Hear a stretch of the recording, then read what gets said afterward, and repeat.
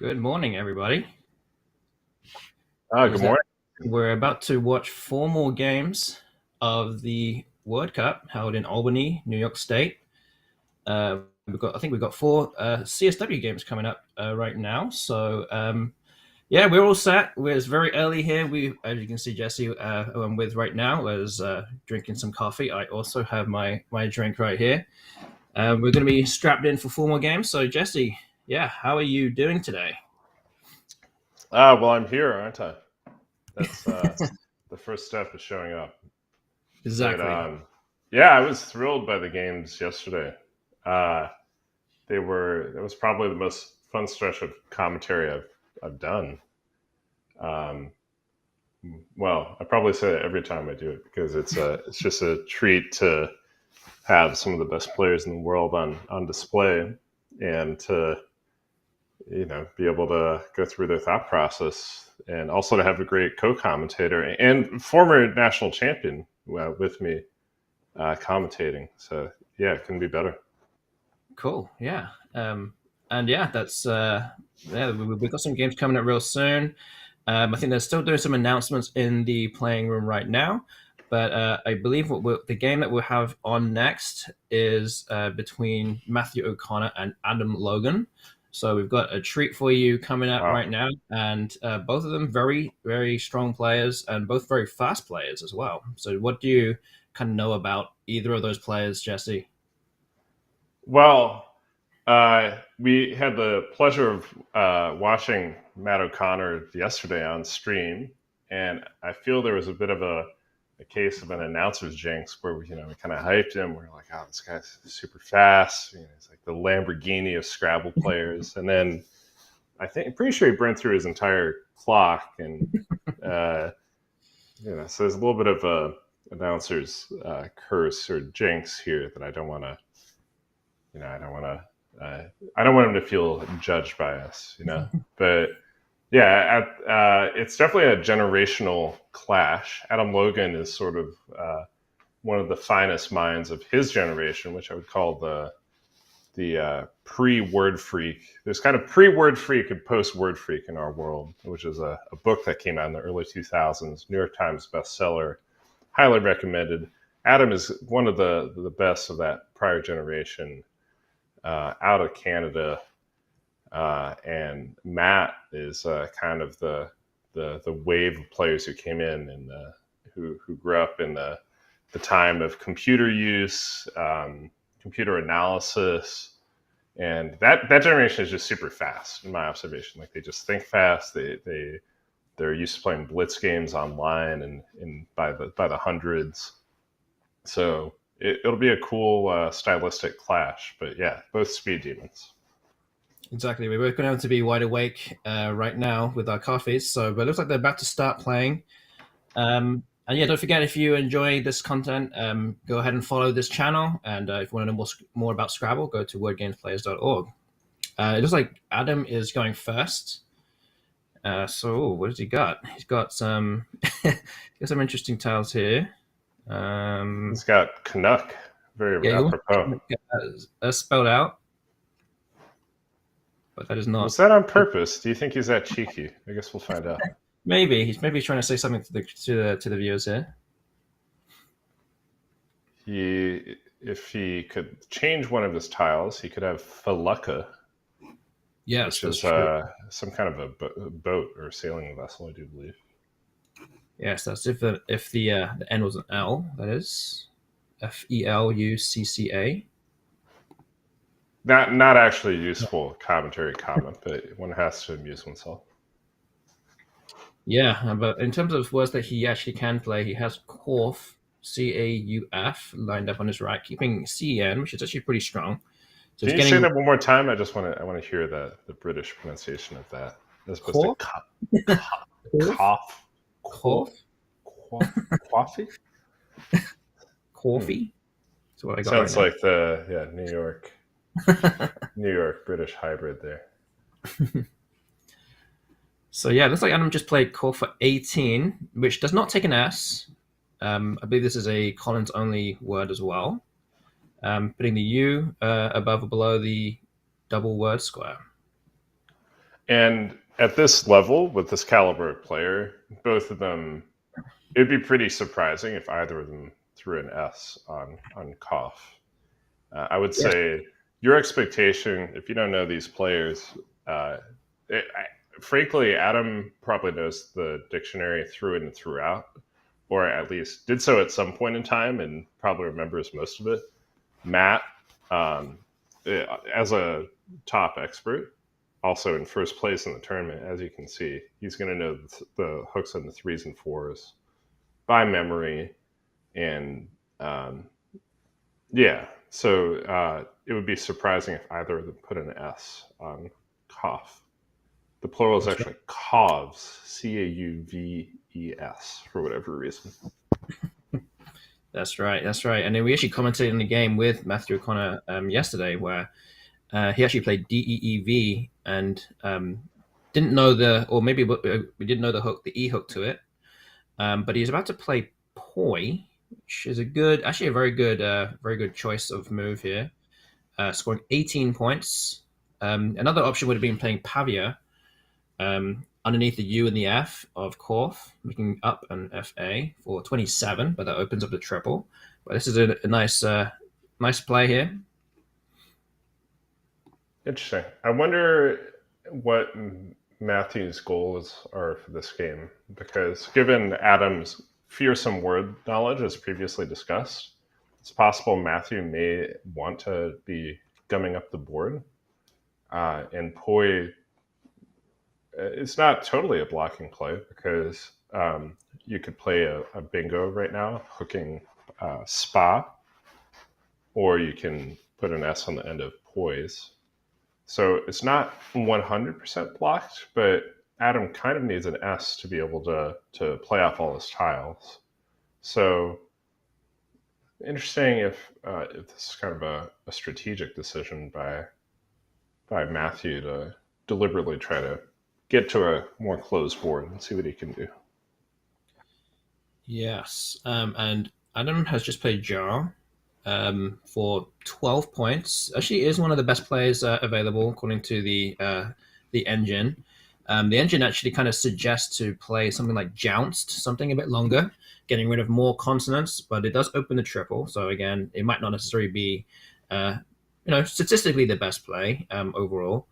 But this still looks like a very very strong play. It actually jammed up the board even more, and still require an S to play anything generally. But the thing is that Matthew does have an H. You can put an H on the end of on the C of Korf and potentially make it work that way. He could even do something like REH, and then set up his X underneath that. So something like that might be something that he's looking at. But whatever he opens up is likely that Adam will try and play somewhere along wherever he just plays next. Yeah, Jor is a bit of a fake out. If I were Matthew, I'd be thinking, oh, he totally has an S and he's setting himself up. So, wow, that was a quick move. He played the Re, which I find quite volatile. Oh, I see what he's doing. I think he thinks I think he's setting up his X because now Yes, he can yes. play Vex for 56. And if he's inferred that Adam is likely to bingo and that Adam has an S, he might be waiting for Adam to play something hooking Poise, play a bingo, and then be able to respond with Vex for 56. So interesting choice. Yeah, that's very true. And any kind of five-letter word towards the triple, just above the R. So if you can put the A, E, O, or U there, actually still gives him the E hook, no matter what. So he's probably thinking about that as well. Adam has he drawn into anything? I don't think he has a bingo here. No, he doesn't have a bingo here, but he can do something. Actually, what could he do here? Oh, he has enticed, right? But it doesn't actually fit. Right. The problem with Rech, I have no idea how to pronounce that word. I think it's Maori, if I'm not mistaken. But it is going to give up considerable points. So Adam can place something like sighted underneath, or he could play D ice Yes. to the top of ER. Although D ice is going to allow Vex, so it'll be interesting to see how defensive minded Adam is right here. And Adam wants to bingo himself. He may play Enteric here for 36 through the R as a double double. But yeah, Adam may be thinking, oh, I'm just going to play off a couple letters. Maybe he'll just play DE and Ed, DE, and Che, and try to keep CEINT, and actually try to put himself in a position to bingo next turn instead of taking the points right away. I think he should take the points, actually, but I'd be very curious what he does here. Yeah, so Enteric is a very good option here, 36 points. De-ice is what you also mentioned, Jesse, which is 35. Another option also is to actually play Centered for 40, keeping an I. That actually would give back, still give back the X that Matthew has. And it looks like he's going for the points here. So, Very nice. yeah, very nice play, the highest scoring play. Matthew playing rare, trying to set up his X. He still gets to play it anyway here. Looks like he's probably still going to play Vex, I guess. I'm not really sure there's anything else better than that. Oh, Vex leaves very good letters too. ABELN. That ubble suffix is actually something I've learned over the years. Is that's a pretty good. That's especially if there are letters on the board to play through. That's a pretty powerful combination. Yes, and actually Vex kind of jams up the board a bit more again. So with those good tiles that Matthew's going to play, you probably would say most likely Adam will try and use the triple with the T of centered. He might actually even just play WO next to centered now, next to the E and the N for 28 points. But yeah, we're going to see what he does if he wants to try and carve out an opening himself, or if he's just going to wait for Matthew to open up the board.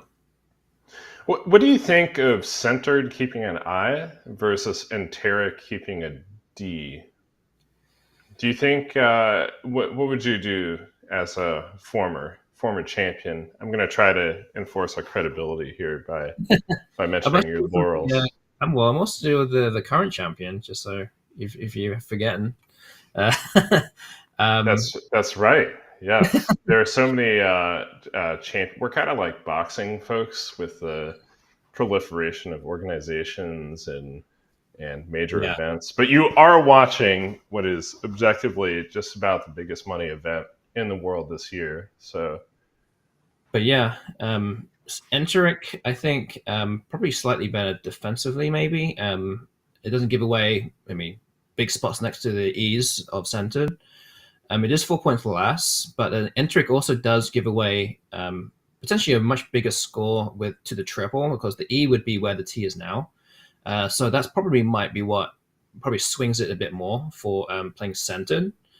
And also center doesn't really allow any kind of parallel players going upwards where the C is right now, where Enteric would allow like a 5-letter word going up from the E. But yeah, it looks like Adam played Woe in the end, I think just going for some points, and Matthew has opened up the board a little bit more, playing Blent. the Lambo is revving into gear here. He wasted no time on that one. Yeah, He's exactly, yeah. exactly. There wasn't too many things, I guess, to think about. The board is still pretty blocked, but Adam is close to a bingo here, but doesn't have anything, I believe. That Z. I mean, his rack looks like a dream, but the power tiles and your bingo tiles often don't go so well together. So he kind of needs to dump that Z somewhere. Ideally, he'd love to score with it and then bingo, but failing that, he may just be playing the Z for. He may be doing what we call a fish, just playing the Z for 21 to maximize his chances of being able to play all his letters next turn.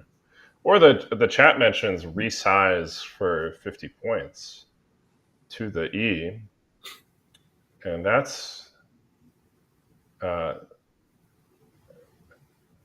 Yeah, would you take that's a classic uh, bird in the hand versus two in the bush kind of scenario. Do you take resize for 50 here versus the Uh, almost guaranteed bingo after just playing ZE? um, so just because that the S is worth so much, because you can start a bingo with an S with jaws, and you can end a bingo with an S for poise. So I think there's a good chance that you can get a bingo down if you can fish off the Z. So I probably will play off the ZE, so on the E of Blent. I will throw out another option here is to play ZEL on the M of Blent for 32, which kind of does something in between. It scores a little bit more than ZE, but kind of adds a bit more volatility than that as well. But obviously less volatility than resize and scoring less than that also. So you kind of have a little scale here of three different things that you can do, and it's really a matter of how often you think you can bingo on the next turn. And I feel like ZE probably will almost, I say not almost guarantee, but he's most likely, more often than not, going to bingo if you just put ZE down. And yeah, I think that's probably what I would do.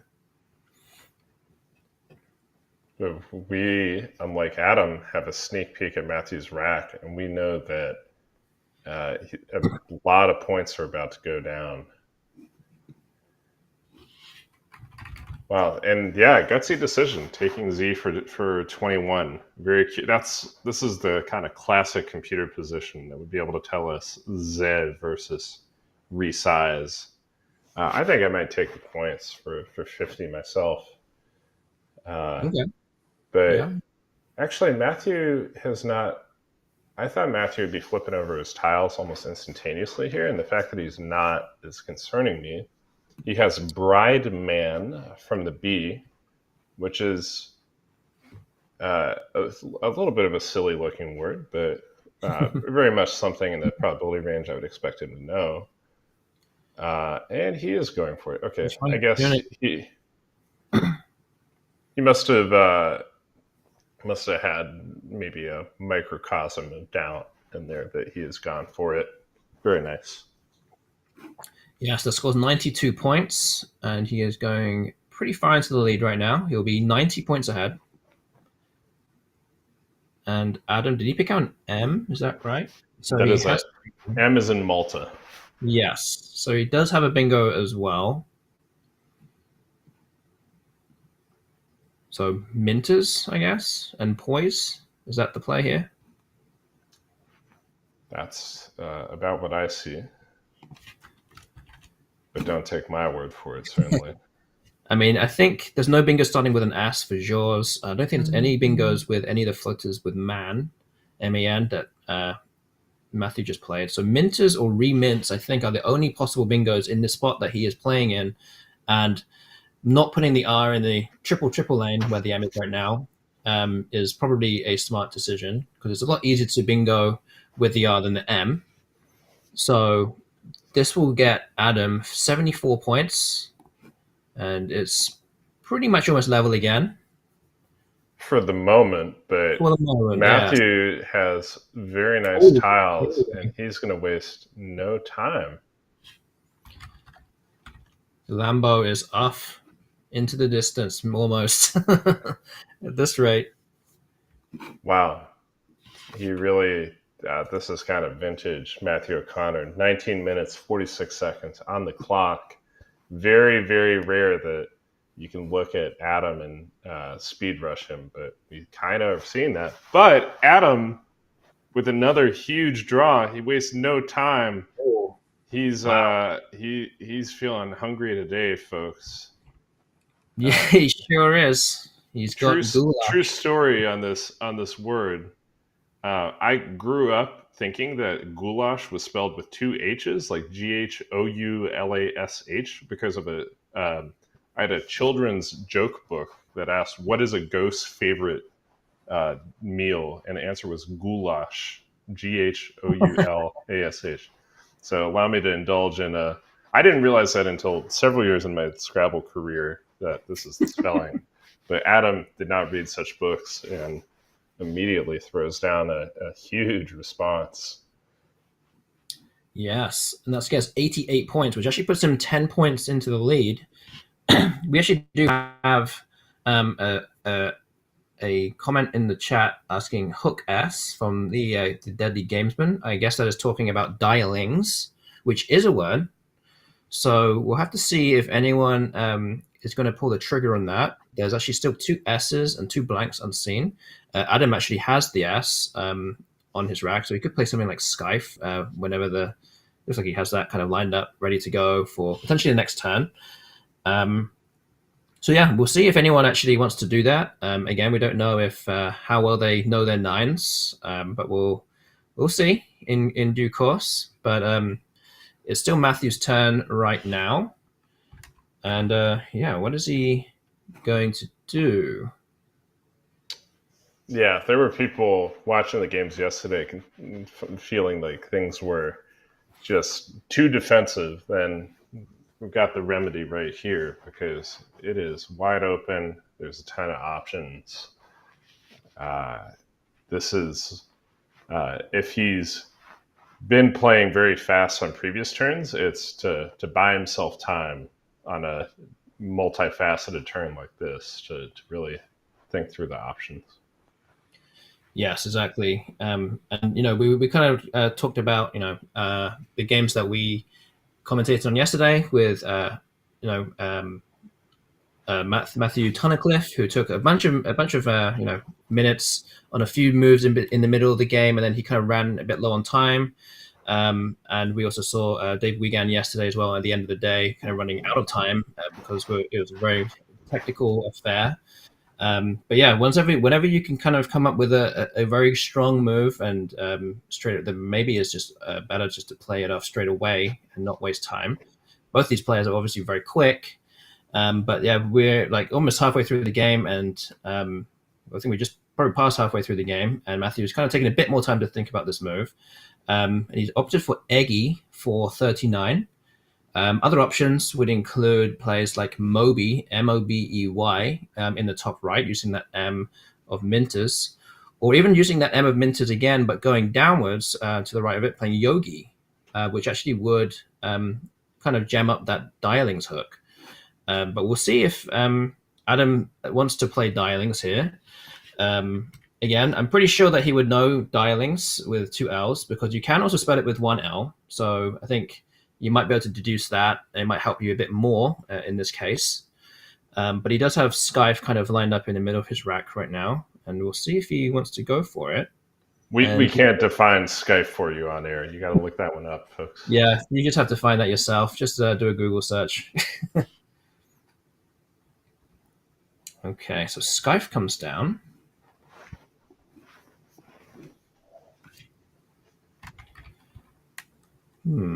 Is Adam pondering this one, or is Matthew holding him? What's going on here?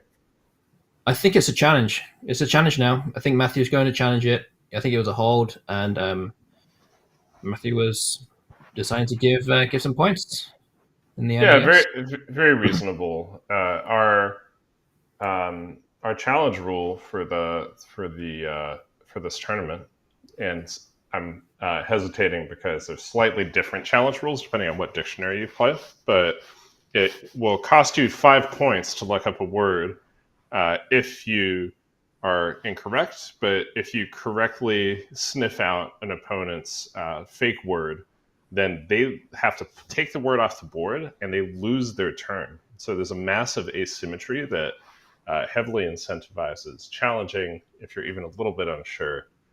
And yes, he earns the nickel, as our broadcast would have it. 5 points extra to Adam Logan, giving him a slightly larger lead. Yes, and as well as Skype, there actually were some other options that could play down there, like Softy, Softy, doubling the Y as well, or playing Skody, Skody. So there were some other options playable that were probably almost or as good as Skype, if you want to do that. As well as if you wanted to potentially block that E hook for poise as well. That's in the middle of the board. 5-letter word would have probably have done that. But Skype again, very strong play as always from Adam Logan. Yeah, I wonder if he even considered those alternatives. He looked pretty locked in on Skype, uh, as you've chosen to pronounce it. Um, but yeah, very solid. When in doubt, one of the principles of Scrabble rack management is you generally want to get rid of your highest point tiles. And Adam did that, got rid of the F, K, and Y, and kept a DOT, which is, if not spectacular, at least a tractable starting point for next turn. Yes, and I think I spoke to him all about like one of the games that we played, um, in like one of the nationals or something, and then I asked him like, "What do you think you should have done? What should I have done to potentially done better in this game?" And he actually kind of talked about not wanting to get rid of all of his vowels and consonants, if possible, during a game and during a move. So it's possible that he wanted to keep that O as insurance for following moves, even though there are actually quite a number of vowels still unseen to him, especially with a 4 tile or even a 5 tile play that he would ended up doing if he got rid of the O. So it's quite possible that he wanted to keep that O as insurance, which actually would fit in with what he said to me a number of years back. But in the meantime, Matthew just played Boom, taking out that triple lane of where that Ember Mint is at the top of the board, and it also blocks the potential Q spot for QI with dialings and Minters. Those two I's for 62, which is still unseen to both players right now. It's still in the bag somewhere. Yeah, they will, if they've had time, given that they're playing so frenetically, they will have done a bit of an assessment of the major remaining power tiles and whether there are any especially good spots for each of them. The Q still has a U to play through at the top left. But yes, that QI spot, Matthew's staring into the camera, trying to listen in on what we're talking about. But that QI spot was a source of volatility, which Matthew may actually have wanted to keep in place ideally, given that he's slightly down on points. But he made that move very quickly, which is the ability to make moves fast with a blank in hand is almost alarming to me because there are so many options you have to consider. The blank could be any of those tiles, and being able to bingo with the blank is could be a huge amount of points. But he confidently plays Boom for 24, and unfortunately, Matthew was kind of punished by getting 3 more vowels to fill out his rack. Might be a bit of a longer quest. And for Adam at this point, the score is almost level, and he plays kind of a blocking play here for maybe soundly, because he's looking at the board and saying, wait a second, there are 2 blanks out there and I have neither of them. So he's probably probabilistically thinking Matthew is fairly likely to have a blank of his own. And yeah, so Adams decided to, it's not a star play. Keeping the V is never great, but he's kind of jammed up the works there. And he is not rewarded with a blank, though. So Adam would really love to get at least one of the 2 blanks in the next coming turns, and I predict he might play over, or he might turn over a bunch of tiles chasing after that blank. Yeah, it's a very good point. There's no blanks played yet, and Adam doesn't know that Matthew has one of them. But he suspects it, though. I guarantee you he suspects it. His spidey senses again kind of going off here, knowing that something could hit him very, very soon. But at the same time, I will say something very interesting as well. When he played Duro, from his point of view, there's 28 tiles unseen, so there'll be 21 in the bag. So out of those 28 tiles, obviously there's 2 of those blanks, but there's actually, I believe, 16 vowels unseen and 10 consonants unseen. So it's a huge bias towards vowels that are still left in the bag. And you can see that already with the pickup that Adam just got with a lot more vowels, and obviously abundance of vowels that Matthew has in his rack. So we should be expecting to see a lot more vowels coming real soon. And this board is not particularly too great for scoring many points with vowels. So it could come down, or it's very likely to come down to whoever picks up the blanks and whoever can bingo next and do very well with those with those vowels in hand. Yeah, that's a great point. And they know they're doing something called tile tracking. The distribution of tiles in the Scrabble bag, you may never have thought about it, but there's 100 tiles and it's deterministic, uh, down to there being two blanks and 42 vowels versus 56 consonants. And they know that they're heading into an impending vowel crunch here, and they're both going to maneuver to avoid it, but they also need to score points while doing so. So it's going to be a generous. Generous is not the word I was looking for. Delicate. There we go. It's going to be a delicate dance between trying to avoid the flood of vowels, but also scoring points, because ultimately that's how you win the game. And Matthew's in a pretty tight spot here, down 16. Needs to bingo as quickly as possible. Uh, yeah, what is he going to do here? Oh, actually, he's down 25, if my math is right. So he's actually even further behind than even you said. Oh, uh, But my apologies.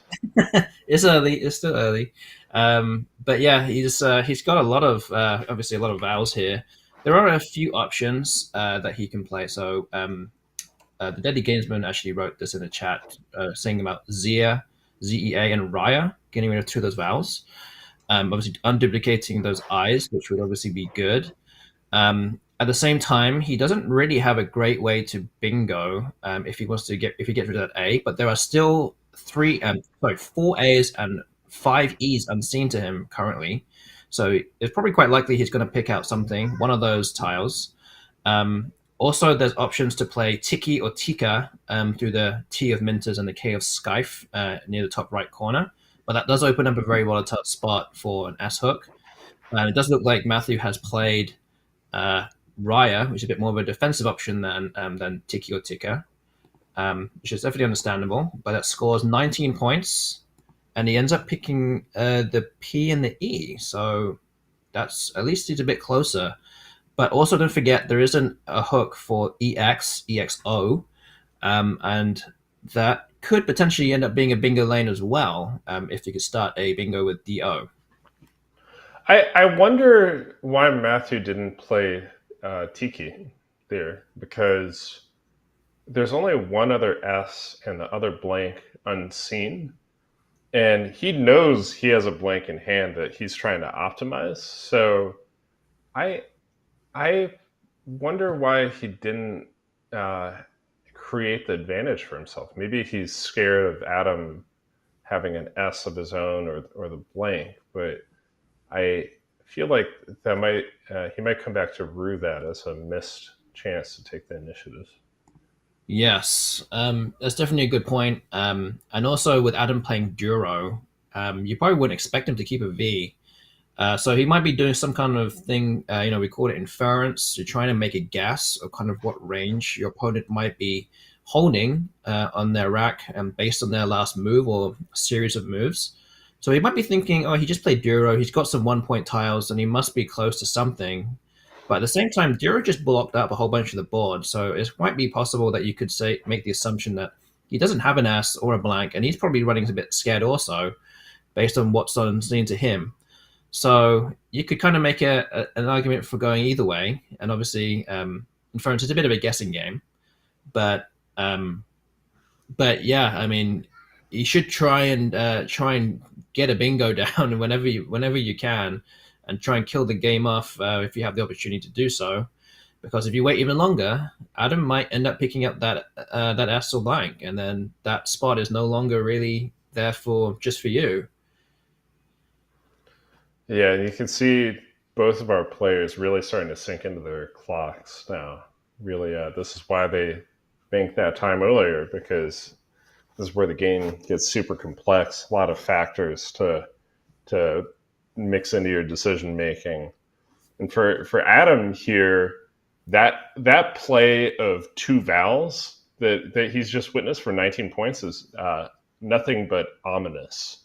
He knows Matthew must have at least one of the blanks, probably dealing with the vowel crunch, and he has to make a really tough call here between either he could try to flip over a bunch of tiles and try to acquire a blank of his own. He could fish. He could play something shorter. Maybe he could play Ave somewhere on the board and try to keep AENT and just hope that he pulls the remaining S or blank and that the rack completes nicely. But this is a tough, and he's played Juve in D, so that's kind of the route he's going. I actually don't know where he could have played if he wanted to play off more tiles, but it's a bit of a gamble here because if the rack doesn't turn into a bingo and he doesn't pull the blank and Matthew bingos himself, Adam will be at a massive disadvantage. That's right, yeah. And obviously getting rid of those three tiles of VAE is probably optimal, but he just picked up AWE, so it's pretty much just as bad. But yeah, he could have played. I mean, the only other place he could have played was playing Ave on the F of Skype and FA, putting the E right next to the triple word square. So that was potentially an option, but a very dangerous one. He could also play VAV on the V of Vex. The static analyzer is also going for Eve, EAVE, in that same spot next to the Y and the F of Skype. But that's, again, too dangerous, in my opinion. But yeah, something like Juve or Juvia actually blocks up the Q. The main Q spot to play on this board is now blocked, and currently neither of them have the Q. And that's going to be a factor as well. And whoever picks up the cube might end up losing the game because there's actually only 12 tiles left, and it's kind of a bit of a balance now in terms of, do I go for tile turnover? I'm looking from Adam's point of view. Do I go for tile turnover and get that blank, or do I end up potentially making the mistake of turning over tiles and picking the Q? So now there's a good and bad thing that's actually going to be more ominous, as you said, as the game goes on. Something is going to have to give eventually. Yeah, this is getting more and more complicated. Billy Nakamura in the chat has spotted an interesting play with Adam's W. He can play waif through the if on the board, making we and jar. That's actually a huge score. That'd be 29. Yeah. It's really great when your fishing plays, as in the short plays you make trying to set yourself up for bingo. It's really great when they also score a lot of points. So those small edges could be the decider. But I agree, the Q is a huge lurking threat. And actually, the players might get to a point here where they try to turn over as few tiles as possible, just trying to dodge that Q. Although Matthew has a U on his rack, so the Q is actually not an unwelcome companion here. And Adam immediately slaps down Wade. Billy, good spot. Very good spot with Wave. Yeah, VoIP again, keeping the U in case he does pick up the Q, but he doesn't have that problem right now. He actually picked up the S in the blank. So it looks like Matthew is going to bingo here. Again, you have two blanks. He's got 8 minutes to think about it. Adam doesn't pick up the Q, but he does pick out duplicate A's and E's, which is actually just kind of making things worse. But it could get to the point where, what if Matthew bingos here and doesn't actually manage to get to play the Q? He might get Q. His choice of bingo here is massively important. He should actually, because he has two blanks, he can kind of craft his bingo to accomplish whatever he wants. I mean, he needs to score as well on top of all that, but he might try to bingo in such a manner that it creates multiple Q opportunities. So he's maybe put the U in space and also leave the T's kind of separate from each other so he can draw into COT, QAT. But easier said than done. Yeah. He probably will need to try and make one of those blanks an I, so at least he has some kind of spot. And also, crucially, is that there's only 7 tiles in the bag now, so he is guaranteed to pick up the Q if he bingos now. So he will lose the game if he cannot play the Q. He is not. He won't be far enough ahead going into the end game uh, after a bingo. Adam will have some. Well, he actually doesn't have that many options, so it's going to be very close um, going into the end of the game here. I'm trying to see what that is actually in the bag still. So there's an wait. What is this? There's IINOQRT.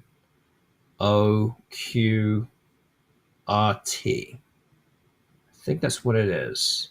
So he actually might end up having picking up the Q and the I and an N. So it might still be okay.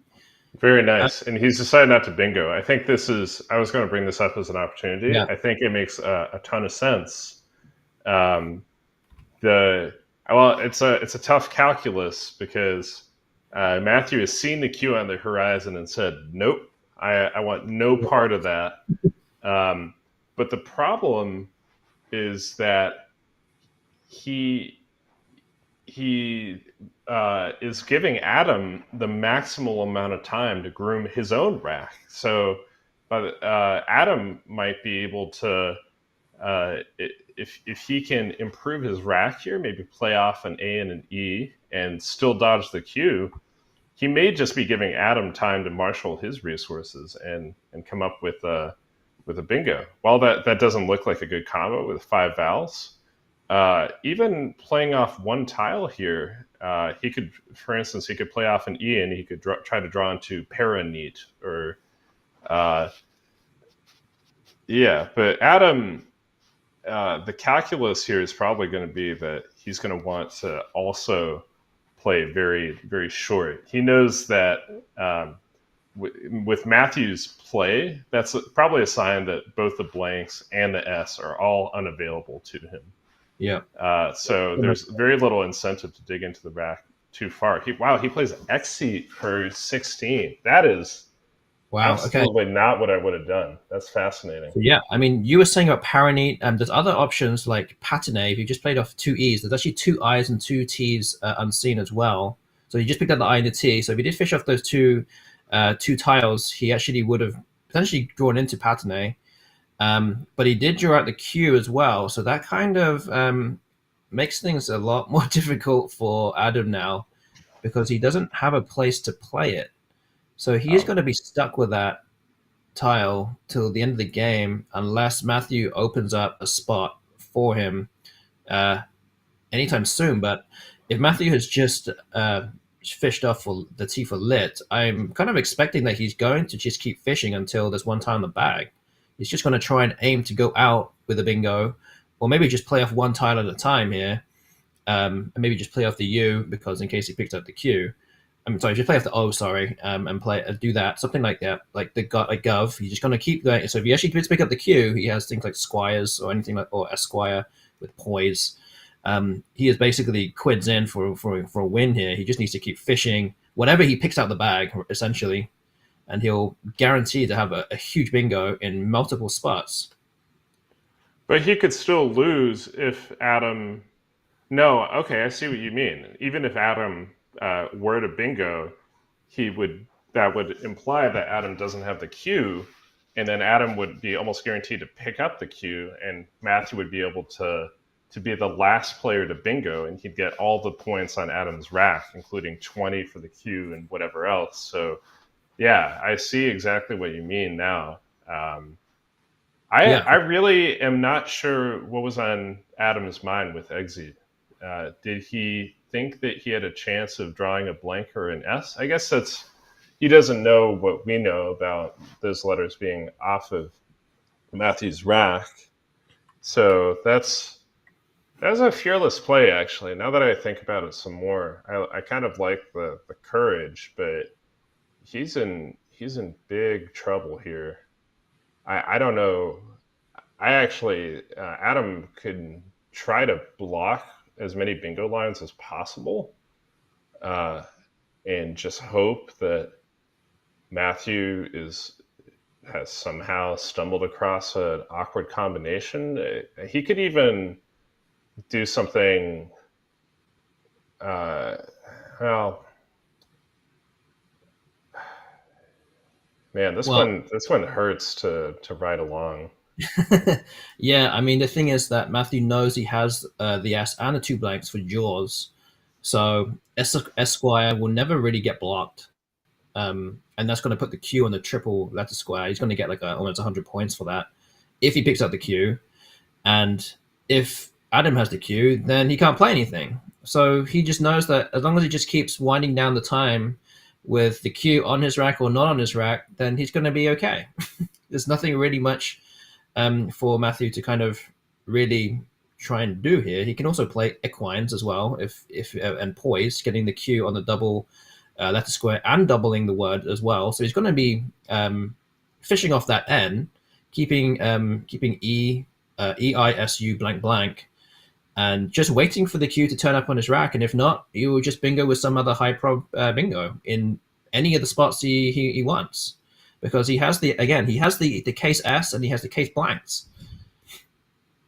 So there's no danger for any of the exceeds, jaws, or poise. Well, I guess you can still play poise, but any of those, that they're not all blockable at the same time.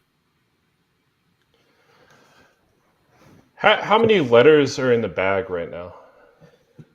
So in the bag, there's only 2 tiles left. So And I in, think, yeah, I mean, yeah, just go like ahead. just from Adam's point of view, also the letters unseen for him is root. Wait, actually, let me just wait. No, you keep talking. I think I messed something up real quick. Um, Okay. Well, I think Adam is in pretty desperately poor circumstances here. I think maybe the best he can do is to set himself up to bingo if Matthew exposes a U in space. So he could actually fish off a tile here.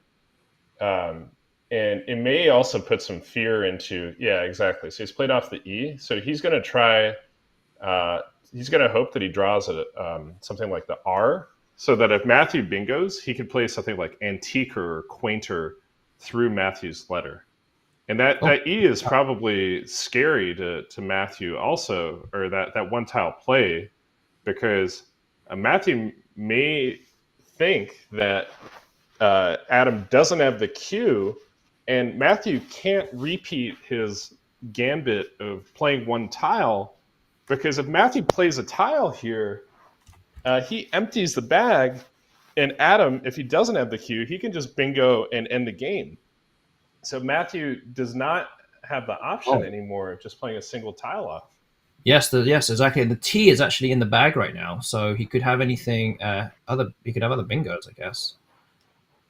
So Um, he's got to pick a bingo here, and uh, he's what are the 8 letters unseen to Matthew at this so point? it is obviously the 7 letters on Adam's rack plus the T.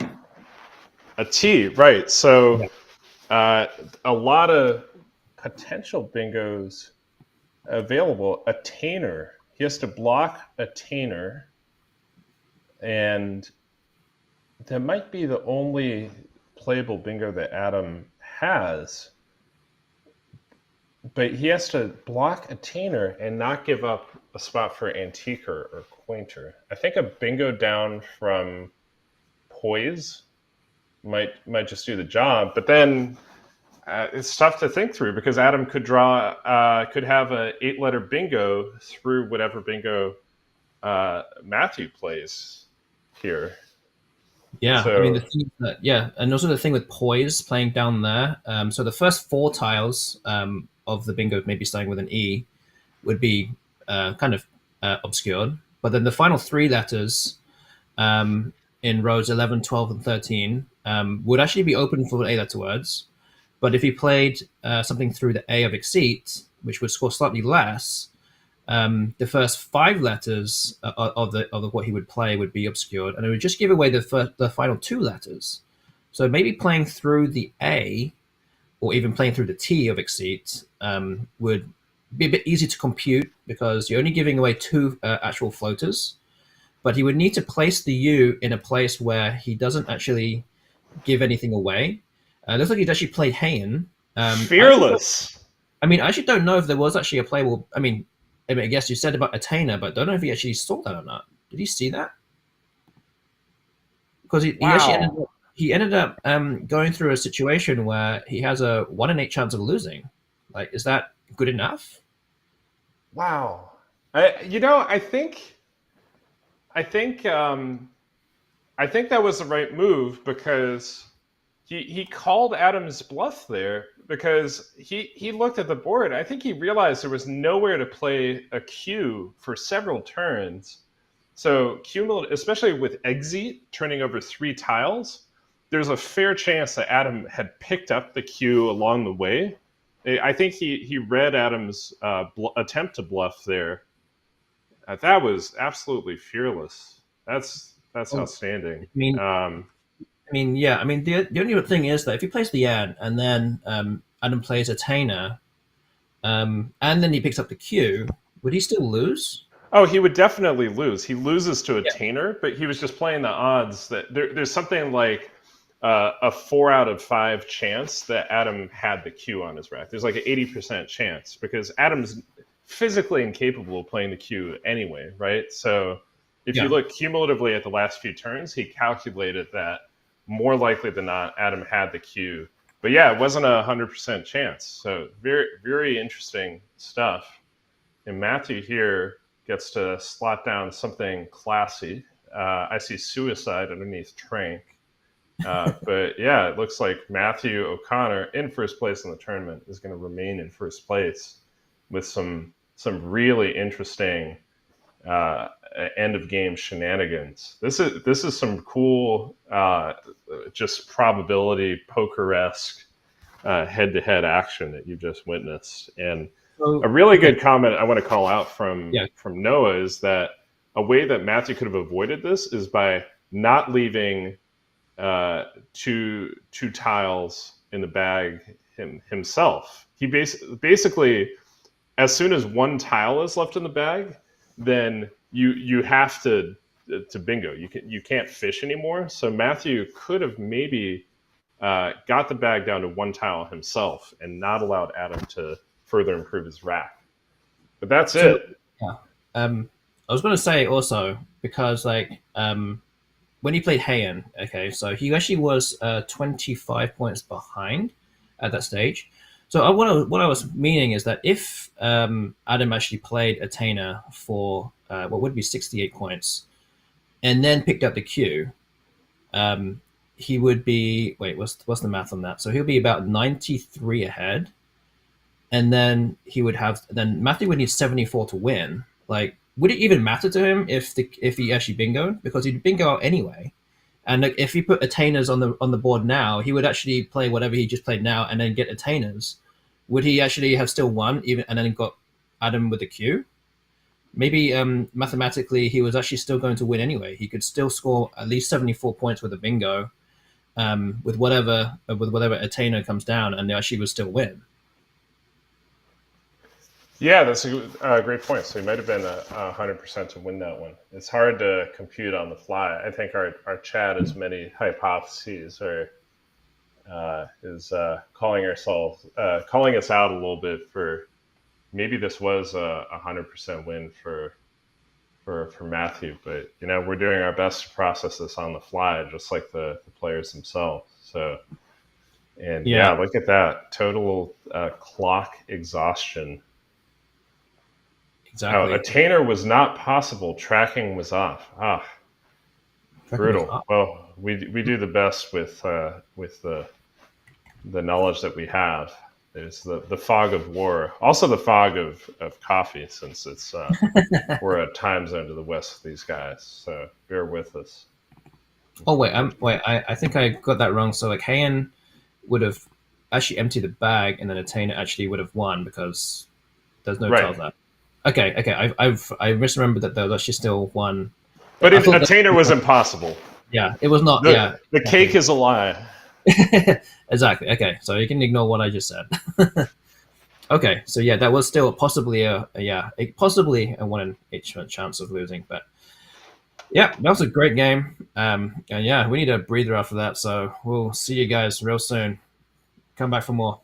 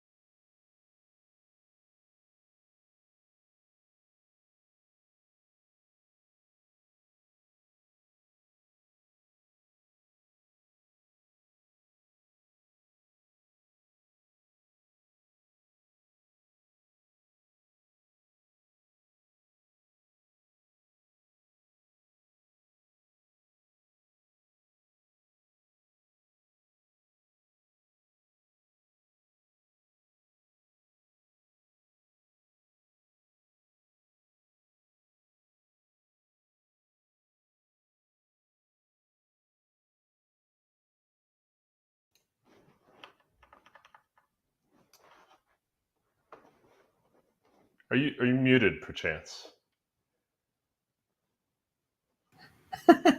Okay, here we go. Thank you. We're back. Yeah, we are back for more action at the Word Cup in Albany, New York State. I am Austin Shin. I'm here with Jesse Day. Yeah, we had a great game, very tactical game down the stretch between Matthew O'Connor and Adam Logan. We'll actually be watching a bit more of Matthew O'Connor playing against Ben Schonbrun soon. I'm going to quickly just talk about the standings right now. So I think all the games have just finished for the previous round. Matthew Connor is the current leader on 10-2 right now, and there are three players currently on 9-3. So we have Matthew Tunnicliffe, Ben Schumburn, who is going to be on stream next, and Will Anderson, 9-3. We do have Thomas Renke on a half win, so 8.5 and 3.5. And we have six other players on 8-4, just before them, just after, just on their heels. So we've got a lot of games to play. I think this is a 31 game event, so we're not even halfway through the event yet. And yeah, I'm looking forward to more. Yeah, that was a wild first encounter that really showed some of the cool head-to-head dynamics, inference, some really high-level strategy on display. So yeah, we get to see some more Matthew O'Connor. He really flexed his outside the box thinking muscles at the end of that game. I see a comment in the chat. The people demand some Will Anderson.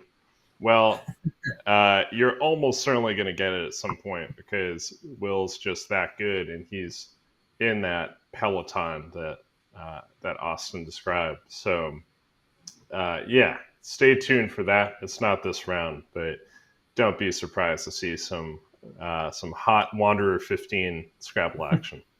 Who is Wanderer 15? Who is Wanderer 15 indeed? But neither of these people is Wanderer 15. We have Ben Schonbrun on the left, more commonly known as Benji. I will almost exclusively call him Benji because it's a great nickname, and that's what we all call him. And Matthew Lambo O'Connor has not. That last game was more what we expected of him.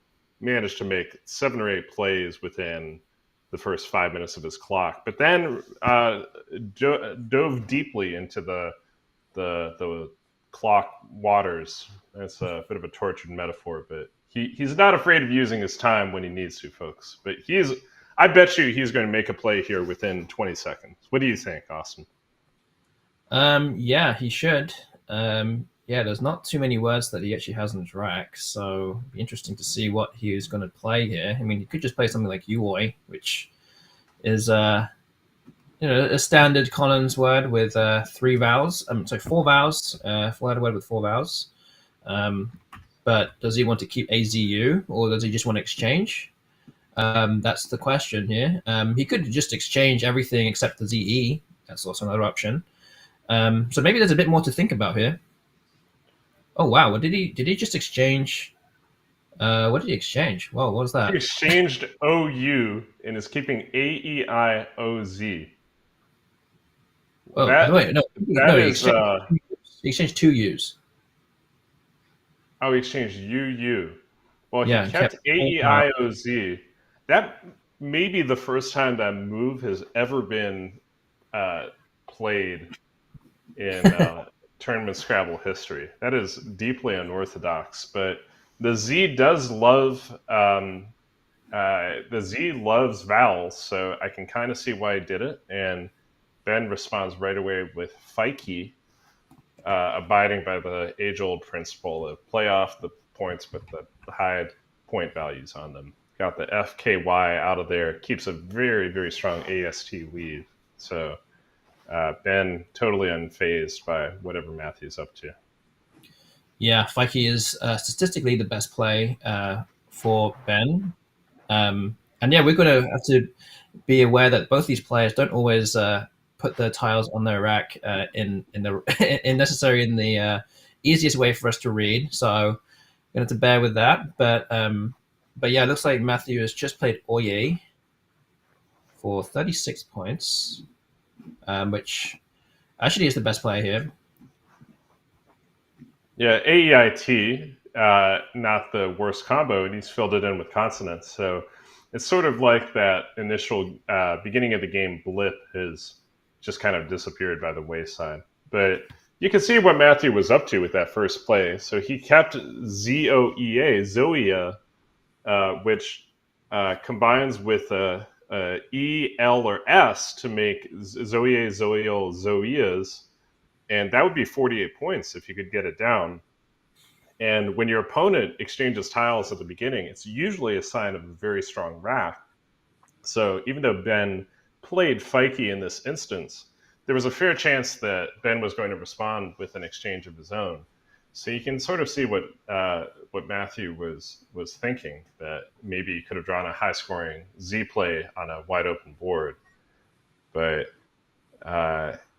Ben, close to a bingo, but does not elect for a fishing play, and he's going to score some points instead. Yes, Habit actually is, again, statistically the best play here. 36 points, keeping ES.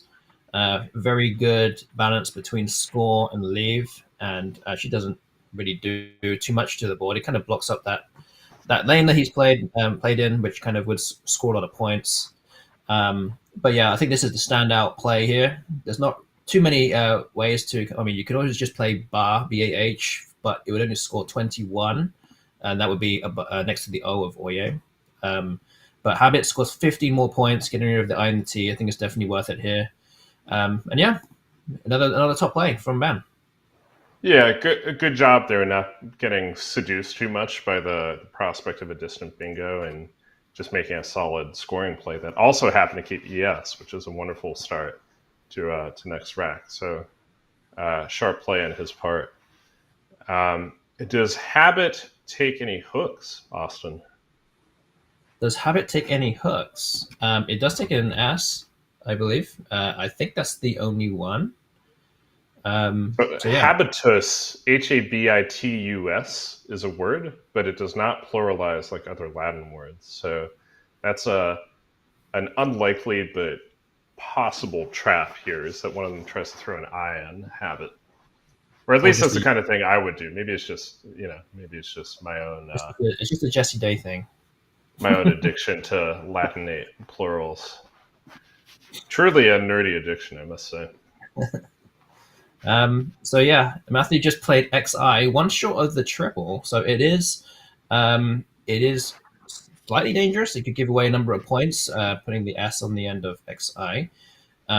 But again, statically, it looks like it's the best play here for 32 points, keeping BATER. This was pretty strong. Another option potentially would to play Ibex next to the O of Oye, getting rid of the B as well for 3 more points. Probably something that I would probably play is probably something like Ibex. But again, not necessarily a mistake, or really a big mistake at all. Still a very, very solid play. If there's one thing we've learned about Matthew from that last game, is he is absolutely no fear. So he will do highly volatile stuff. Also, yesterday's game with the Div play that we're still talking about. Yeah. I mean, he is just absolutely fearless. He will do, if he thinks it's the right statistical play, he'll do stuff that looks really risky. So fair play to him. Putting XI down, no fear. And I guess he's calculated that there's not that many words that go IS like that. And another Egypt sighting. This is a favorite of our viewership. Yeah, that's a very strong play for 21 points. Again, the only downside is putting that second E along that triple word square. It can be very easily hit with a big tile, although the J has been played. He just played the J, and also the Z and the X have both been played as well. So the only main other big tile you want to you look out for is the Q, which isn't going to go with QE next to each other. So it's probably not too bad in this situation. Keeps ILS, which is probably about as good as you could hope for in this case. But again, another option potentially is to play Jetties. So JETES. Not it's opening any. Jeté. Jeté, that you should know. Jeté. 40 points, but keeping IIL. So that would have been 19 more points, potentially giving away a little bit less. Probably something I would have done also, but um, I always like to score points. I think that's been well documented around Scrabble Never circles. stop scoring. That's Austin's motto here. But Ben Something has like been rewarded with a very strong tile draw, I will say. yes, that is true. Bo, I guess, has come down. It's 27. It's pronounced Beau. Bo. Sorry, I had to give you credit for sometimes getting the French words right. So, I know. I'm just going to keep saying things, and hopefully it's right. so does Ben have a bingo here?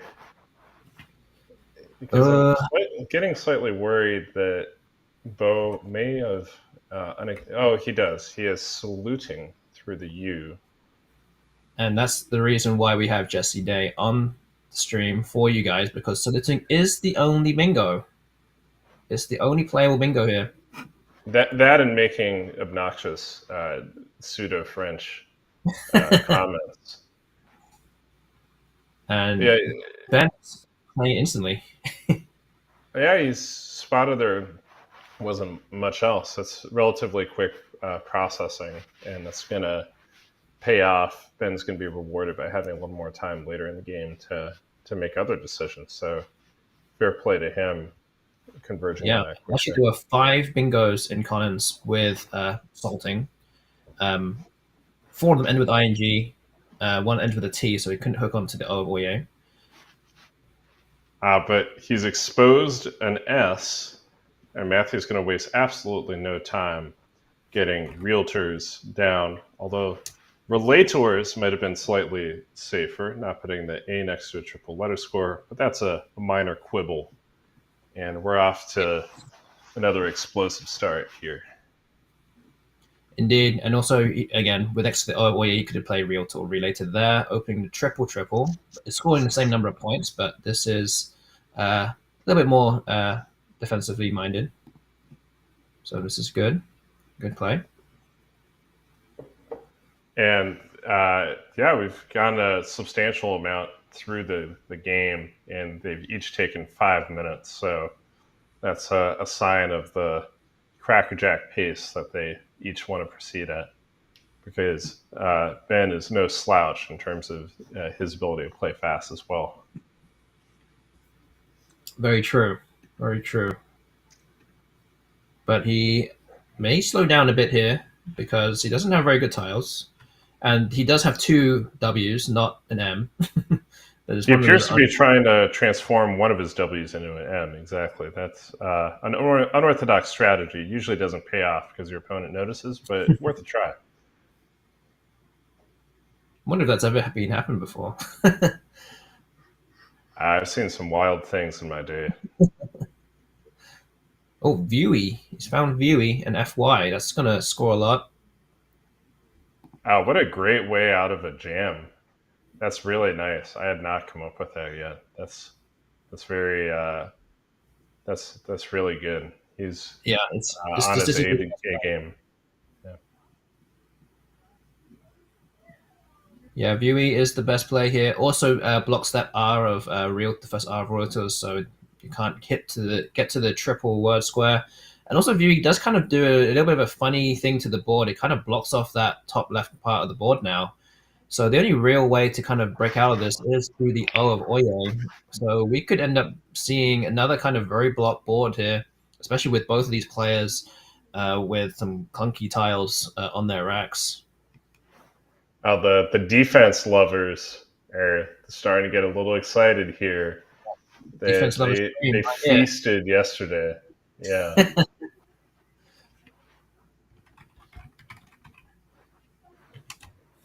And Matthew has 6 consonants in 1 vowel. He's going to want to keep that vowel if feasible, but a lot of times in that situation, you have to spend it off. So in order to be able to plow through that mass of consonants. So what do you think he's looking at here, Austin?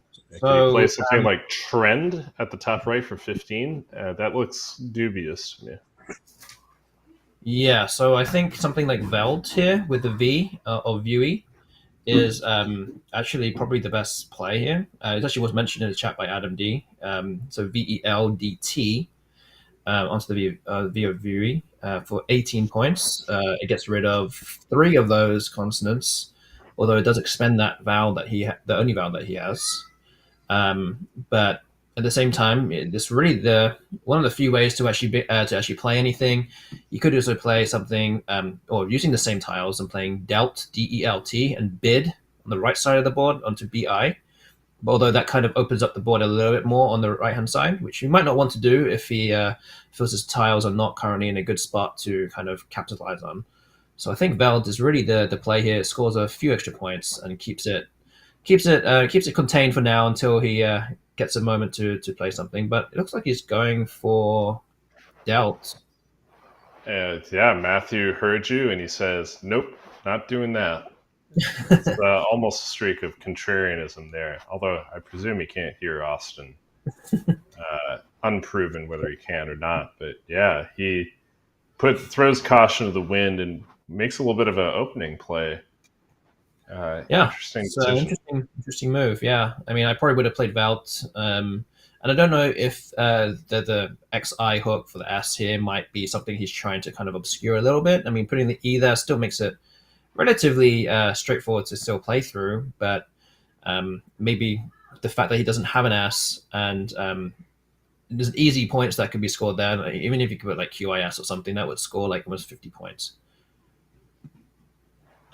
Yeah, actually, QAS is not a totally improbable thing at some point. That's well spotted. That seemed like a somewhat innocuous spot, but yeah, that risk is gone, and there's now a lower probability that we're heading towards another closed board master class.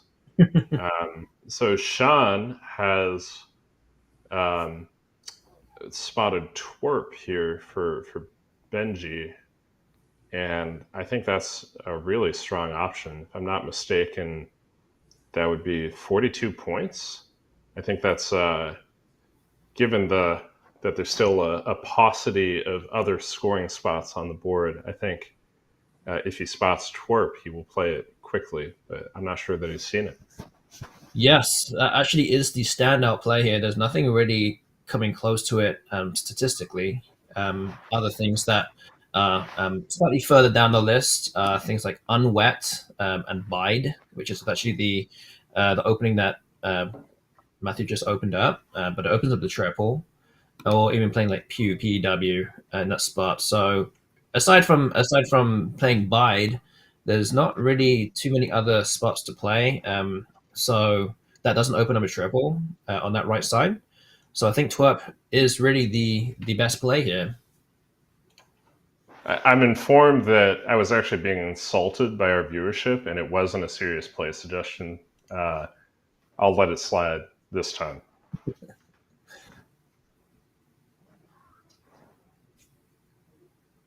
What else is he thinking about here? Wait, it looks like he's grabbing the TW and the P. You might be thinking twerp. Oh, interesting. 20 So yeah, points. he just didn't see. He didn't see twerp, obviously. But this is also kind of a blocking play, I feel, because that is the only. Well, apart from the bid now, that O of Oye has kind of stayed open for a long time, and that actually would be probably the easiest place to land a seven-letter bingo. Oh, But he's he is taking it back. again. Maybe he's having second thoughts.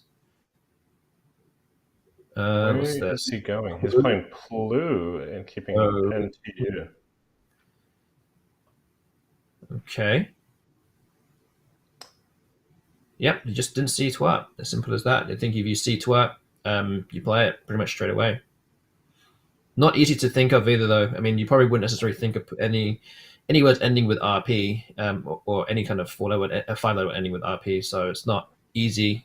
But I guess if you kind of told him there was a word there, he would see it pretty quickly. And we got a bingo coming down. This has been spotted by our keen chat, which consists of many Scrabble experts right there. Retinoid with a couple of overlaps, nicely spotted. Um, and retinoid, speaking of other insults that we can bandy at each other, retinoid takes a C in front for cretinoid. Yes, And yes. it's in a vacuum. I suspect both players know that, but there's always a difference between knowing the hook and seeing it in the game. So let's see if that. Both C's are unseen, actually. So let's keep an eye out and see if cretinoid comes down at some point. Let's see if it happens. And he actually has douches in this rack, which would play there. But another quick quiz is, what is the anagram to cretinoid? So the normal everyday word. I got that one, but I'm leaving it for the chat to come up Yes. with. Yeah, anyone in the chat who knows the anagram to cretinoid, then feel free to type that in. Feel free to claim your raffle tickets for our. The organizers assured us there'd be a raffle at some point, so keep it. Direction, very nice. Yes, very good. Cretinoid direction. It's always good when anagrams are kind of complementary. Cretinoid direction would be the kind of directions that really lead you to nowhere useful at all.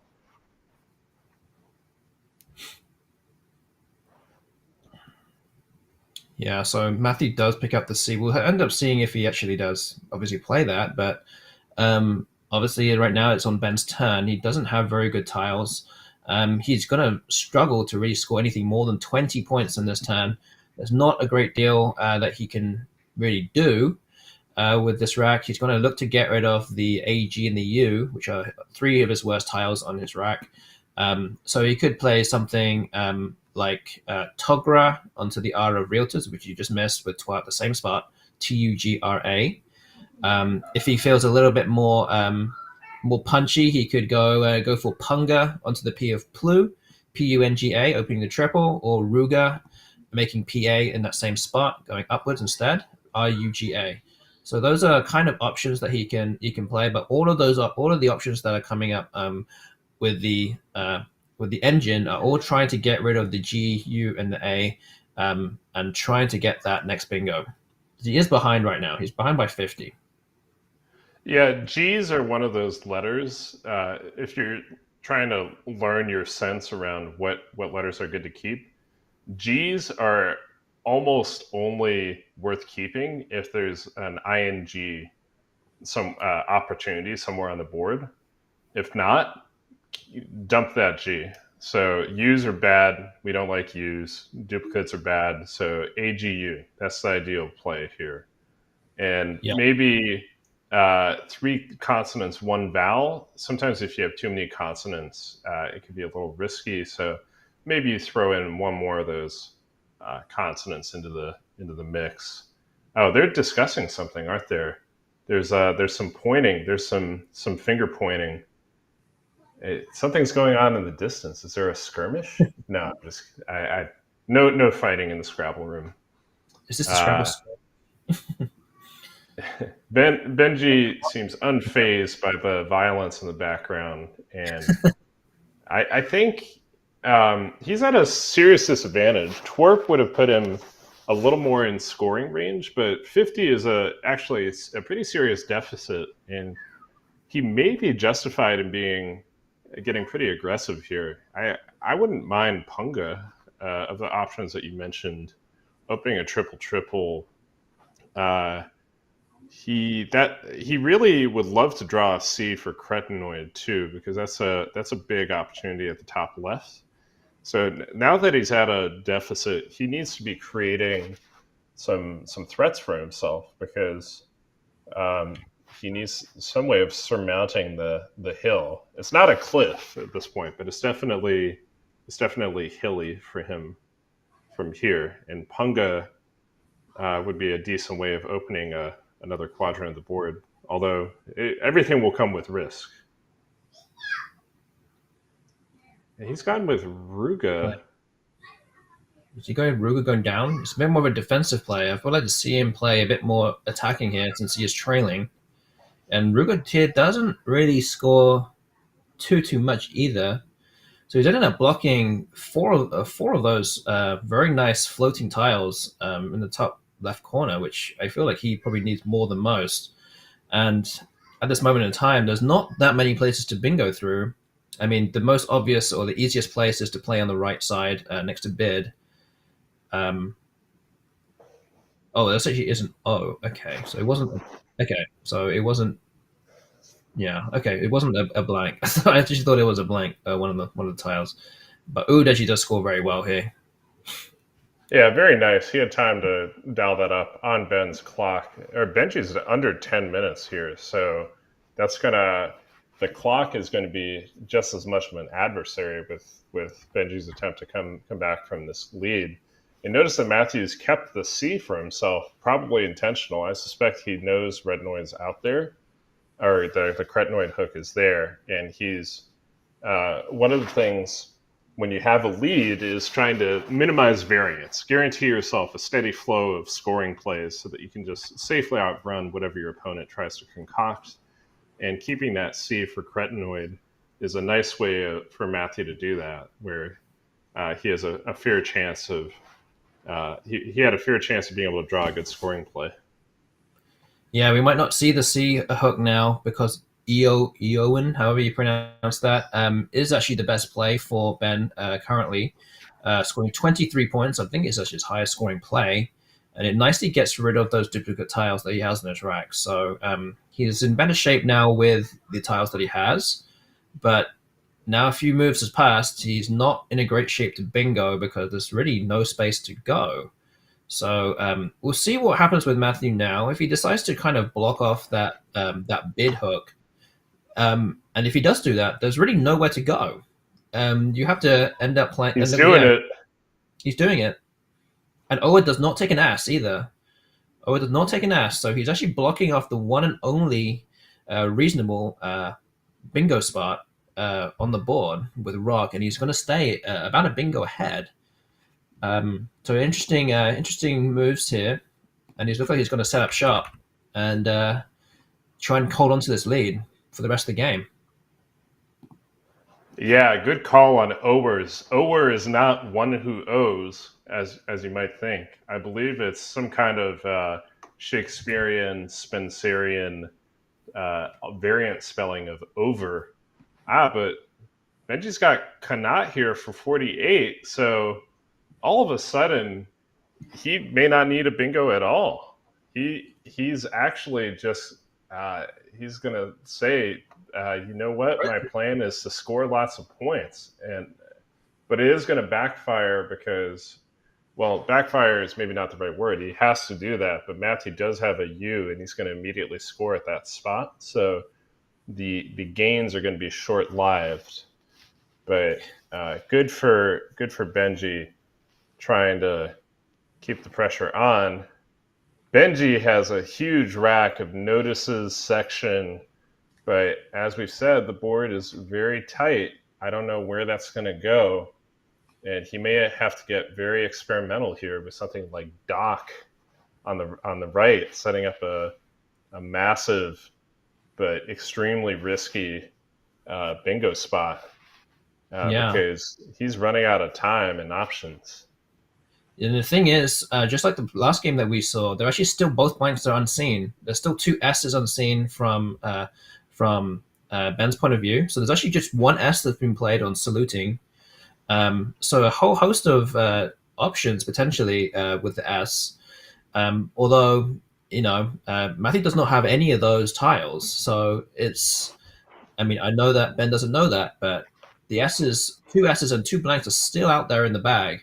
And there's actually not that many tiles in the bag either. I think there's just 9 tiles. So almost half the tiles are blanks or S's. It's time to get volatile because, well, the one caveat to this is that Benji's in really good shape in the tournament overall, and even one loss is not so painful. So he may be wary of putting himself in a position to lose by 300 points instead of 100. But, well, selfishly as a commentator, I want him to do something risky here. I think Doc might be worth a go. But yes, it would take uh, truly true fearlessness to pull the trigger on that. So let's see what he does. Yeah, so DOC obviously takes a K, which is actually already, I think it's already been played, right? Yeah, right at the start of the game. But it also takes an O and a U, so Doko and Doku, as well as the S. And there actually are no O's left unseen to Ben, but there is one U unseen to him. So he would actually need to avoid both blanks, both S's, and a U. There's just 5 out of the 9 tiles currently still in the bag, which actually Matthew doesn't have any of those tiles. So if he does something like Doc, it would be a very inspired play because it's going to be pretty much unblockable. But just because there are so many O's, or so many U's, S's, and blanks, I don't think he's going to do that. He's going to play Coty and go for some score, and maybe wait for another opportunity to open up the board. Yeah, he's thrown in the towel there effectively, I think, because,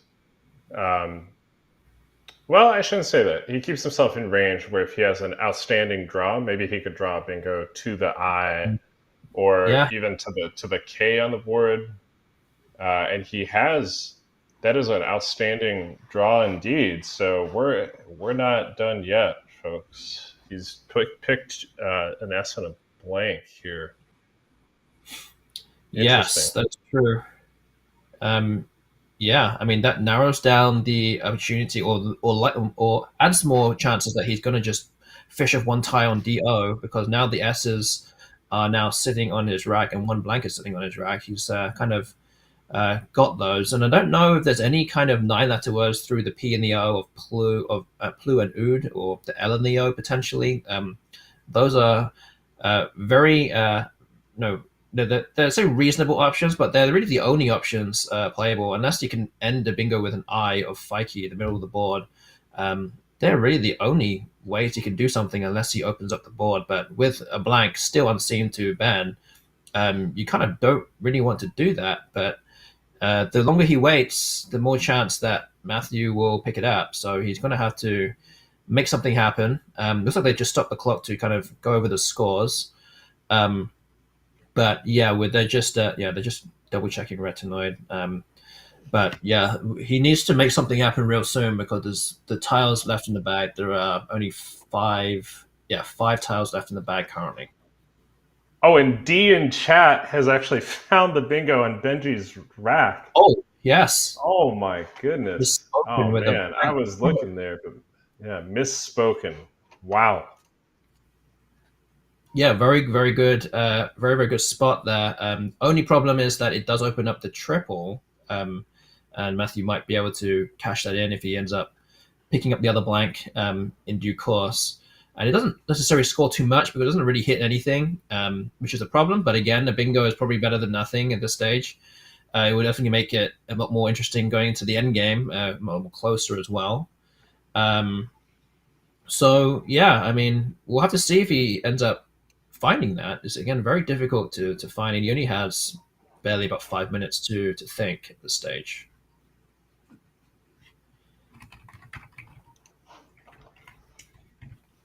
But yeah, what would he do with in Matthew's spot here? He's looking with the tiles he has. Okay, so he's looking at a bag of blank blank EEIMNPSSSU. So he's looking at a bag with 12 unseen tiles, 2 blanks, and 3 S's. 5 of the 12 tiles are those. So it's very unorthodox looking pool unseen to Matthew right now. But again, there's no real places to play any S's or blanks at this stage. So he might just try and he could easily just try and play something long and try and play a 4 tiles potentially, and maybe go for those S's and blanks himself and try and finish the game sooner since he's going into this move here with a 36-point advantage. Right, but if he wastes too much, if he plays something too speculative, then Benji can just play Mise, MISE, and XIS for 36 points, which is what is are these scores accurate? Is this Benji's true deficit? Yes, the score is accurate right now as we look at it. It is a 36-point differential.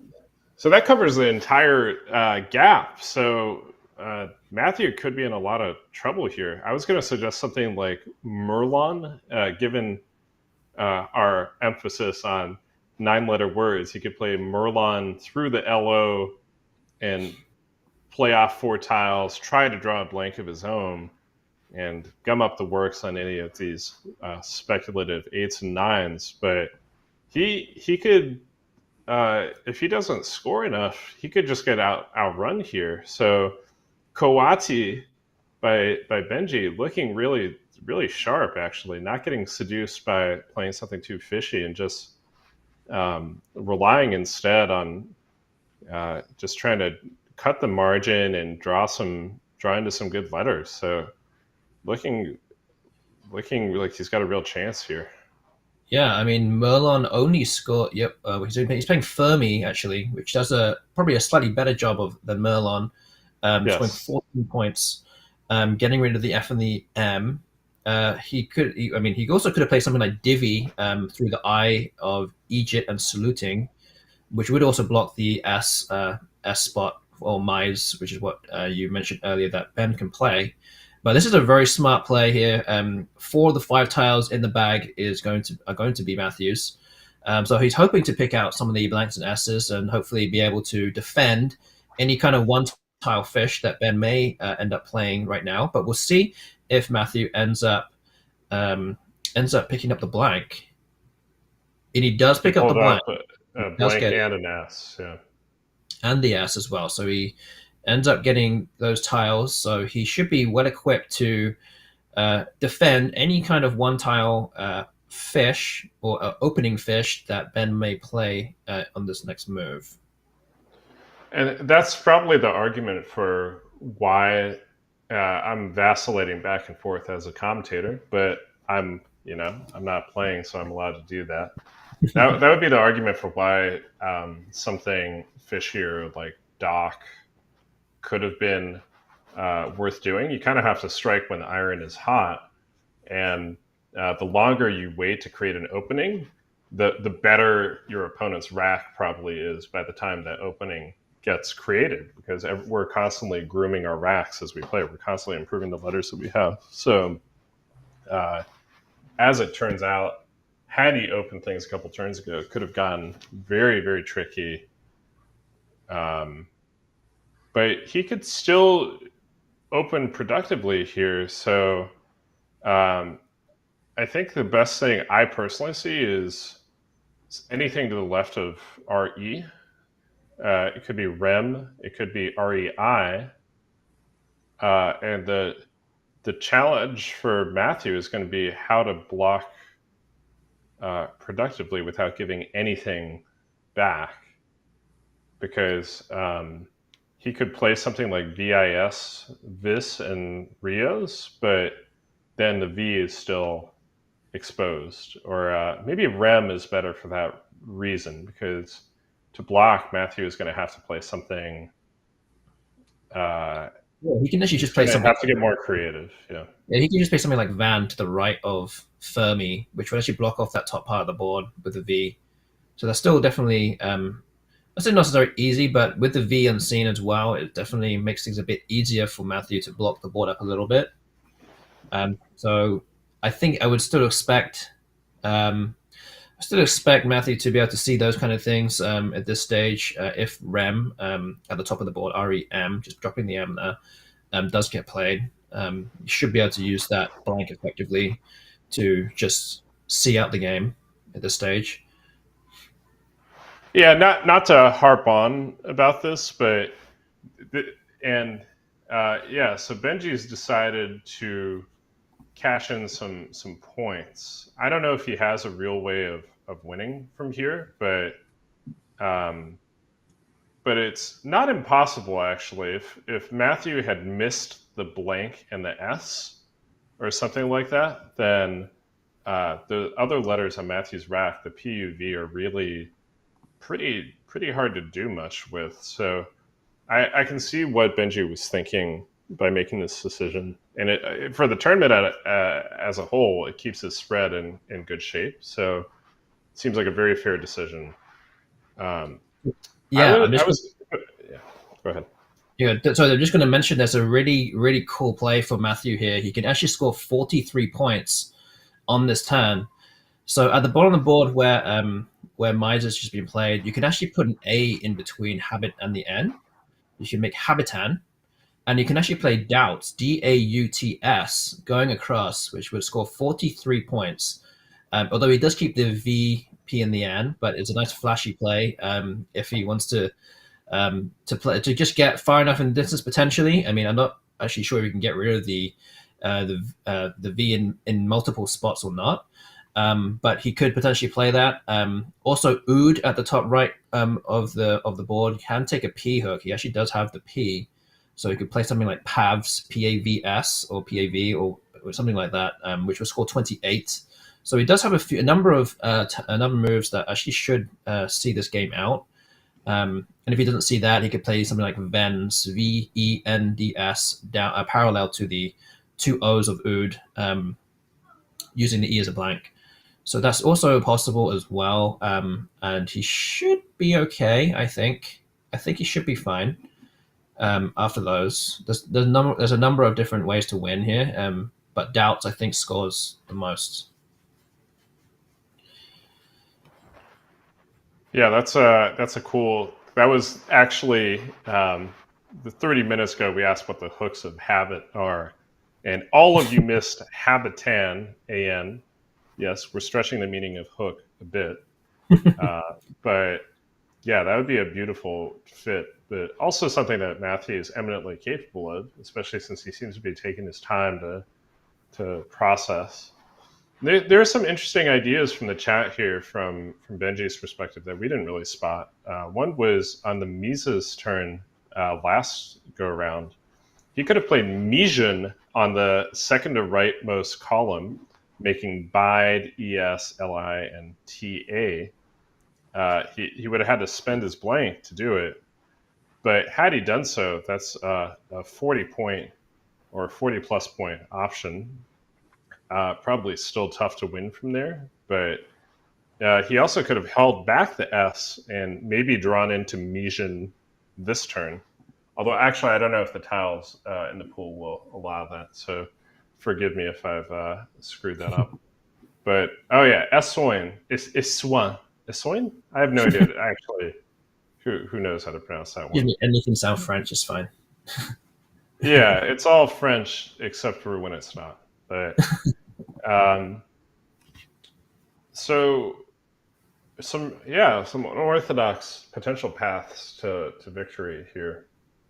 Yeah, so actually, the engine is saying to play VAN, which is what we actually suggested to play if REM was played at the top of the board, just dropping the M, because this leaves DUPS, DUPS, parallel to the two O's of Ood, or next to Eoin on the middle left part of the board, making Rep and Rios. So this guarantees an out and two, and you kind of actually, I think a lot of the other players either give away too many points to begin with, or doesn't give him an easy out and two.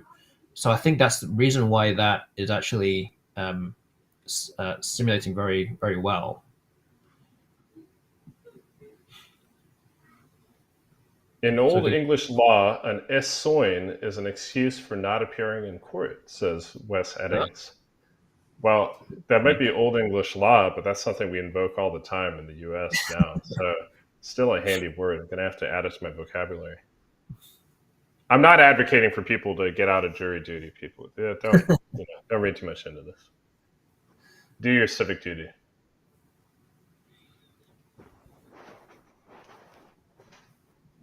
But yeah, Matthew's quite rightly just going through the motions of making sure that whatever he comes up with wins the game first and foremost. And just looking at the standings also, he actually does have the lowest spread out of the top 8 players currently. So he's just currently just being a master of just getting over the line first in all of these games. So yeah, as long as he keeps doing that, then you'll stay in the lead. So that's all he needs to do. Just not come up with one of the many losing plays that you could potentially play in this situation. You just don't want to get stuck with any of these big tiles at the end.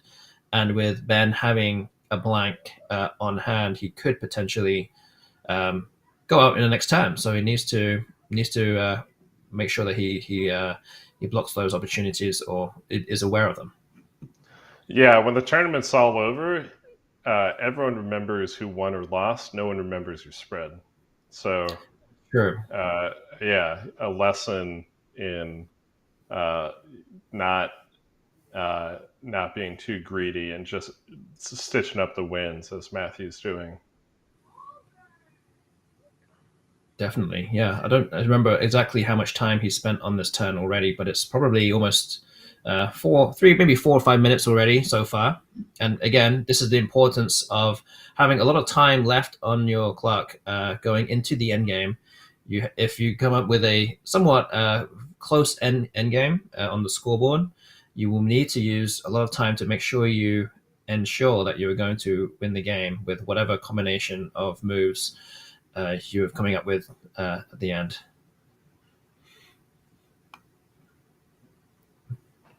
But he looks like he's coming up with Vans, which actually is an interesting play because I think this only wins by 1 point. Unless he's deciding to play up somewhere first.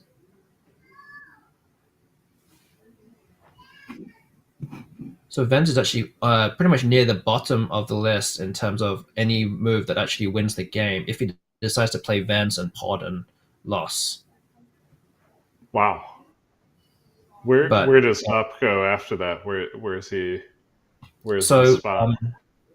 I mean, he can play Dupe, DOUP. I guess that's maybe something that he's probably maybe thinking first, but it obviously opens up a lane for Ben to be able to go out. I mean, he's got to look through all of the possible options here, and I guess why Van also scores well is because Sims well because it actually blocks. I think an outplay he has. He is He has Sin. yeah. Yeah, he's got maybe he's got multiple words there, but he can play something like Diene, Diene, next to the FER of Fermi. So this is the spot I think that maybe the only spot that he can actually make an outplay. So that's actually the spot where he needs to go. And yeah, I Yeah, think you can but move we talk about differences between computer, like what the computer can exactly. do and what the human brain can do. With EEIN blank, there's so many possibilities that it's going to be really, really tough for Matthew to identify that the optimal path is to play for 10 points and block Sen and Dying when if he's overlooked and out anywhere else on the board, he just loses on the spot. Like that's going to take surreal confidence. Uh, Exactly. the kind that is only achieved by Silicon or Nigel Richards. Again, another penny in the jar. And Mentioning where's my dime? I gotta throw a dime in the jar. yeah, I mean, again, you have to be very sure that you're not missing any kind of five-type outplay next to Ood, the two O's there, that Ben has on his rack, or anywhere else on the board, or even any kind of miracle play through the second ass of Mises. Okay, so he plays, what is that? So is that Vids, I guess? Wow. Is that a losing play? But it gives back Endive to go out. Yeah. So is that Endive, which I had to eat a lot of as a child in France. But that Endive might still. I think it might be a 2-point win. I'm just guessing. If Vens was a 1-point win, I'm guessing Endive might be a 2-point win. hmm. The chat. Yeah, I'm not sure. Is that a win? I think it's still enough. Something like that would score 20 points and he gives back 10 on his rack. So yeah, it's a 5-point victory for Matthew. Again, just doing enough to get over the line. And again, I always say any winning play at the end of the game is the best play. You don't want to mess this game up in any kind of silly fashion. So I think he did the math here. Anything that he could play for, he would need 25 points to tie the game, and it doesn't look like he could actually get that really anywhere. So I think that's going to be fine here. Unless Matthew challenges. Yes, unless he challenges, and maybe Ben could put up some kind of very obscure, the most obscurest word he could come up with, but only Endive or Neve, Nieves, or Neives were the only players with that V at the top. So again, would expect Matthew to know that. But And yeah, it looks like it's that's a it. 5 Yeah. win. That's it. Yeah, it's the game is done, and it's a 395 390 win in favor of Matthew O'Connor, who I believe now improves to a 11-2 record and stays at the top of the leaderboard.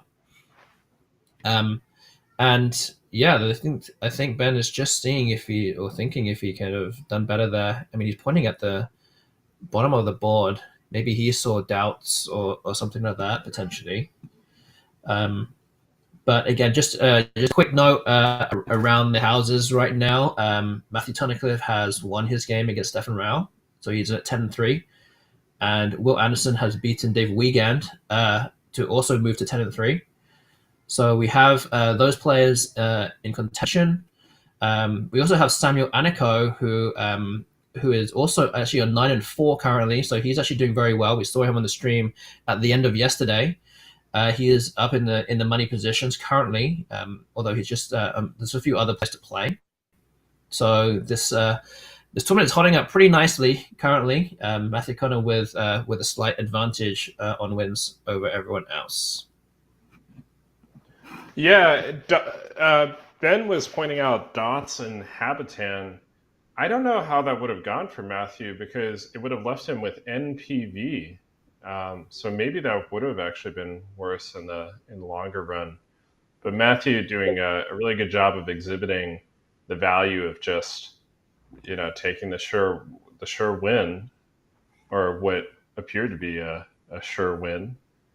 And Yeah, yeah, I mean, another big thing I'll call out for this last game is that I still think that the key decision there might have been Ruga on Benji's part, because I think if Benji had drawn as well as he did, but the board were more open and had more opportunities, Benji probably would have won.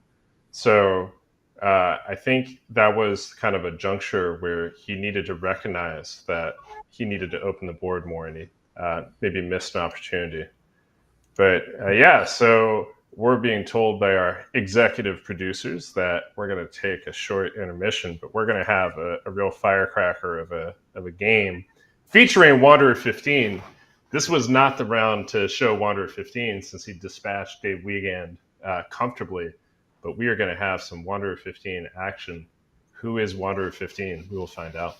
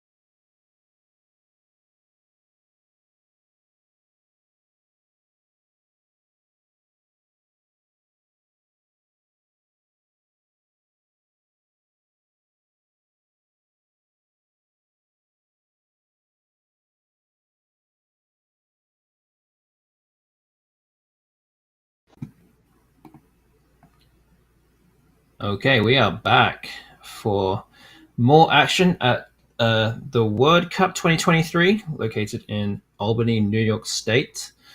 I believe we're going to be watching. Wait, what round is this now? uh, round 13, I think. No, 14. Round 14 of the World Cup. We've actually got some. We've got two of the best players, not only in North America but in the entire planet. We have Will Anderson, who is obviously Wonder of 15. He is a all-round good guy and former national champion. And he has a booming YouTube channel at Wanderer 15. If you want to go and follow him and watch his videos, very interesting content there. And he is going to be playing against former world champion Adam Logan, who we saw on the stream earlier today. So we're kind of expecting some pretty much perfect play. Really, these two are one of the best players around. And yeah, it might get to the point where we don't even need to commentate. It's going to be just these guys playing, and we're going to be like, "Yep, that's the best play." That's all we could. We don't even have to do anything.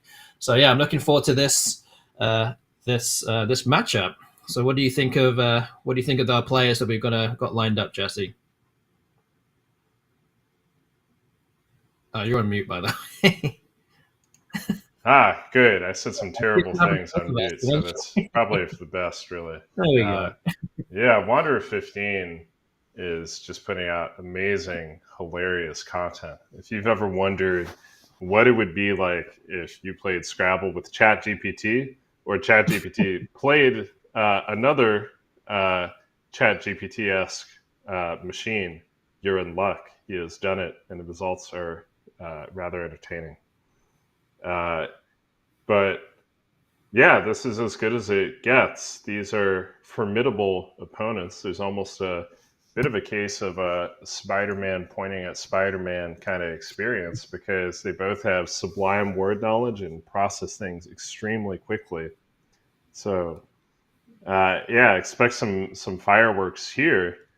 And the deciding factor could actually be who displays the most strategic out of the box acumen, just because their fundamentals are so good that it may take a real stroke of brilliance to find a winner out of this one. And we've seen a lot of really unorthodox or just creative play in the 2 days that we've been streaming together. So let's hope we see some more. Exactly, yeah. And both of them have pretty much, I say pretty much, they pretty much have perfect word knowledge up to 8 or 9 letters long. So we're not going to really see too many misses, I'm kind of envisaging. But yeah, both players are, again, one of the best players around in North America and the planet. So very much looking forward to this. This is going to be, hopefully it's going to be another close game. We've actually kind of, since we've actually commentated on 6 games now on this event, and they've all been relatively close. Fortunately, we've not really seen any serious blowouts, which I think we kind of prefer close games. Obviously it's a bit more interesting to watch, but those things A can little happen. more work on our half, that's the one thing. It's like, sometimes it's nice just to really, zone out. But yeah. Exactly, yeah. I mean, but again, as they have pretty much perfect word knowledge, if one player gets pretty much most of the lion's share of the tiles, it could easily be a blowout. So these players will put the other player to the sword if the tiles will kind of fall their way. So we'll see what happens. We're still waiting for the players to arrive back to their seats, but yeah, we're definitely looking forward to this currently. We're told that Will is doing a media interview, actually, so that's a pretty decent reason for taking your time. He's he's spreading the word for the game, which he's done tirelessly over the last few years. So we'll forgive him his tardiness. Not that I would be a person to criticize anyone for being tardy, but one thing I want to bring up that has nothing to do with anything is the prevalence of military metaphors for Scrabble. What if we just kind of, it was like more pacifist rhetoric, like building a beautiful garden together, or I guess competition and war kind of go hand in hand, but we're pretty soft at the end of the day. It's a little more harmonious, I'd like to think. Yeah, I think it's definitely not quite a war zone, so to speak, in Scrabble tournaments. But yeah, there is that kind of, I mean, you have to kind of go in with the mindset of being ruthless and having to win whenever you have the chance to do so, and not give up potential wins, and which turn into losses, which will end up you know costing you in these kind of big events over time. I actually do have there is actually a question in the chat. Olet Bullock, good to see you. It's been a while since we actually seen you. Saying just tuning in, but were the shirts planned, Austin and Jesse? Well, maybe. I don't know if we just kind of planned. I mean, yes, we are. We are kind of wearing the same t-shirts.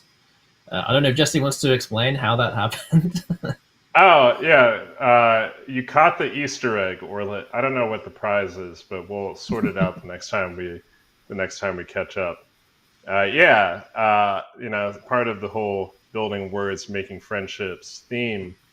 Back when Austin and I hadn't actually known each other for that long, he came out to the Bay Area for our the the national championship in 2015, and we ended up going to this sweet concert together and got commemorative T-shirts. So this is actually like our little inside romantic tribute to our friendship, which is 10 years deep.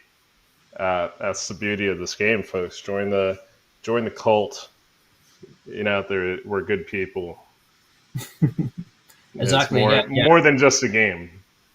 Yeah. Exactly. And we always build a lot of friendships. It's like a big family playing Scrabble, especially in these tournaments. And again, a lot of these players that you're watching now have been playing for decades.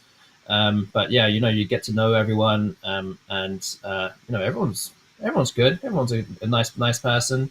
But yeah, again, if you are interested in getting involved with Scrabble, head over to wordgameplayers.org. You can also look at the website that's on your screen right now. That's playscrabble.com, and you get to know a bit more about competitive Scrabble as well. But yeah, this is the thing that we did. We went to went to a music festival together 9 years ago now. It's been a while. That was actually in Making me feel in old, San man. Francisco. Yeah, but this is before I moved over to the US.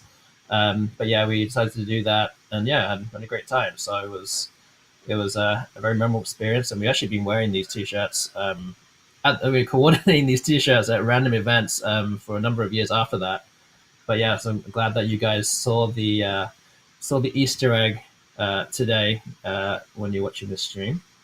Yeah, 8 years Um, in, first person to notice, possibly.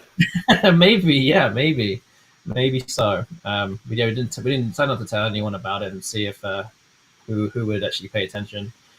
And yeah, another question that we have in the chat by David Garland is, why aren't you playing Austin? Well, I guess I should. I guess I could ask Jesse. Mate. No, you can ask that straight to me. I think our reason is the same, is almost identical, if I'm not Yeah, mistaken. yeah. Well, yeah, it's pretty much identical. Yeah, I mean, well, first of all, I don't have that many days off work, so I can't take off too many vacations. I don't know if any. I mean, well, I can say the news for Jesse. I mean, uh, he has a child, so we have Yeah, family after now. And yeah, the World Championships is happening in Las Vegas in, oh boy, it's about 3 weeks from now. Better get studying. 3 weeks from now, so yeah, I can't necessarily take too many vacations or too many things times off work in such space of time. So we'll have to prioritize, I guess, in a way. But we're glad to be here and being at least some part of this World Cup 2023, which we were a part of last year in person. yeah. Dad life, people. That is the two-word answer. That Uh, is there used to be a common and possibly misogynistic stereotype that you kind of had to be. Someone had noticed that many of the past champions were single at the time that they won, or like unmarried, or something like that. It was kind of taken as a sign of like, oh, you either have to choose being like a family man or being good at the game. And hopefully Austin and I are both here to show that it's possible to do both of them. Yes, trying to dispel the myth that you can have a all-rounded lifestyle in that regard, and still be. Dispel the myth that I mean, that is actually also true, but we don't want we don't want to talk about how the No, tough parts of fatherhood. no. I mean, it's very rewarding, but also time-consuming thing that we're experiencing right now. So, um, but yeah, well, you'll see us on the circuit, and hopefully you'll see us in Vegas on some stream somewhere online during those events. So that will be hopefully coming your way in a few weeks from now. Yeah, we'll be the judges instead of the judgors. Yeah, so you get to see how imperfect I play on the stream. I can't say that for Jesse, but you'll see. You might end up seeing that at some point. Well, Again, Austin's no slouch, so.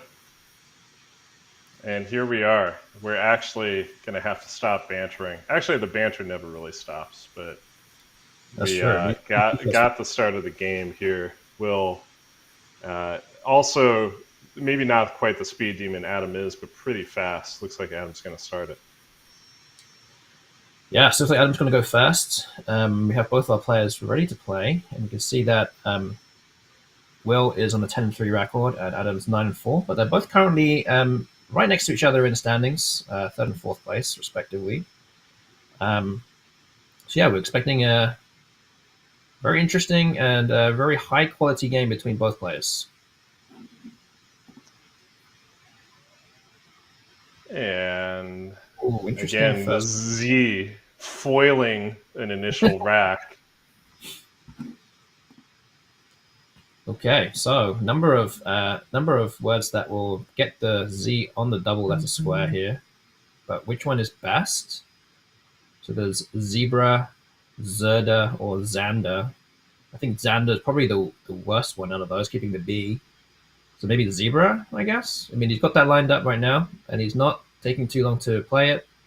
And zebra obviously takes an S on the end, and then you can also put another S on the end of that. So zebras is good as well. Did you always say zebra, or I was expecting a zebra there? But is this a I mean, sign I've of never your had, assimilation to America? Or? yeah, I've had to adjust my Z sounding words to zebra, not zebra, or say the word say Z instead of Z. I've had to adjust. Otherwise, people will not know what I'm talking about. So I've had to adjust that. Hopefully, you guys are understanding what I'm saying. This one we actually have a slight adjustment to the board. Will's challenging zebra.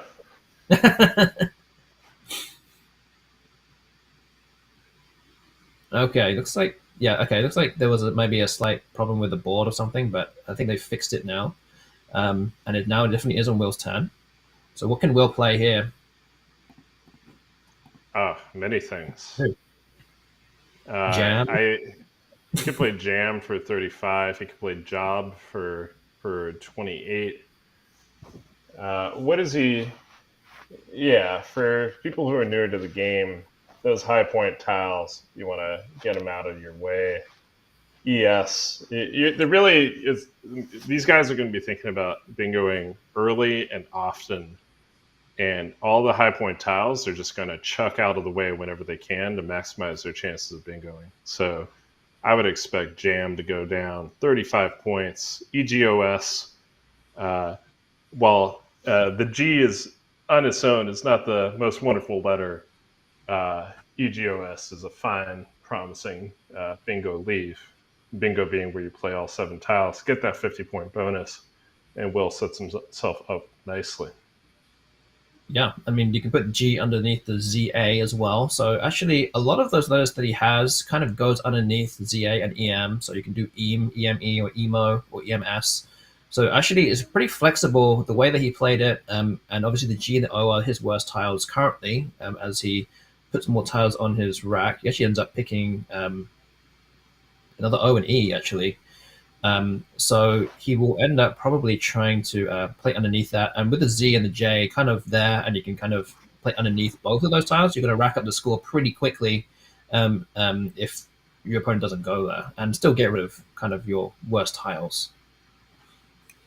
But yeah, Jam looked like a very solid play on this case.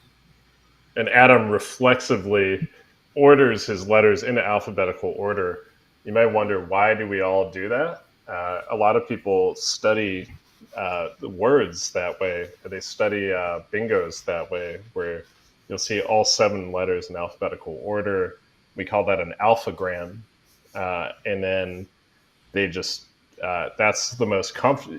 Once you've studied a few thousands of hours, that's just how you're used to seeing and processing the letters. Oh, nice find here. He plays Zaidi, which I believe is an ant or an aunt.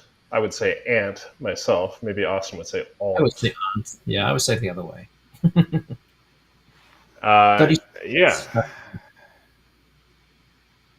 Oh, no. 36 points is about as good as he was going to do out of that unpromising combo. So well done.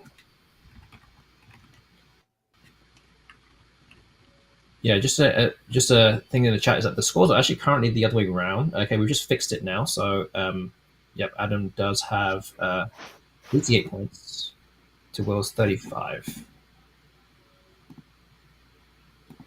There's no floating N on the board for Osteogen. So it doesn't look like he's actually going to be able to bingo here. He's going to look to get rid of the G and the O, and one of the O and E maybe alongside it. So he could play something above the E, B, and the R of zebra, and playing Go, G-O-E or G-O-O. Again, neither of them score particularly well, but leaves the optimal letters on your rack for a bingo on the next turn, and good balance between score, or what available scores you can actually get with this turn, and the letters you're keeping.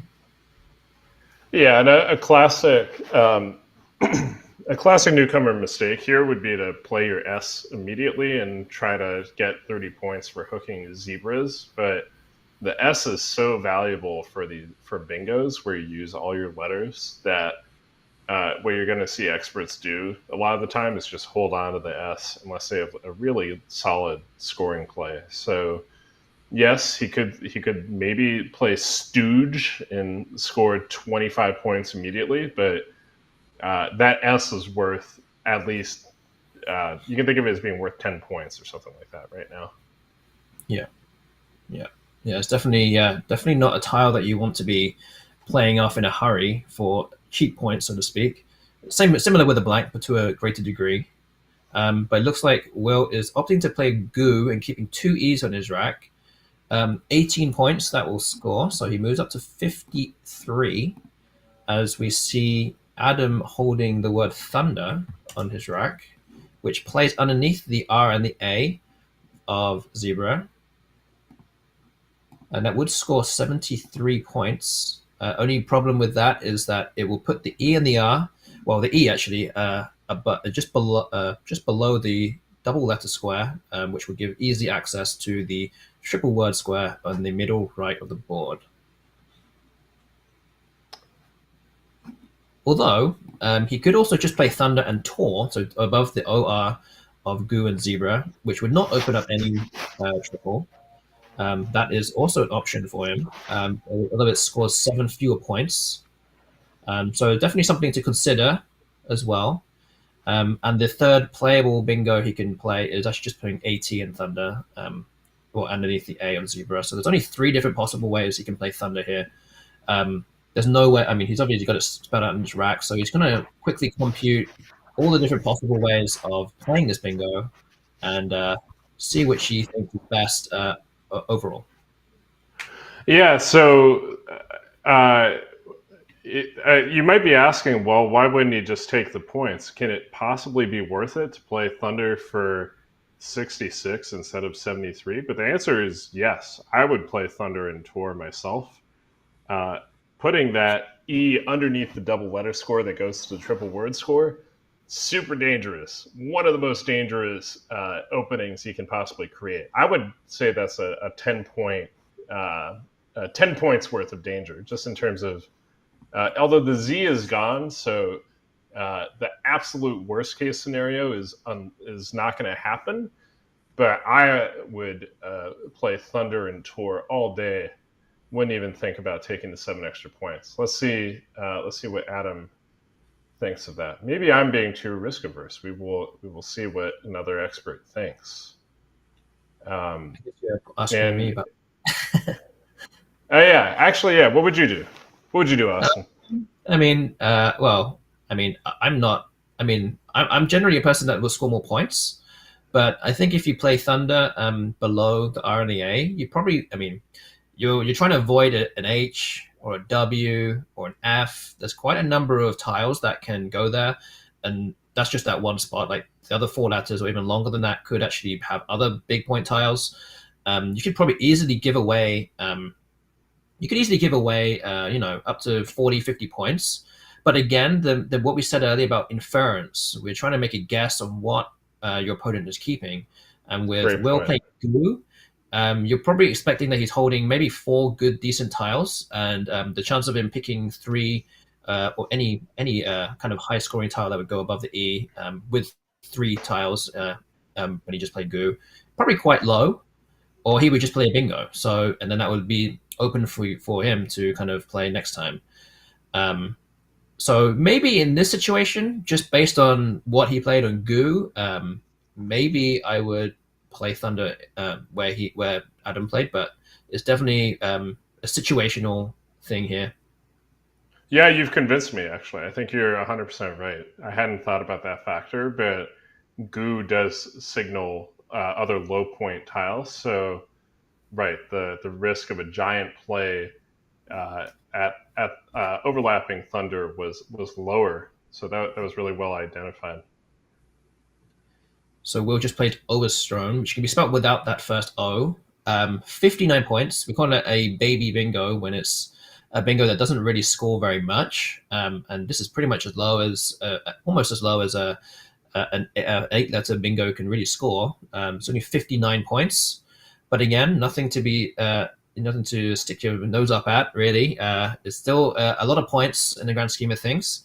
And yeah, Adam has drawn some big tiles. You could play something like Batik, Batik, just to the right of the ONE of Overstrone. That will score a number of points. There's probably something better that you can probably play there. But I believe Overstrone also does take an S, so that is also a danger. And with the T of Overstrone there, it kind of blocks that E of Thunder to play across to that triple. So it kind of does a little bit of a defensive work as well.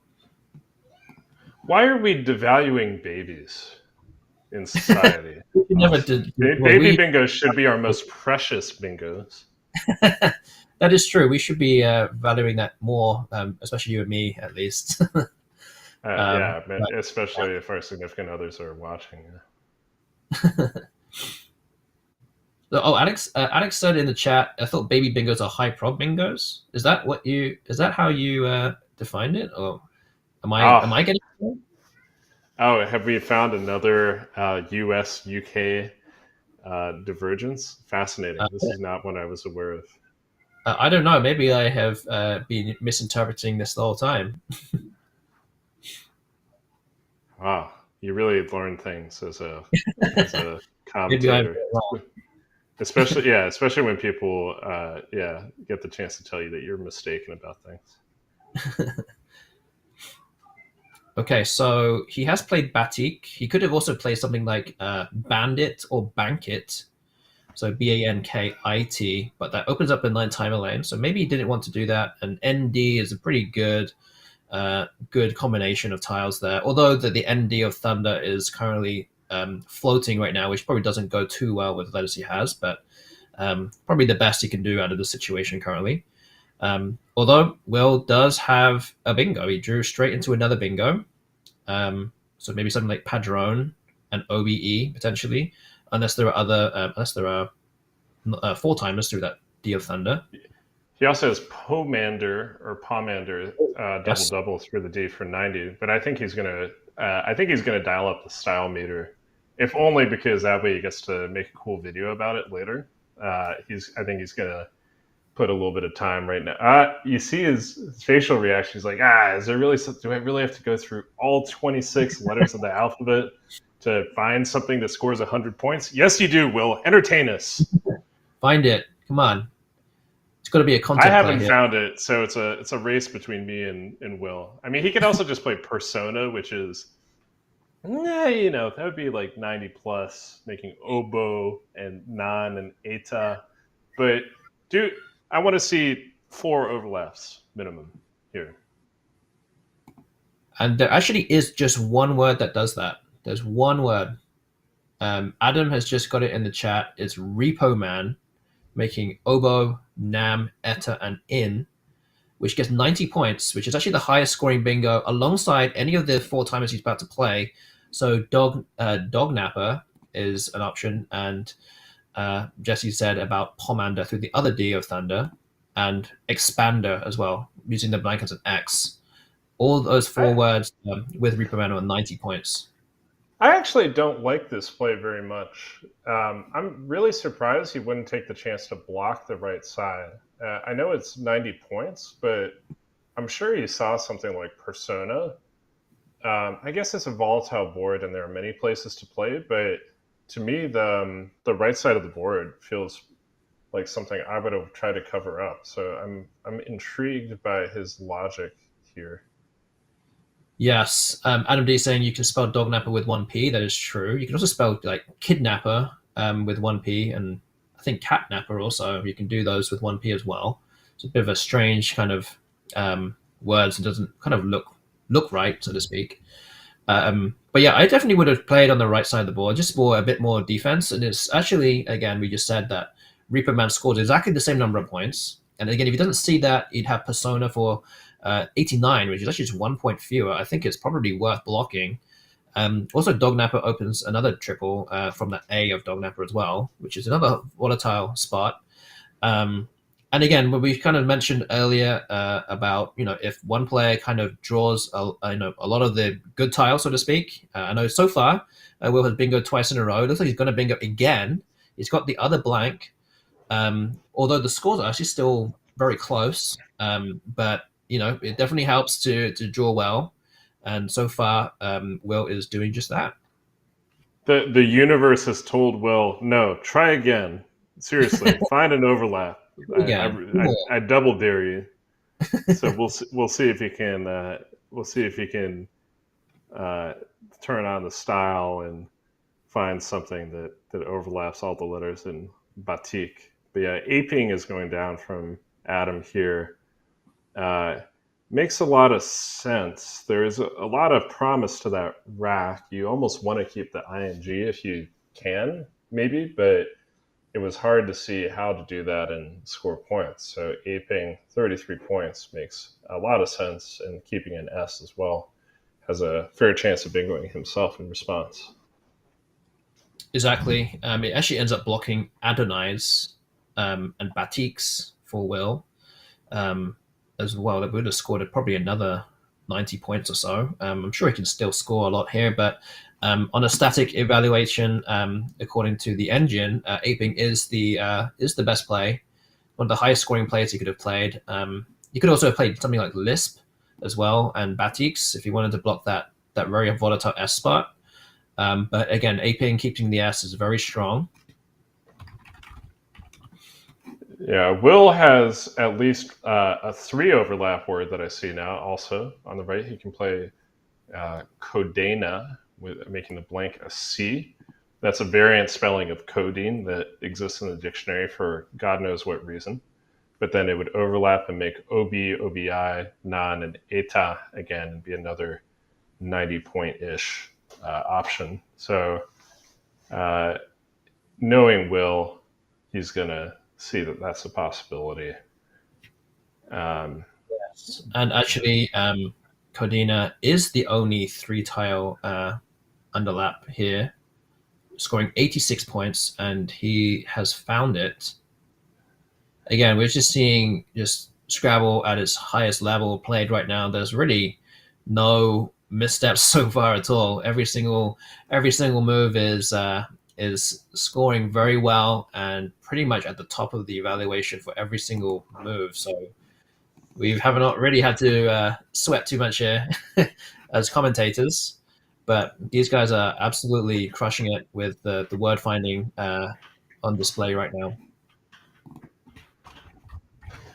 Yeah, you saw a quick shake of the head from Adam as that second blank went down, which is an interesting signal. Wonder.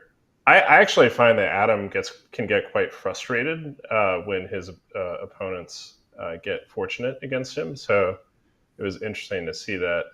Let's see if it influences his decision making response at all. Um, what do you think he should do here, Austin? He's not in bad shape, but he is trailing, and his tiles don't do that much of anything at Yeah, first glance. yeah. I mean, he has the S, and there's still two S's on scene. And for once, both of these blanks are actually already played and not staying till the end of the game. So he could cash in that X right now with XI and aping. That scores 36. He's currently down by 46, despite being out bingoed, so to speak, 3-1 so far. So even if he plays that, he's only 10 behind, still very close. And he has the X. If he plays XI and draws into an E or an A, he could have Vise or Visa Batiks. He can score another 40, mid 40s there as well. Another other players that he could potentially consider here are things like Vild, Vild, next to the O and E of Oestron, just to the left of it, would score 21. Or even further, if he wants to play something like Livid and Do on that same O, opening up the triple for 23, keeping SX. That is technically another option, but I think XI here scores way more than anything else. And that's probably what I would do, just because it scores so well. Yeah, whenever you have a power tile, you always have to think about whether you can create any or whether you can set up any opportunities for yourself or create a high scoring play. It's kind of hard to see uh, anything particularly brilliant for Adam. He could play something like Glid for 6 points on the bottom row, which would set Yes. up XI for 53. That's not a good option, but it's kind of to illustrate just how you should always, when you have a power tile, you should always find your best setup as a just in case, because the reality is that these setup plays are often coming on boards where there are many other alternatives. So your opponent often would have to spend a lot of effort to block them. It may not be worth it to block at all, and a lot of times it can make your X or whatever power tile you have much more valuable. So you should always find, if you have time, your best setup. I don't see anything all that brilliant for Adam here. Well, what about Um, Livid through that D of Thunder? What about that? That sets up the X that way. It does a slightly better job of Glid, and with the Li there, you're just hoping to pick out an A or an E, and you've set yourself up for another 50 odd point play. And it's actually a bit more, say, disguised because you could easily, or Will might end up thinking, okay, he's stuck on a bunch of I's and V's. They're playing Livid for 18 onto that D of Thunder, setting up that first I with XI that he is already, well, the X he's already holding could be a potential option here, which would net him, if it actually works out, about 70 points in total with those two moves, which could be more fruitful than this XI here of 36 and hoping to pick out an A or an E that's currently in the bag with just two tiles that he'll be grabbing from the bag after XI. What do you think of yeah, Livid? I like Livid. That's the thing about finding these setups is that it doesn't happen that frequently, and we're kind of not as trained to do it as finding bingo plays. So Exactly. it's often kind of challenging or kind of an outside the box exercise to track it down as an option. But I'm going to grab my dime and invoke Nigel Richards. Is Yes, he's yeah. famous for his setups and sort of kind of showing the world that setups are worth investing in the highest levels of Scrabble. He once had a game against me where he made three setups of three separate power tiles, I believe each of which he cashed in, which was quite the painful thing to experience. So I think Livid is the thing I like about Livid is that there's it's not really you're not creating a spot that Will can do that much about. Like it would cost Will something to block it, and I really don't think XI. It's hard to see what DILSV is ever going to turn into. So I think I would, if I had the presence of mind to think of Livid, I think I would play it. Good find. Thanks. Yeah. I could definitely claim that one, and not look at the engine for that, because the engine is not particularly great at like finding or coming up with options to set up plays. Um, Although Livid is still, well, actually with 18 points, is not really an option on the analyzer as it stands. But I think if you're 46 behind right now, you kind of really want to try and get as close to even in the next two moves, especially with the board now. Even though despite four bingos already being played, the board is not that open, and even if you play Livid, it kind of blocks it even more. You really only have the spots through the N and the G of aping to kind of get a bingo down, or maybe the N and D of Thunder, but those would not be available if you play Livid. So yeah, I mean, you really want to try and cash in these big tiles, try and get to almost even, and try and get rid of those bad tiles as quickly as possible, and hope to bingo sooner rather than later at this level. Yeah, we're getting a lot of pushback in chat. A lot of people want to just go with XI right away and take the points. But to me, it's all about what is your path to victory. You should always know that at basically all points in the game. And yeah, if Adam decides that XI followed by potentially drawing Visa or Vis is enough to potentially draw him level with Will, then he'll go down that path. Visa would actually be 45, and so I don't mind it as a try. I think taking the points for XI or playing Livid, or I think Livid has a bit more upside, especially because with Livid, you're keeping NS, which is a pretty good. You're keeping NSX, so you can play off the X and whatever bad tiles come in, and still have it. You could actually still bingo through the G at the bottom of the board, or the N. It kind of leaves that area more open. So while talking, I have convinced myself again that Livid is best. Yeah, another thing to consider also is that if Livid comes down and you can't play next to that I, where is your opponent going to go? Especially if they don't have an S for Batiks. And one of the main places to score points is actually next to Eta. So it turns out that Will might end up playing something like Gull, Gull, which actually ends up blocking that spot anyway. So you might want to try and carve out another spot for yourself, like Livid, that is not going to get blocked with for your potential player Vise or something like that. But as we see in the chat, using so much time is what Jason Drake has said in the chat. Adam must have burnt a good 7 or 8 minutes on this turn, and he ends up with playing XI in the end. And yeah, I'm actually kind of surprised that Will is not like playing a move like straight away here. I mean, he's also had a good 8 minutes to think of something, and I don't think he would have actually played through the ING of aping anyway. So we'd like to have seen him play a little bit faster, just to keep things ticking along on Adam's time. Yeah, but he has to consider the fact that XI to him probably looks like a Q setup. Although it would confuse me a little bit why Adam took so much time, but he could easily think that Adam has Chin and Chi for 63, or QIN and QI if you don't want the Pinyin pronunciation. But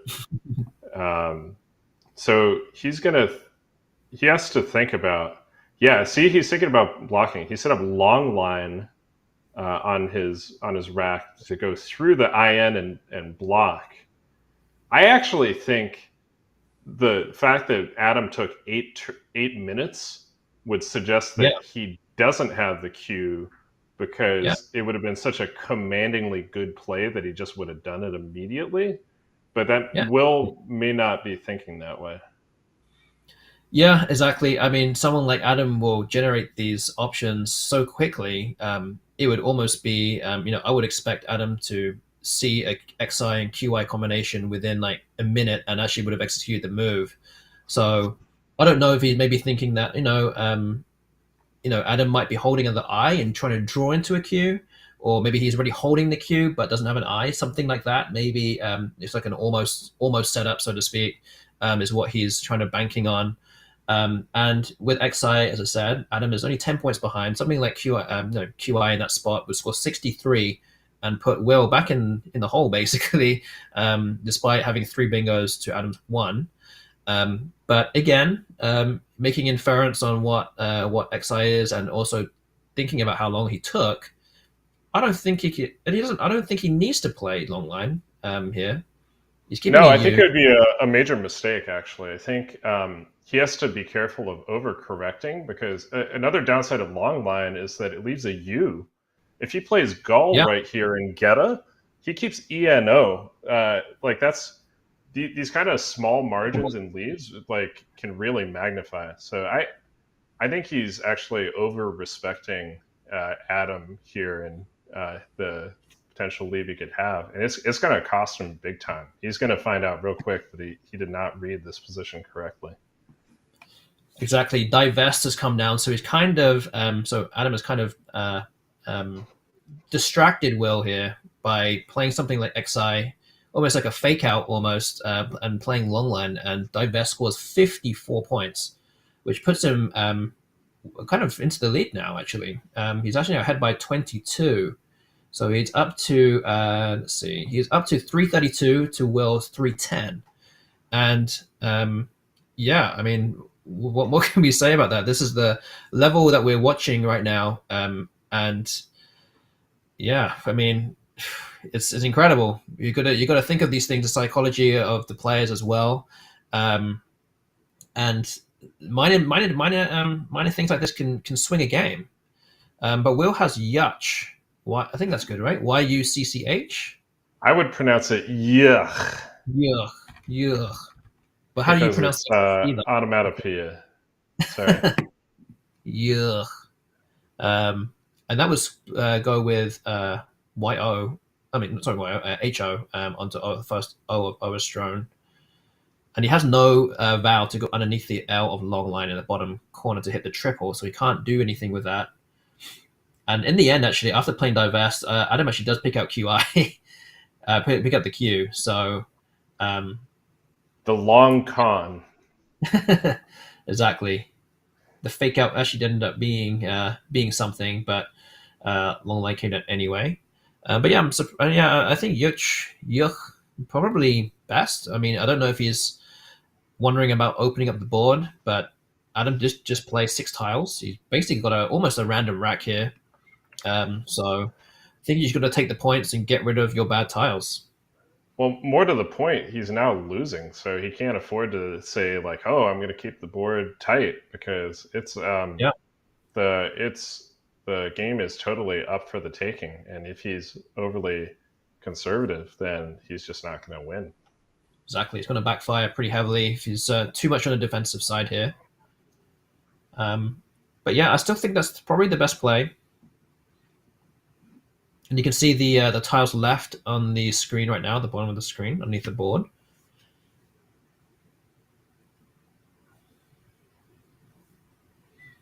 So yeah, kind of an assortment of tiles still. Nothing is not too bingo-y and not too dangerous. I mean, not too too scary in that sense, but there's still a number of big tiles and things to kind of avoid. There's still 21 tiles in the bag still. We're getting closer to the end of the game here, and both players kind of running down the clock a little bit. And Will has put Yuch on his rack now. I think he's thinking about it. It's actually upwards of 40 points as well, so it scores very well, keeping EM. He's thinking of chime. Maybe as a slightly more defensive play, making yo, me, and me and s. But Wow. cu is not a good leave whatsoever.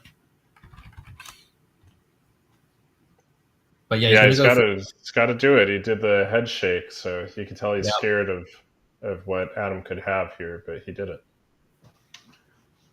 And fortunately, with that U of Yuck in that spot, Adam cannot play any QU big plays through the triple letter square there. It kind of stops that, But and he that's can like do. It does set up the W for in front of Ho, so Adam can actually do something like wield right yes, now or wild, and that's keeping QSU.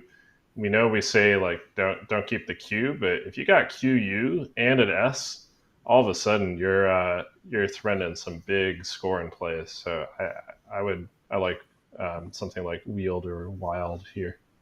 yeah, and also don't forget that with the I placement of Wield or Wild, you're actually setting up a very good spot with the Q if you can't, or you want to keep the S and the U for a later turn. So it's got added bonus there with getting almost a guaranteed 31 points. Because it's very unlikely your opponent will probably go there. With actually looking at what tiles are left, only the H and the M would go as the biggest tiles available left now. Are the ones that will go to the left of an I if Wield was played. So it wouldn't score that much. You're definitely going to use the H or the M, probably to use the triple or play underneath long line, something like that. Um, so it's unlikely something will get played there. And even HM can go above Goo as well, the two O's. So something like that will probably be a bit more juicy and it won't actually end up blocking that QI spot.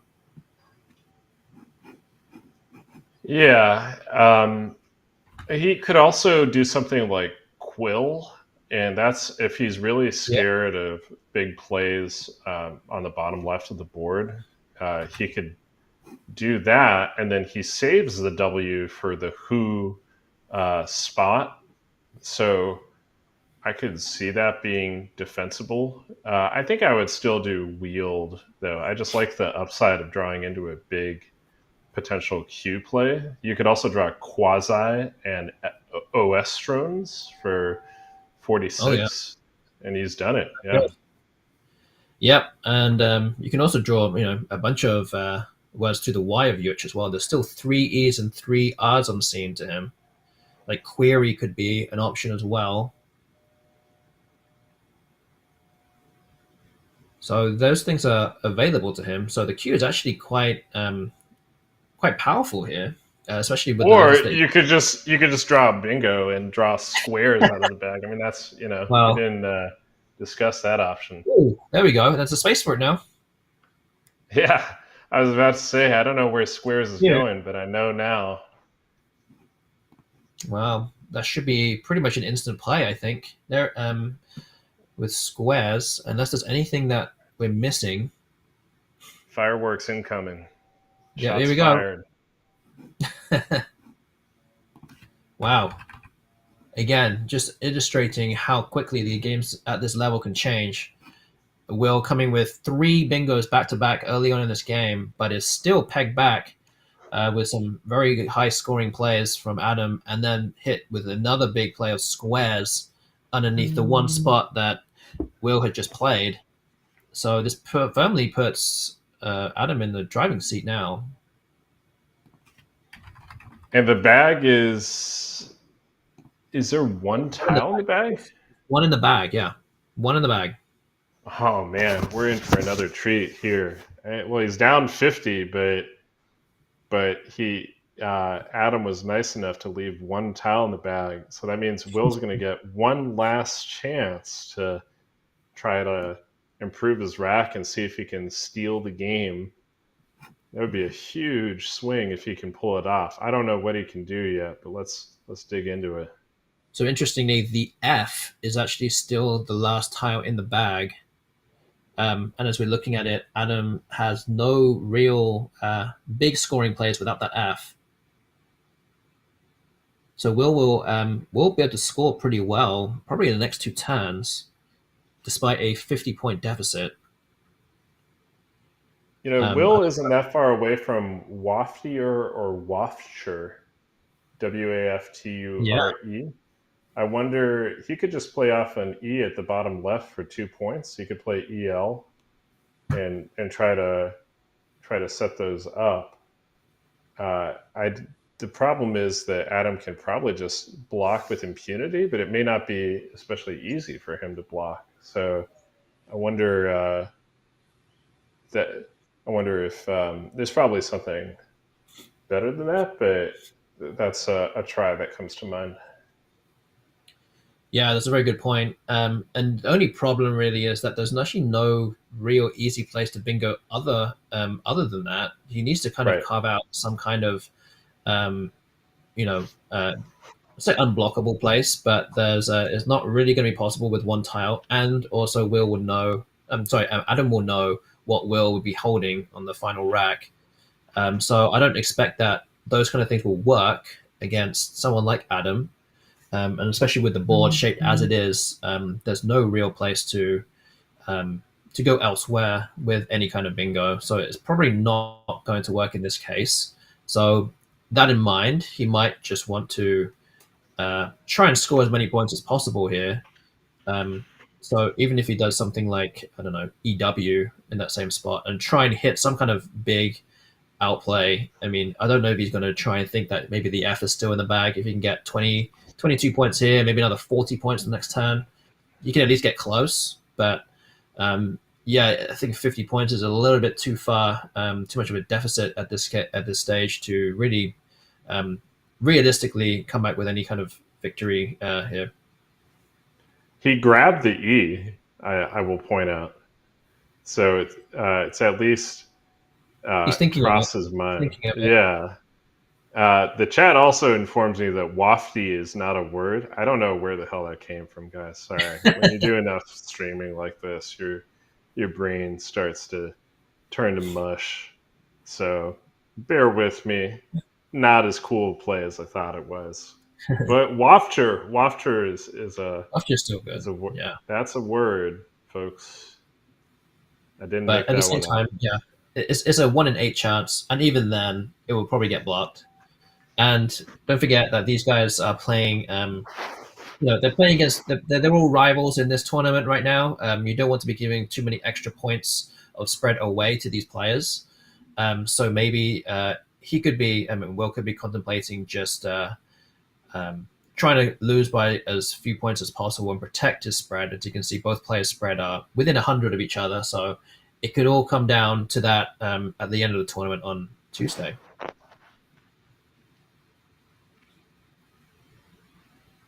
But yeah, Will's got about 3.5 minutes to think about what are his best ways to win. He's lined up two. Maybe he wants to try and double the F.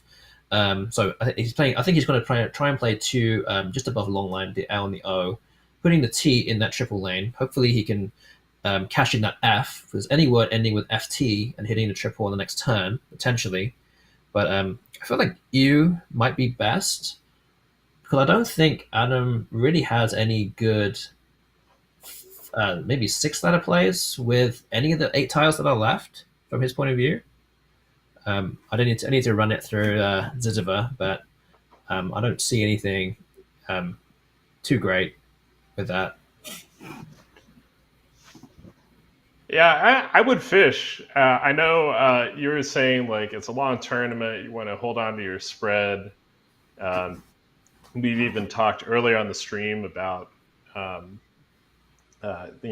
10 points of spread one way or the other can make a difference. But you never know what people are going to do. Like they don't necessarily have perfect information either about like they can screw up the tracking or not know what letters your opponent has. You don't want to you want to give yourself a chance, so I'm not certain what the best way is of doing that, but I would be pretty surprised if Will just throws in the towel and takes 30 points here. But then again, that is what he has lined up on his rack, so he's free to immediately prove me wrong. But it's like if you don't give yourself a chance, your opponent certainly isn't going to. But if you do Yeah, give yourself a chance, then your opponent at least has to you uh, think about it. get something right. You don't want to over assume your opponent's competence. That is true. That is true. Um, I don't know. I mean, again, that's kind of also the way that tournaments are run. You know, obviously the tiebreakers are the number of wins, and then it's down to spread. But it looks like Will is playing free, keeping TAW. He'll actually end up picking an F for Waft, and he can play Waft and Watt WHOT, which would score another 30 points. So he might be trying to outrun Adam here, which is an interesting play. I wonder how much is free. Free is 35, so he's only 15 points behind and threatening a play that will score 30 into the last move. Yeah, but quail or anything from the queue here is gonna. It appears that Adam's rack has disappeared into the void, but I assure you that he's got a U, and any kind of. Actually, that's Adam's sleeve that we're looking at. It is, yeah. His arms in the way currently. Uh, and yeah, so any kind of Q play is gonna get the job done. Yeah, I But think so too. yeah, this is an interesting point. If the A was in the bag, then Tawa would have fit at the bottom left for 34 points as an outplay. Yes, So Will probably thought his way through this and saw that it could conceivably pose some issues. But the problem then is Adam would have had Quaif or exactly. Quaff for 36 if he had the F. So he's kind of, I think Will knows he's always going to lose. That's kind of part of the appeal of the fishing. I'll stop talking about this, I promise. But part of the appeal of threatening wafture somewhere is that in that scenario, Adam doesn't have the U for QU plays, so he's actually like he might have trouble blocking and then scoring enough conceivably. But that ship has sailed. We're looking at a scenario where Adam Logan probably going to stitch this one up, and he's just thinking through the best way to maximize that spread and push his tiebreaker to the max. Yes, exactly. And Quoit, basically what we're looking at here is Quoit coming down to the queue of squares, and then Waft and Watt for Will on the right side of the board, top right side of the board, which will end up being a let's see, it's a 7 point win for Adam in the end. So he still needs to find those players. I mean, I'm pretty sure he's going to have no real problem doing it. But anything with that queue up there, I think is going to get rid of as many tiles as possible and score maximum number of points that he can get with the tiles he has. Can he play Oculi first through the sea to block Waft? And then go out himself first next turn? Or are there multiple places for Waft? I only see the one. Actually, something like that would be best. So he could play something like Saito, or and then set up Quail on the next turn, and that would actually block Waft. That's the only only place he can go out. So Saito would be fine. Also Chow as well. CIAO in that spot with a C of yuck. Would also set up Quilt. Yuck, yeah. That would also set up Quilt as an outplay as well. So yeah, maybe Adam will try and block the one and only outplay. I mean, it should be a bit easier to figure out, but maybe he is just going to take the win here and not sweat about it and play extra moves, which is definitely very defensible. Yeah. Reasonable thing to do. Again, as I keep saying, any winning play is the best play, and Hale does that. But it does give away around probably about 15 points of spread if that really matters to him. But again, the win is most important here. He's probably not going to lose any sleep over that one. I don't think so either. Unless he loses the tournament by about 15 points of spread to Will. But yeah, Waft is the only outplay here. 30 points. And yeah, that should be a 470 to 463 game. We've watched another close game between two very, very strong players. Um, and yeah, not really much going on here. Although Adam has actually not stopped the clock, I've noticed. Someone tell him to stop the clock, otherwise he might run out of time and lose the game. Oh wow, 70 seconds until a surprise winner emerges. Exactly. Although that's probably just, I hope that's just our broadcast, because that would be way too dramatic So I if that's actually do actually think that what these happened. clocks are actually linked to in real time to what you're actually seeing on the table itself. So it's quite possible that Will just hit the clock anyway and didn't neutralize it, which is generally what you should be doing towards the end of the game. But the clock is still running right now, unbeknownst to either player. Is that what would actually happen? Is that Will's fault for hitting the wrong button, or did Adam Um, actually just never hit his clock? Because if it's Adam's turn, technically, the game then is still going. yeah, He's 2 passes then out. he actually has time to fix his play and block Waft, so he could still win even with a I 10 don't know what point happens now. time Someone in the penalty. chat, tell us, Are because you his time's allowed about to run. to? Are you allowed to tell players that their clock is running? Is that what I think the rules say, that if you're watching a game, you can politely indicate the clock is run. You Yeah, I should mean, not he's do that. technically gone overtime, but yeah, again, Will should have stopped the clock. I Or think they just agreed that someone the has, game is over. Or okay, the clock has well, someone has stopped. just intervened and reset the clock. So okay, I think we're not going to bother about that anyway. But a little bit of post game uh, things going on, but it's all good. I think we're going to keep. I think realistically, the score is going to stay as it is, and it's a 7 point win for Adam.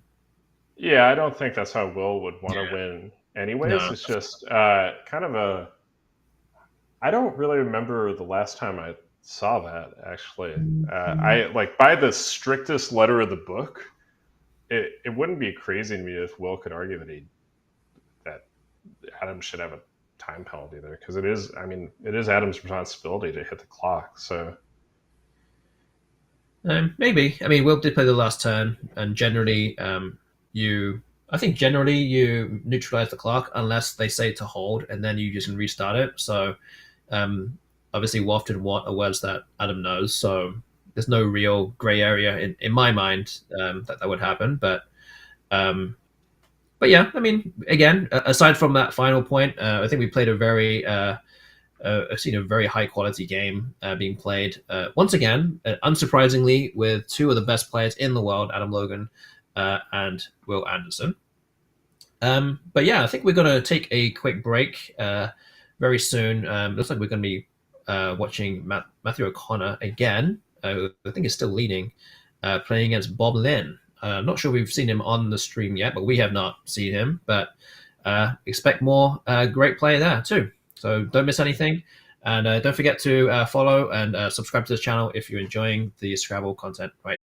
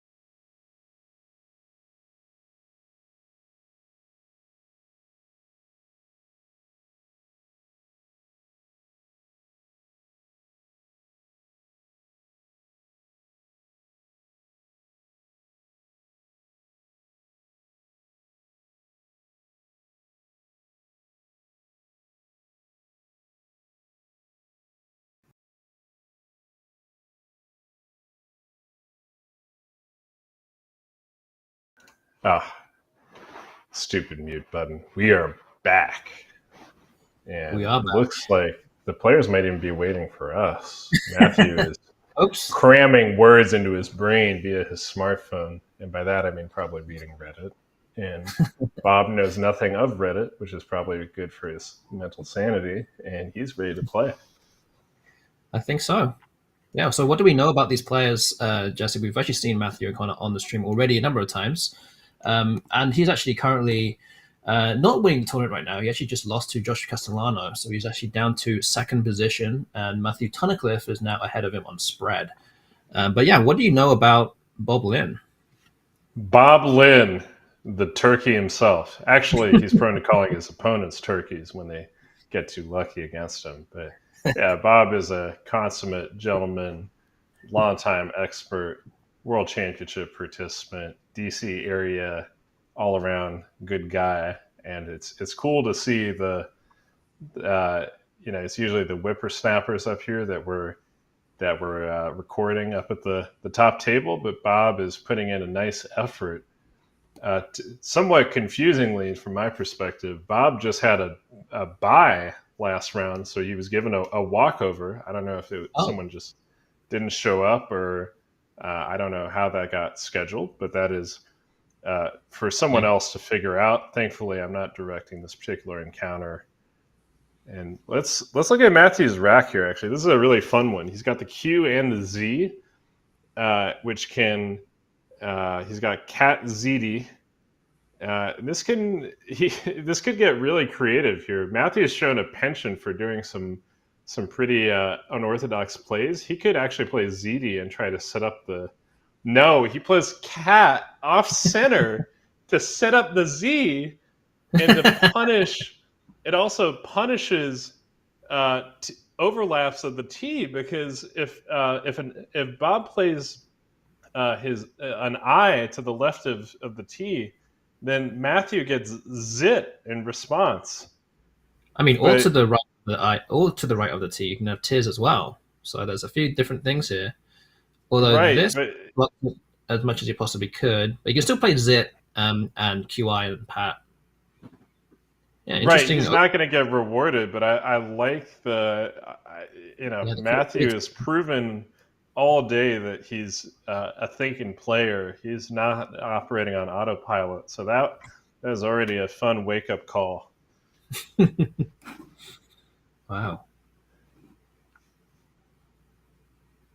Yeah, there's no downside. You always put Cat in the middle of the board just because that's just reflexive, but he really thought that one through. Well, there's a small downside, which is that plays like Pub are going to score a few more points, but that 10 or 20% of the time that you actually get to play the Z for big points makes it worthwhile. And Zit right here, or Zin,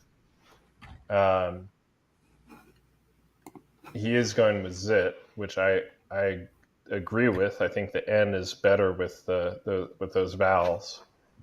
Zit is a very good consolation prize that he's very likely to get most of the time. So, nice move. Yeah, and the N also goes next to QI as well, which is definitely probably a swinging point there. Why did you keep the N instead of the T? Although Bob looks like he has bingos, he can play geishas and ZA and QIS, which will score a lot of points, and also tripling the G and the H. Yeah, in my experience, I played Bob many times, and he has, I think he has deep but slightly inconsistent word knowledge. He's probably studied all the words at some point, and he can find anything. He's found some really beautiful stuff against me over time. So don't underestimate his bingo power here. Hajira is a very nice score. Also, it's going to hook Za and Cheese. So I don't actually know if there's anything better, but that's going to be that's a strong option. Yeah, that scores 91 points. Geisha's in that same spot scores how much is that? 95. But there actually is one play that scores 96, and there's actually playing Geishas and Spat and Hut and AB to the left of Pub. which actually does score one extra point, and probably keeps it a bit more defensively, maybe defensively better. But this move actually uses up the Q and the Z, easy to cash out those points. But once again, any bingo over 90 is going to be very strong here, and yeah, this is definitely one of the best plays here.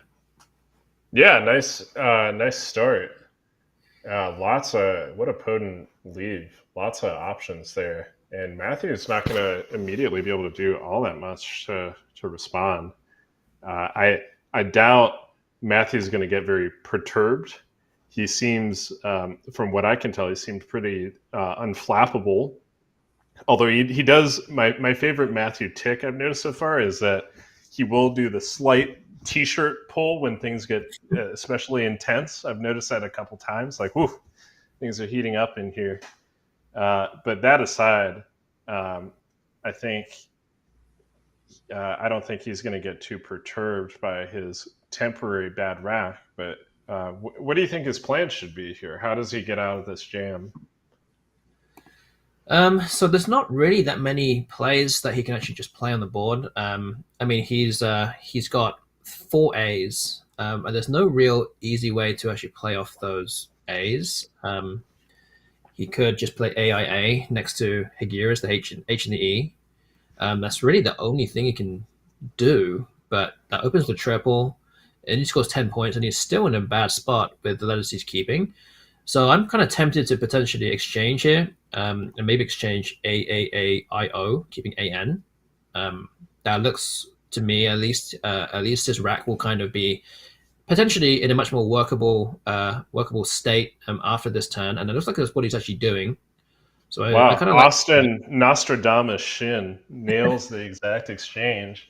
I oh, would have kept that I myself. I like AIN, yeah, especially with that G on the board. yes, that's very good. Yeah, that's also a good option. Also, I think the only thing that's kind of maybe stopping me from keeping the eye is probably that the eye of Higuera's is actually already on the board. So I don't want to. If I want to try and hit a 4-timer there, I don't want to keep an extra eye. But again, I didn't really think about the ING possibility as well. But actually, did he draw into a bingo? Is that jauncing? Is that a word? Or am I making that up? Johnsing. Oh yeah, I was thinking Cajioning, but it's getting close to lunchtime, so that's probably what happened there. Yeah, Johnsing. Good stuff. Oh boy! Wow. So wow, he picked out JIUNC and ends up potentially threatening a bingo here. And he also has the J for Jut next to pub. So the J also worked out very well. Yeah, what is Bob going to do here? I see one option I like here is Cogue and Cut. That would be quite a lot of points and actually sets up the S on the bottom row. I think that's not necessarily the easiest thing to see, but I think that could be pretty potent.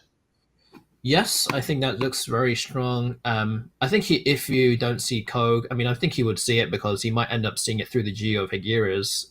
Just naturally, just looking at those areas, he might see that word anyway, and then he might think a bit more deeply that he has Kogue on his rack and can play it next to pub. So yeah, I like the S setup here, allowing you to play the S on the future turn and hitting the triple, hopefully. Also, Kogi is also an option, but getting rid of the U is much better than the I. You could also even just play Kogue and Pube. That's also an option as well. And potentially setting a bingo lane that way. And if he doesn't want to try and open up the triple, but it scores 7 less. But he's actually playing Kogi instead. So that is, I guess I would probably set this as a slight misstep, I think. Oh my God, and it sets up Johnsing for a cajillion points. Oh yeah, it does set up Johnsing for a 4-timer now, even better. Wow. That is just a cruel twist. I was going to say if he were omniscient, he could play Kogi through the G at the top of the board and block Johnsing. But oh my goodness, no! But he didn't play it. Uh-oh. Oh, Matthew, he rushed that one big time. Didn't spend enough time on that. But also, he did have a good 2 or 3 minutes maybe to think about it whilst Bob was actually thinking of that. And the G he's got 2 Gs to play through now. But yeah, I mean, he still manages to score 56 points with that. but yeah, it's not as many as the 900 and something points he would get with that four timer. And Bob's got a blank here. Oh man, this is Wow. and Bob I think sees illusory, which I don't believe No, plays I don't think so. anywhere. I think No. Youngers is. Am I imagining that? That sounds pretty. That sounds pretty like not like a word, but I think it's one of those that really is a word secretly. Yeah, it's good. It's good. But yeah, it looks like he has only playable bingos at the top of the board here. So Youngers is actually the one of three possible bingos he could play. So Youngers is there for 74. He has out hires. So the blank has a T through the H of Agiras for 76.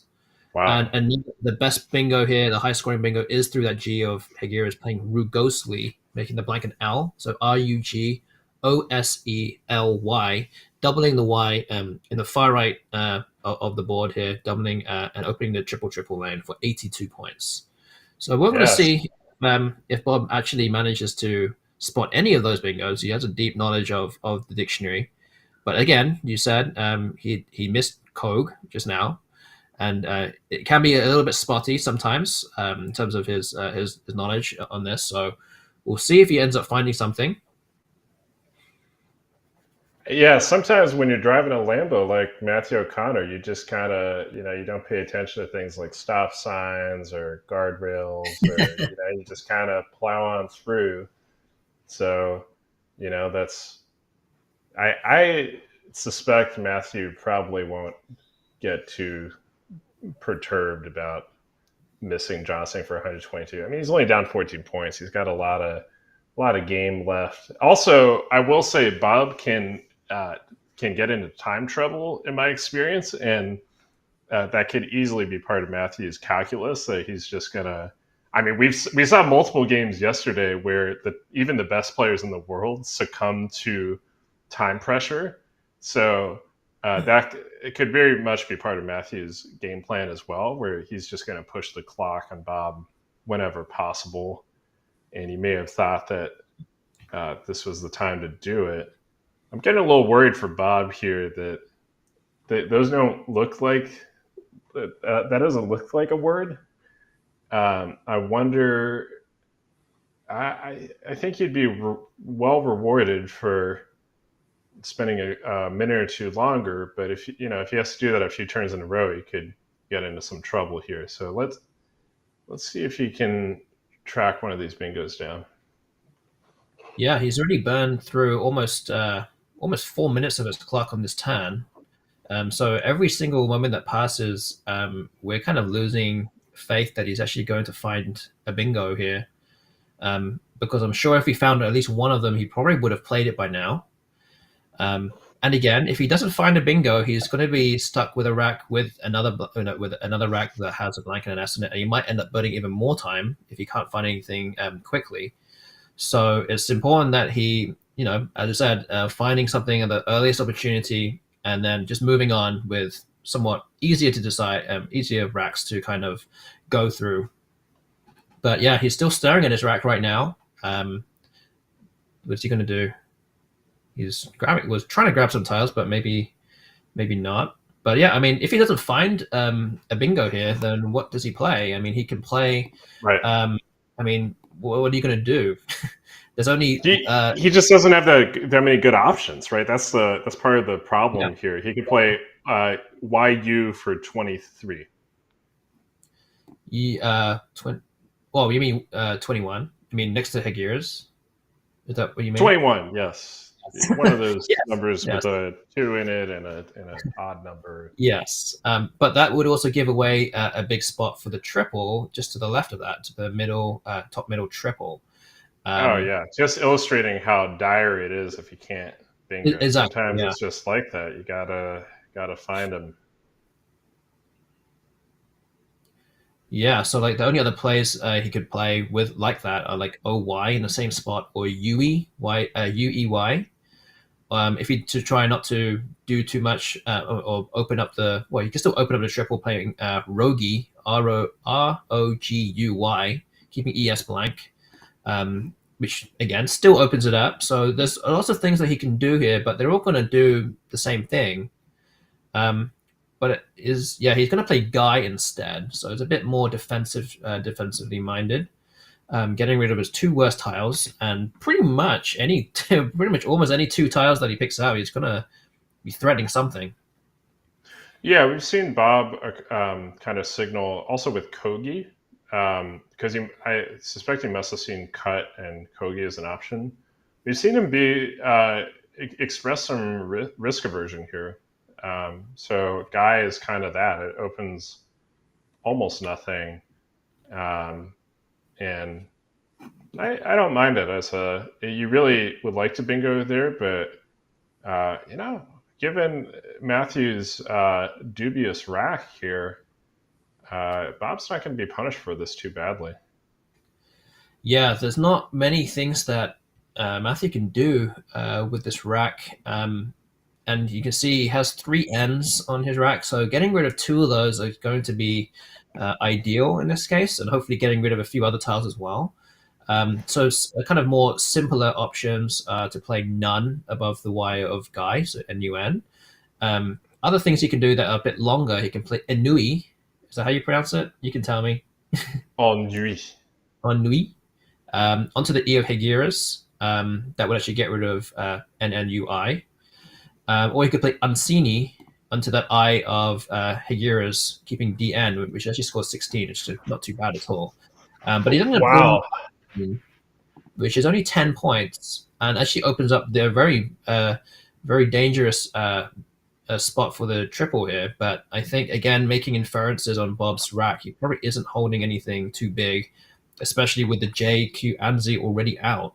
I mean, already played, so probably not too much of a danger in this case. And don't forget that Undine also takes an N hook for Nundine, which he is holding anyway. Yeah, I can. That's a pretty surprising play to me, playing for only 10 points there. But yeah, if you think that Bob is going to bingo, he's probably never blocking the eye, and then you could bingo yourself hooking Nundine. Bob might not know the Nundine hook or see it. Like a lot of times when you're the favorite against your opponent, you try to set up opportunities for yourself that you don't think your opponent will notice, because even if it takes a few turns for them to cash in, you could cash in for a lot eventually. So Undine could be his own little Easter egg where he's setting up that Nundine spot, hoping to cash in on it, a couple turns down the road even. But Bob had better. I'm getting a little nervous here. Bob's got a few words like cirrhose, and pubes or pubes, which would be the Latinate plural of pubis. Pube was added relatively recently as a. Oh no! Wait a second. We're talking about Collins. Never mind. Yes. Anyway, pretend I didn't pretend I didn't say the word pube 10 times in the last minute. Beyond that, Bob, he has things like oversee. Okay, he's going to play Rosiate and Guys. That's fine if volatile, given that it puts the E right there between the double letter score and triple word score. There's 2 such spots now. Sometimes it's better to have 2 of those spots than 1, because at least you're going to cash one of them. But it is going to pay off handsomely for Matthew, because he's going to have Dexy for a lot, and it's going to get him out of a pretty rough jam that he was in. So he's happy to see that E there, I think. Yeah, I mean, he could. I mean, another thought here is that he has the X to play next to the A of Rosiate. I mean, if he wants to play something like Dying through the Eye of Undine or something, just to keep the X. But I think Dexy here is pretty much the best play here. It's just score so much. And you mentioned the word Cerase. That actually is the only bingo that would actually fit underneath Pube there. For 76 points, is the highest scoring bingo playable. But yeah, there actually aren't that many other. I mean, apart from Cerase, Rosiate, and you said Oversee, they're actually the only playable 7-letter words that could actually be played in that turn. So we're Still seeing got it. yeah, exactly. Seeing a very Wow, quick. Bob plays it instantly. I've seen Bob do this before, where if he feels like he's getting low on clock, he'll respond by trying to unjam himself and play quickly. I don't know if that was the time to do it because I actually think he had some other pretty good alternatives, but he just decides to cover the biggest hotspot on the board, that open I between the triple letters, the triple word score and the double letter score. He could have thought about things like wax or something to the X, or um, it may even be Fio or Wio, or however you pronounce it, might even be the best play. But I do So, wish he had looked yeah. around a little more. Yeah, so War is actually pretty good underneath Undine, WHOA, which actually kind of does block the triple anyway, but he gets rid of another vowel, gets rid of another A, which you can see he's actually in a bit of trouble now because he did pick out, he did pick out another A, so that actually would have scored 3 points fewer, but could have potentially caused a little bit less, fewer problems for this turn, getting rid of the A. But again, Weo is still a very strong play here, and Wax is also very strong as well. But yeah, I think trying to block that eye of Undine probably the most obvious thing to do. I think. Yeah, totally defensible. And the time pressure is real. The fact that he actually did get something down quickly is uh, that that's going to pay off for him. So that was uh, Matthew did not have an immediate response in mind. So it's a successful maneuver in that respect. Yeah, What do you think? yeah, yeah. He's got a bit more breathing time to kind of take in what he's about to do next. But yeah, Matthew's got some clunky tiles here. He's got a lot of constants that are not really too good for his rack. I think the T and the G are probably the worst tiles he has in terms of trying to bingo on the next turn. And don't forget, he still has that N for Nundine. So I think playing something like Sig or even Tig might be better here, unduplicating those T's. But I think Sig is also good. And Bob is insta playing Taxa.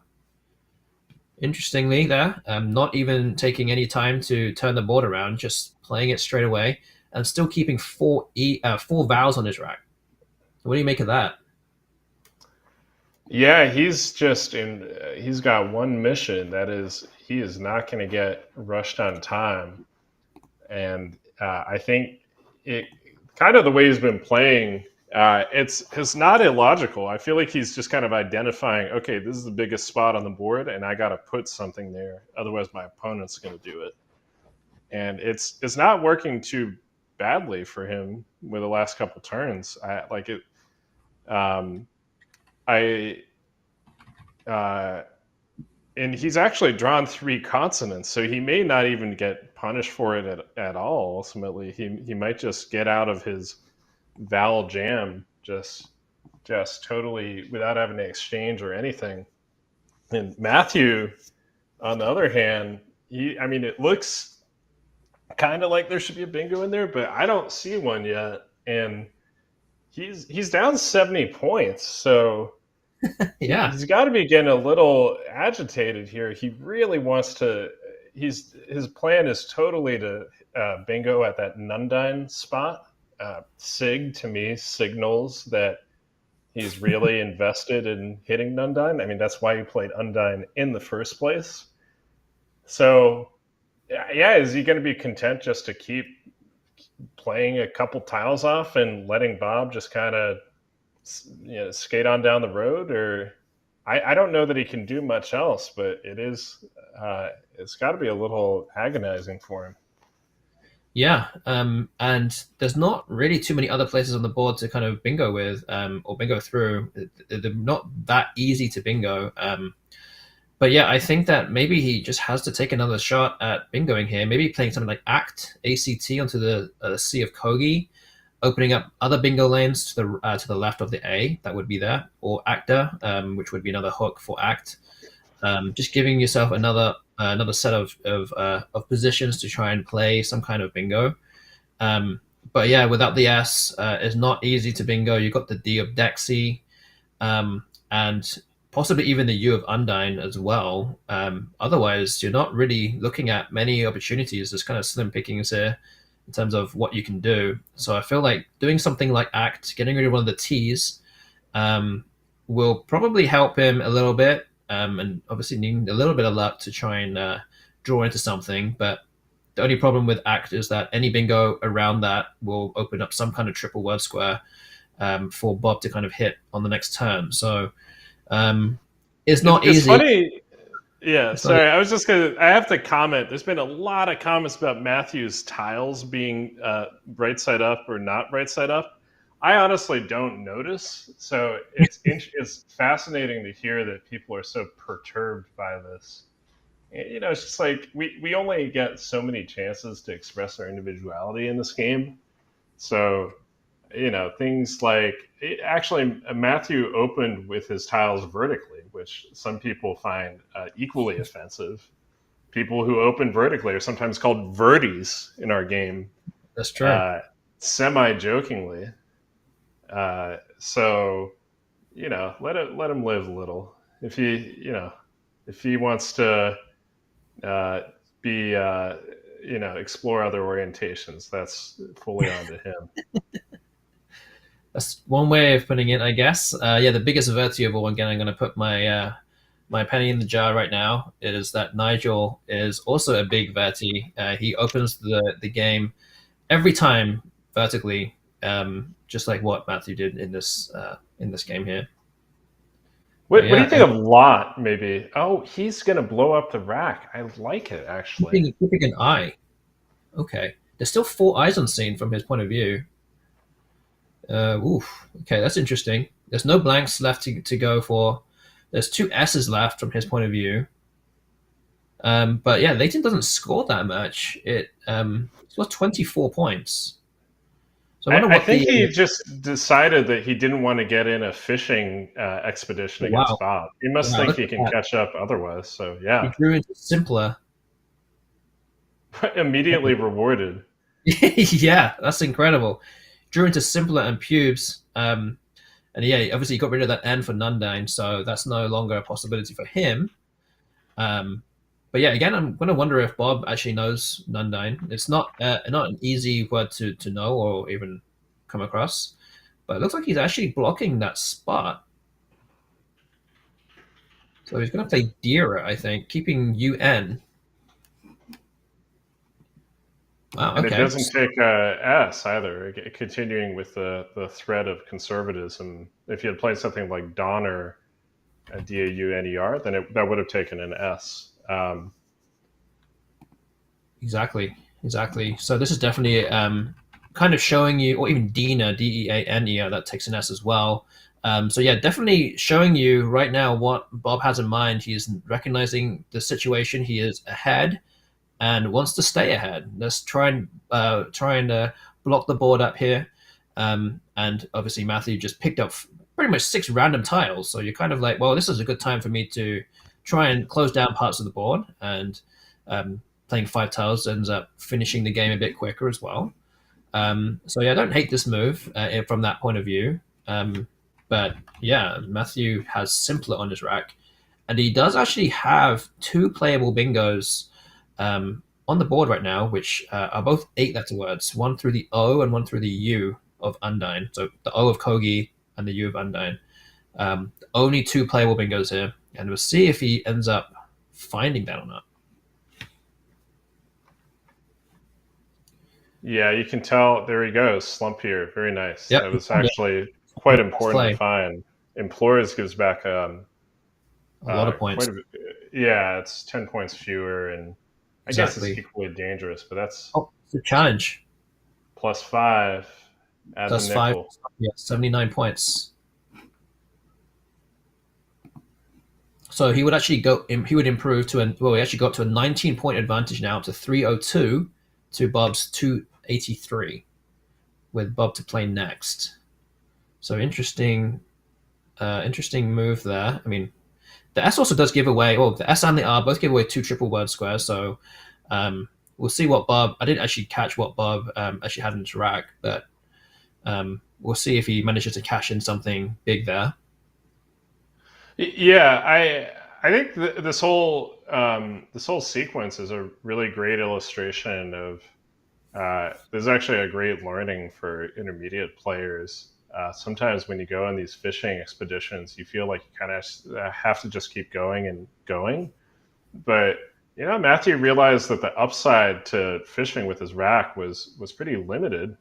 What are they bantering about? I'm curious. Maybe Bob's calling him a turkey again. Yeah, I mean, I saw them kind of. I saw somebody pointing at the bottom of the board, like maybe saying simpler was blocked down here. Um, but other than that, I don't really know what they were talking about. But and also another quick point as well about the time. Bob actually has been playing quickly for about 2 or 3 moves, and he's actually now got slightly more time than Matthew as of right now. So he shouldn't have any problems now with the time. Okay, so Bob's turning over his tile. I didn't see what he had earlier, but I don't think they were very good tiles. Okay. Unless you like vowels, Unless then you like Oz, then you have drawn very well. So yeah, whatever. Oh, what are his options here? the chat is calling out unvoice for through the sea for 34. Oh, That's yes. potent. He's not going to do much better than that. Yeah, the only move that comes close to that is invoice, but we know that the U, getting rid of the U here is better than getting rid of the I, even though you have two I's anyway.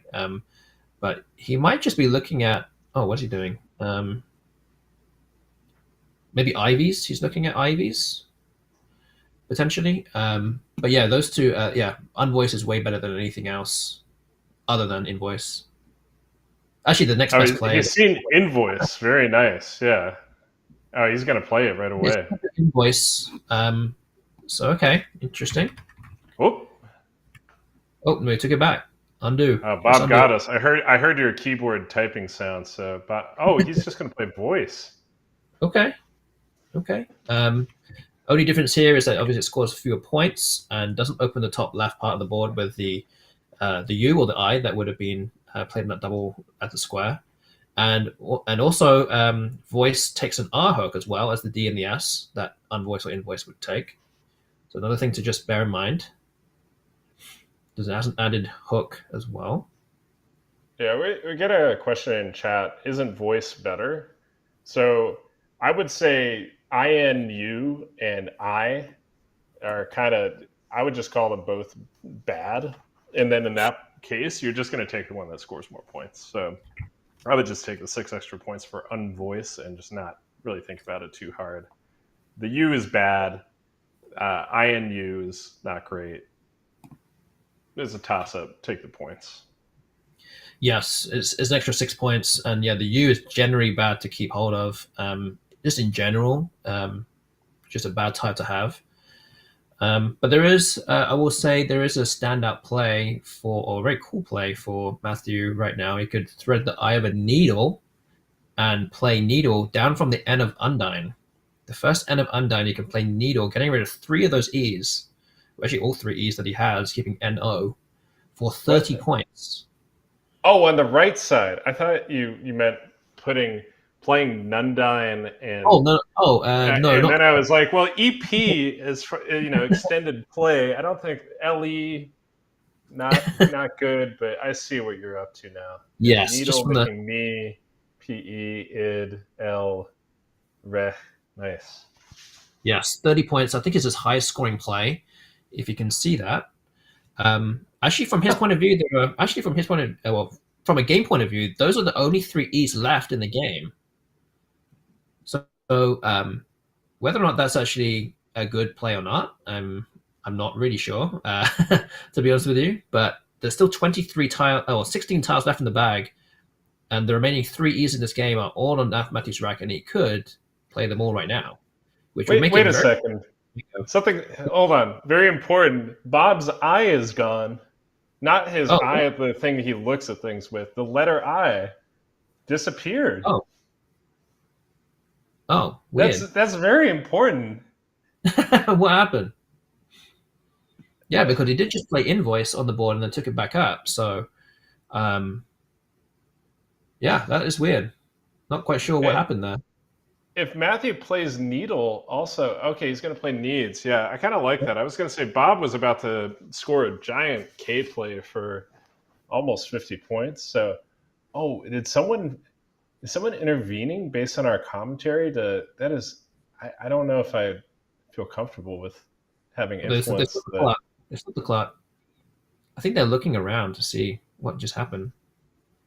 Matthew looks nonplussed, which I really can't blame him for because I don't. He's calling the director. I mean, I don't.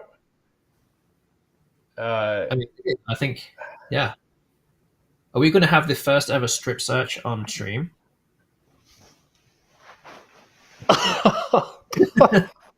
My eyes. I know. Quick, someone stand in the way. Quick.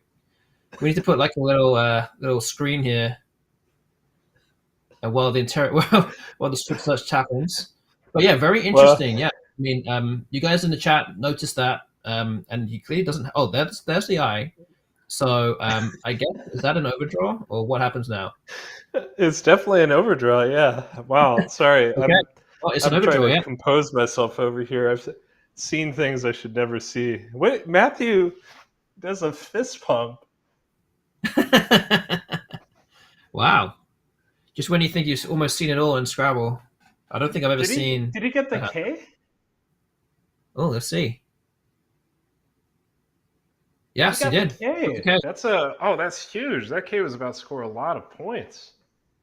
Yeah, there's a big. The rule here for the uninitiated is Matthew got to turn over 3 letters and then choose one of them to throw back. So he does not have complete knowledge of Bob's rack, but he now knows 2 of Bob's tiles, and he got to choose to throw the K back in the bag. That K was about to, no wonder he was celebrating. That K was about to score some big points. He was probably going to play something making voicer if I was gonna guess. And Bob's got a much harder decision on his hands here. He could play something like Inorb and voicer and keep the U on his rack for what appears to be the 13th turn in a row. Or yeah, this is much harder. Yeah, I mean, he would have things like Brink and Voicer otherwise if he had the K. But yeah, I say he's on the brink because just a quick look at Matthew's rack. He has Noiliest onto the Eye of Slumpier, which I think is the only playable bingo from his point of view, but he's never going to go there. So now a play of Brink would have probably negated that bingo, but he doesn't have anything now to really score well with. It's now become very difficult for Bob, even though he's in a slight. Well, actually, he's actually slightly behind right now. He's actually 15 points behind because Needs is not currently on the scoreboard. It's actually 326 to Matthew, 311 to Bob. But yeah, that K could actually be a big turning point in this game.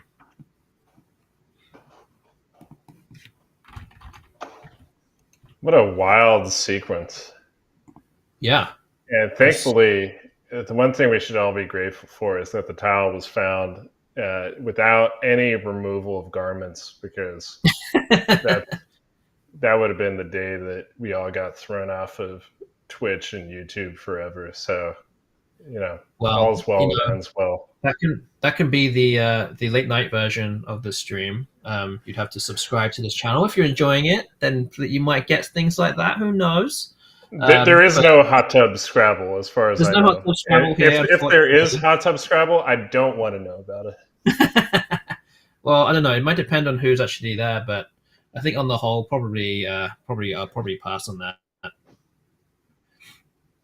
Wait a second. Was that a promise to your viewers? No, not for me. I mean, I thought you were talking about this channel.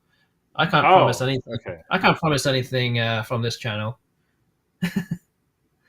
Oh, Brond. That's not a bad play. It probably scores the most.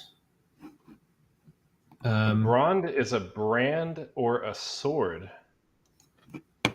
Interesting. Ooh, wait, did Bob pick it up and think about it? But anyway, immediate bingo in response. Whew. Yeah, that's definitely a much better bingo than Noiliest, scoring maybe almost 20 points more and not opening up another triple.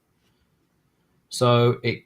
Oh, and look at what Bob just picked out. He kept UI and picked out pretty much four very very bad tiles with that. Um, and Matthew now has the K on his rack, which can score in multiple places here on this board.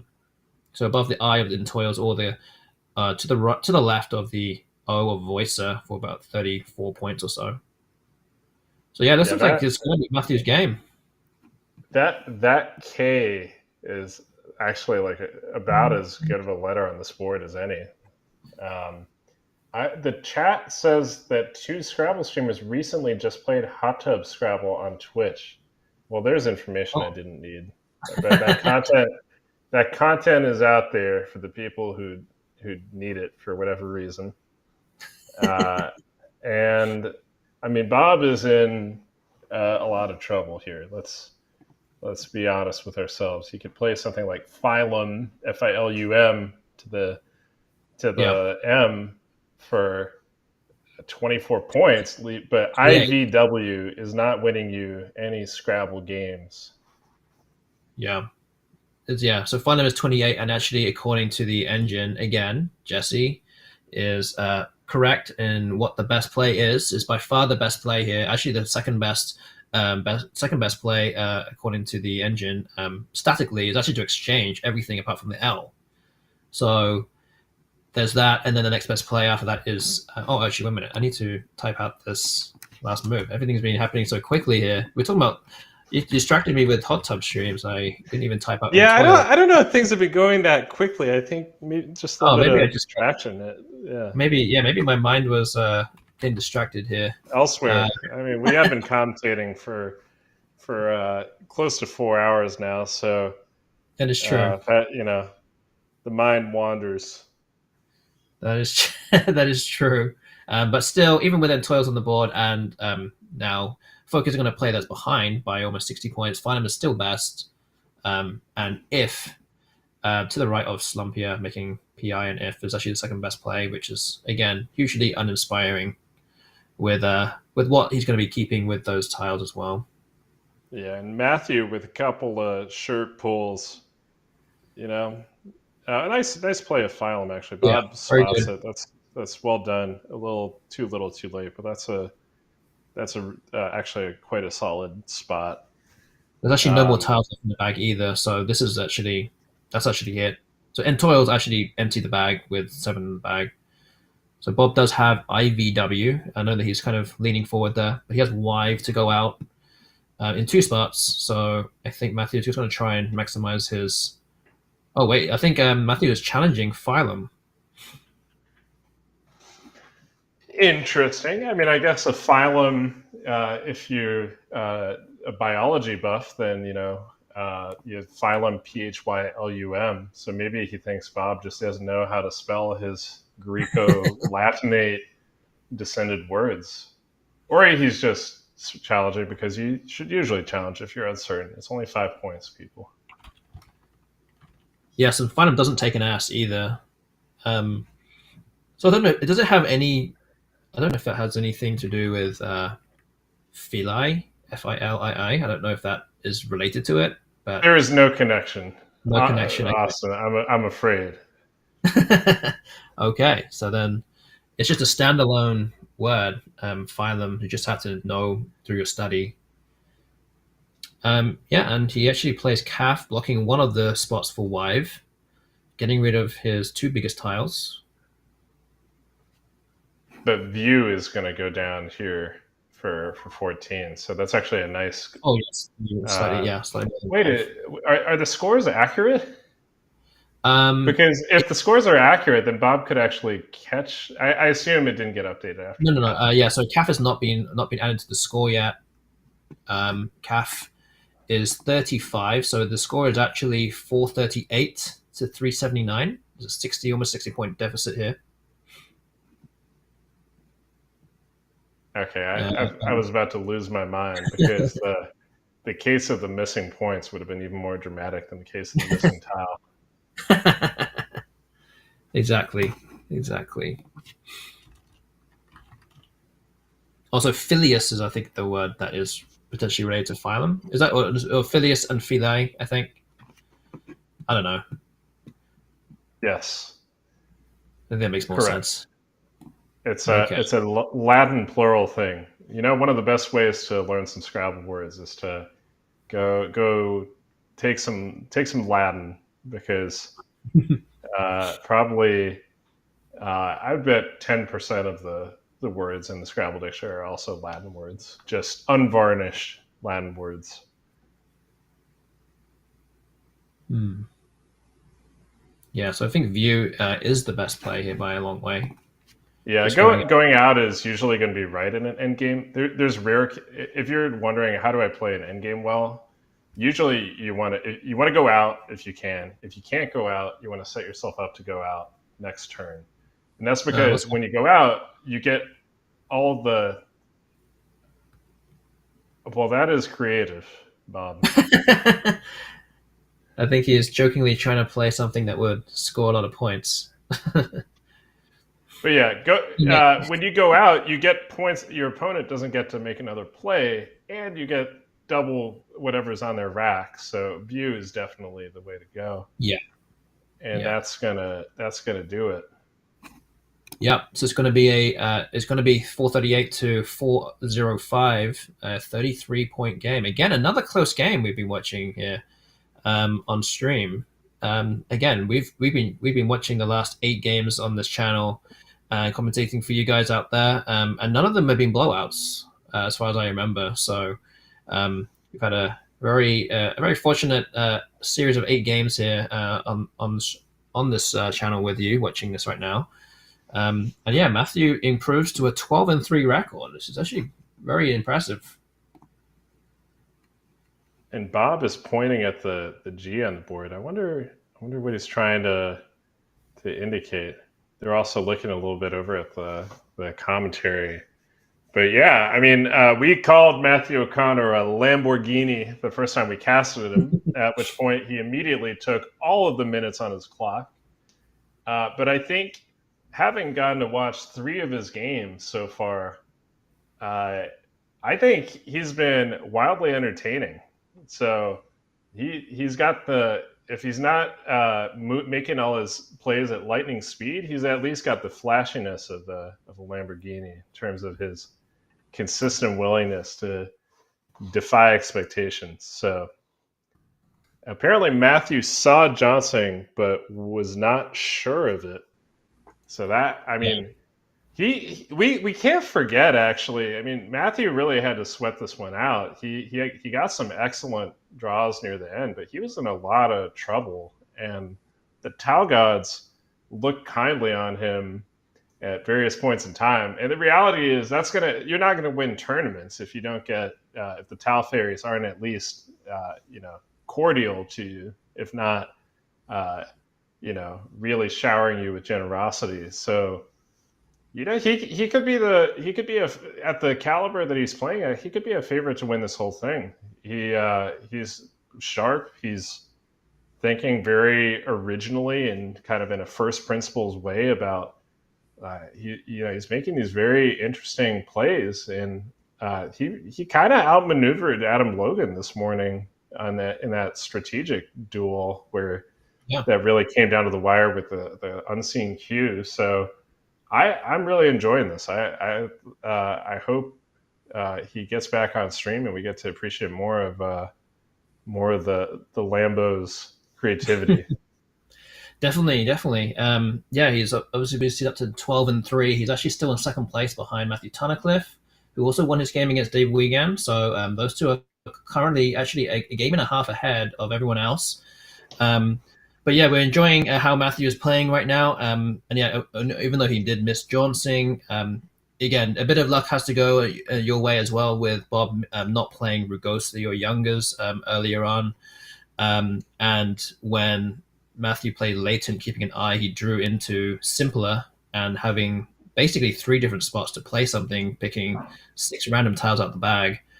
And even coming down to that overdraw, which we saw just shortly, and getting the K off of Bob's rack, that could also have being different because he may, who knows, he may not have seen, well, he actually must have only us down there anyway, but those kind of things kind of add up and go your way after a while. Yeah, right. We shouldn't categorize it as the product strictly of luck. It's a Yeah, combination of opportunity. It's a combination of getting a couple opportunities, but also capitalizing on them. And yeah, I think that latent play was a big turning point. I really respect that he recognized that he could get himself out of that kind of fishing holding pattern and just kind of go with a reset, even at a score disadvantage. That the reset was a better way to go, and it really paid off for him. So he's got to be in a great mental space going into he's at the halfway point of the tournament, and he's really playing good. So exactly. Yeah, we've actually now played 15 of the 31 games. So there's going to be, I believe, four more games tomorrow. And then there's going to be games on Monday and Tuesday as well, right here on this channel. So again, if you're enjoying the stream and the content that's on this channel right now, then please go and subscribe to this channel right now. But as for the rest of the games, I'm just going to quickly go through the standings. So there's Thomas Rinke on 10.5, and you have six other players on 10 and 5 right now, who's not too far behind the two Matthews who are at the front of the pack right now. So looking forward to more. Again, there's going to be more games coming in about an hour and 15 minutes. So if you need to log off and come back, go ahead and do that, and make sure you're back in time for that. So yeah, I think that's basically it from me, Austin Shin, and Jesse Day. Hope you enjoy more of the content soon. So make sure you're back for that. I'll see you guys later. take care, y'all.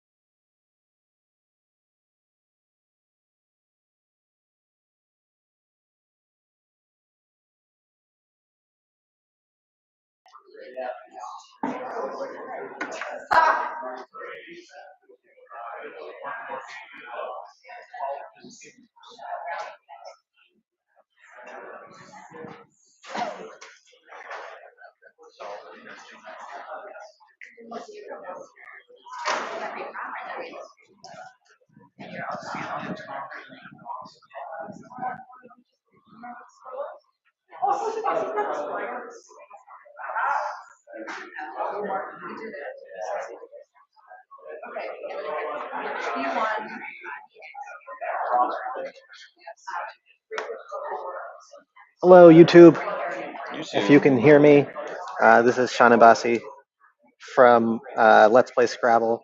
We're going to do a friendly match. I'm here with Noah. So there's a camera on you there. There's a camera on me here. We're going to play an NWL game, and let's see how it goes. And I'm going to reset the clock here. We're Let's Play Scrabble on YouTube, so just search that up. And we're going to reset the timer here. Okay. I won't keep score because I'm going to focus on talking to our audience here. You can keep the score, and we'll verbally let them know what's going on that front because it's not going to update. So I was ordering Popeyes. Sorry. Good stuff. So speak loud, and then they can hear you, Noah. I was ordering Popeyes. Sorry. They just put me here. This was a friendly, or is it a? We're playing a friendly on the stream, so people are watching. They can Friendly see you on the too. Here, stream. hi Beth. That's cool. I'm Hi, how are exhausted. you? Wave to Yeah, the but you internet. could always play a friendly. I play friendly for the fans. That's beautiful. I wanna provide size. So are you're just about to start? We're starting now. Yeah. That's awesome. Yeah. So I can we sit do over. like 15 minutes? Yeah. You can I sit can there. sit over here and watch. You can sit there and watch. Sit over here and watch. You get to see my rat. All right. Oh man, this is cool setup. All right, we can draw for third. All right. Oh, okay. I have this statistical advantage. All right then. You are first. Okay, can we set Yeah, this to... I'll start this off. Yeah. We'll play a quick one. We won't need to go deep into the time here. Hey. So Noah, where are you from? I'm from New Paltz, New York, about an hour 20 south. Newport? Yeah. New Paltz. New Paltz. About an hour 20 south. New Paltz, New York. New Paltz, New York. New Paltz, New York, about an hour 20 south of Albany. Okay. Yeah. Good I stuff. signed up for this tournament 8 hours in advance. We're here. We're having fun. Having a good time. All right.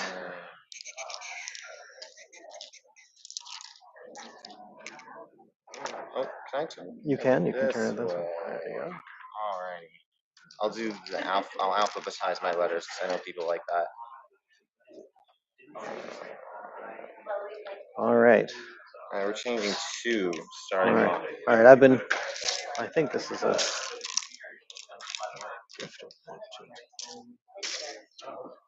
Let's go with this.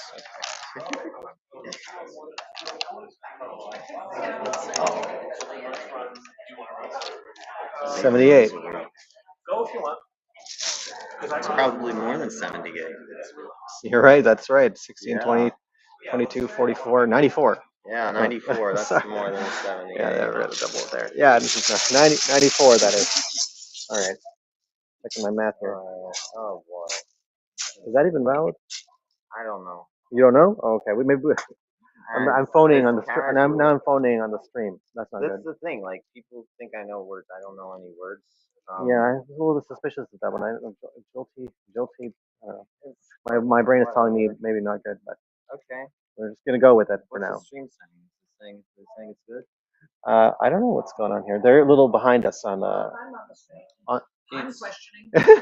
Can you? You want to do it? You want to challenge check it? if this Yeah, is let's. casual. Yeah. No, yeah. I'm not challenging. I just want to check. Oh, I already checked. No good. Okay, let's take it off the board. What do you mean take it off the board? I didn't challenge. All right, let's go. No, fun. I'm a very friendly man. We'll see what they think. What does the internet think of this? They're gonna be upset at me. I'll even comment it in the chat in case they didn't hear what I'm saying. They're gonna. No, every time I play something on stream, No, I do stupid things. Challenge. Yeah. Well, and it pisses people off. It's funny. So hard to play on stream. No, it's not about that. I just let's keep going. Let's keep going. Yeah, I know. It's just stupid rat.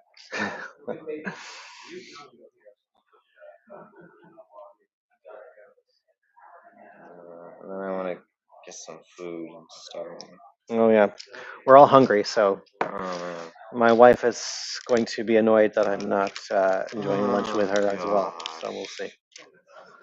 We'll see how long this lasts.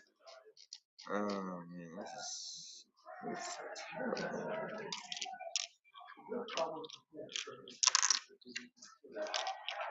I hate fishing, but I have to fish. That's 5 points. Very good. Very good. Very good for me. Yeah, very good for you. I'll just do this. That one's good. I know that one. Yeah. 34. That. All right. Interested what the stream thinks I should have played? The stream has access to things that we don't have, and they like to be all. Oh, now I drew. behind Why did my- I draw 7 tiles as if I bingoed? Okay, this is a comedy of errors here on my Okay, part. I think we should start over. All right, mixed, unmixed This overdraw. is a disaster. Unmixed overdraw. Can you flip 3? Okay. Well, I overdrew by 2, so flip 4 actually. 4. Yeah, and wow. I'll put- So I guess put 2 back. Yes, that's right. All right. Well, let's see. I was in a mode where I was just playing bingos like all day long, and that's Yeah. why, No. I mean, yeah. I'm sure. by not being on the stream, I'm living in Fantasyland. He's won. Yeah. I suppose OI. Okay, you can throw this in. Terrible. All right, I just did an unmixed overdraw. And drawing I don't 7 know tiles. any 8s. And Try that people are again. gonna be like, Oh. oh. So you've been watching experts. Now you watch me, so you see what I'm up to. You just played a 94-point phony. I just let go. So That is a skill, true. it's a skill that I feel like I'm good at, but when other people do it, I don't like it. Let me just check how that stream feed looks.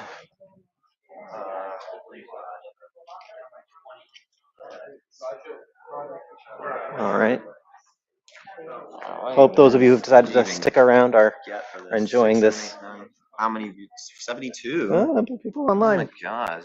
Hello, How did you get these people? hello, YouTube. Yeah, where do we get you from? We don't know, but maybe leave in the chat what made you discover this. Oh, my wife says I was patiently waiting to have lunch with you. Wow, I didn't think you'd be. I didn't think you'd be watching the stream. What was I supposed to do? All right. All right, start your lunch. Start your lunch. We're just playing a fast one with Noah, and then I'll be there to. We'll say it's a wrap, and then I'll actually eat a wrap.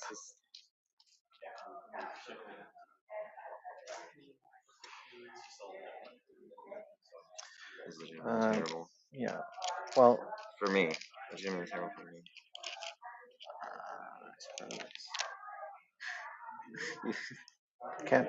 I can't spell. I can't quite spell "I love you" with my tiles. So unfortunately, she's not gonna.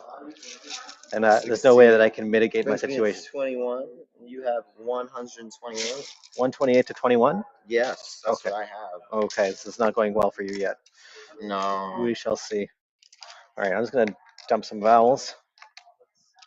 All right. 6, 9. Yeah, alright, so it's a good thing. Even with that, I guess. Let's try to draw the correct number of tiles this time. For the benefit of the internet. Okay. I should know what's going on here.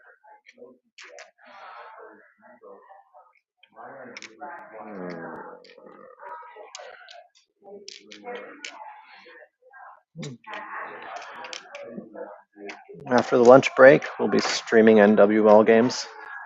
So And it won't be me, don't worry. There'll be Not be me, it'll be someone with more. I'm decent, but no, I'm in D2. I'm doing okay. Actually, no, I'm doing pretty well. I'll actually give myself more credit. Yeah. I'm doing alright. I'm like, how many games have we played so far? I think we've done 14 games. 14 games? Alright, I think I'm 9 and 5. 9 and 5 is a good record. What the heck? I've got nice very tiles, but tired. I don't know what. Nice tiles, but I don't even know what Oh, words me are in there. too. It's.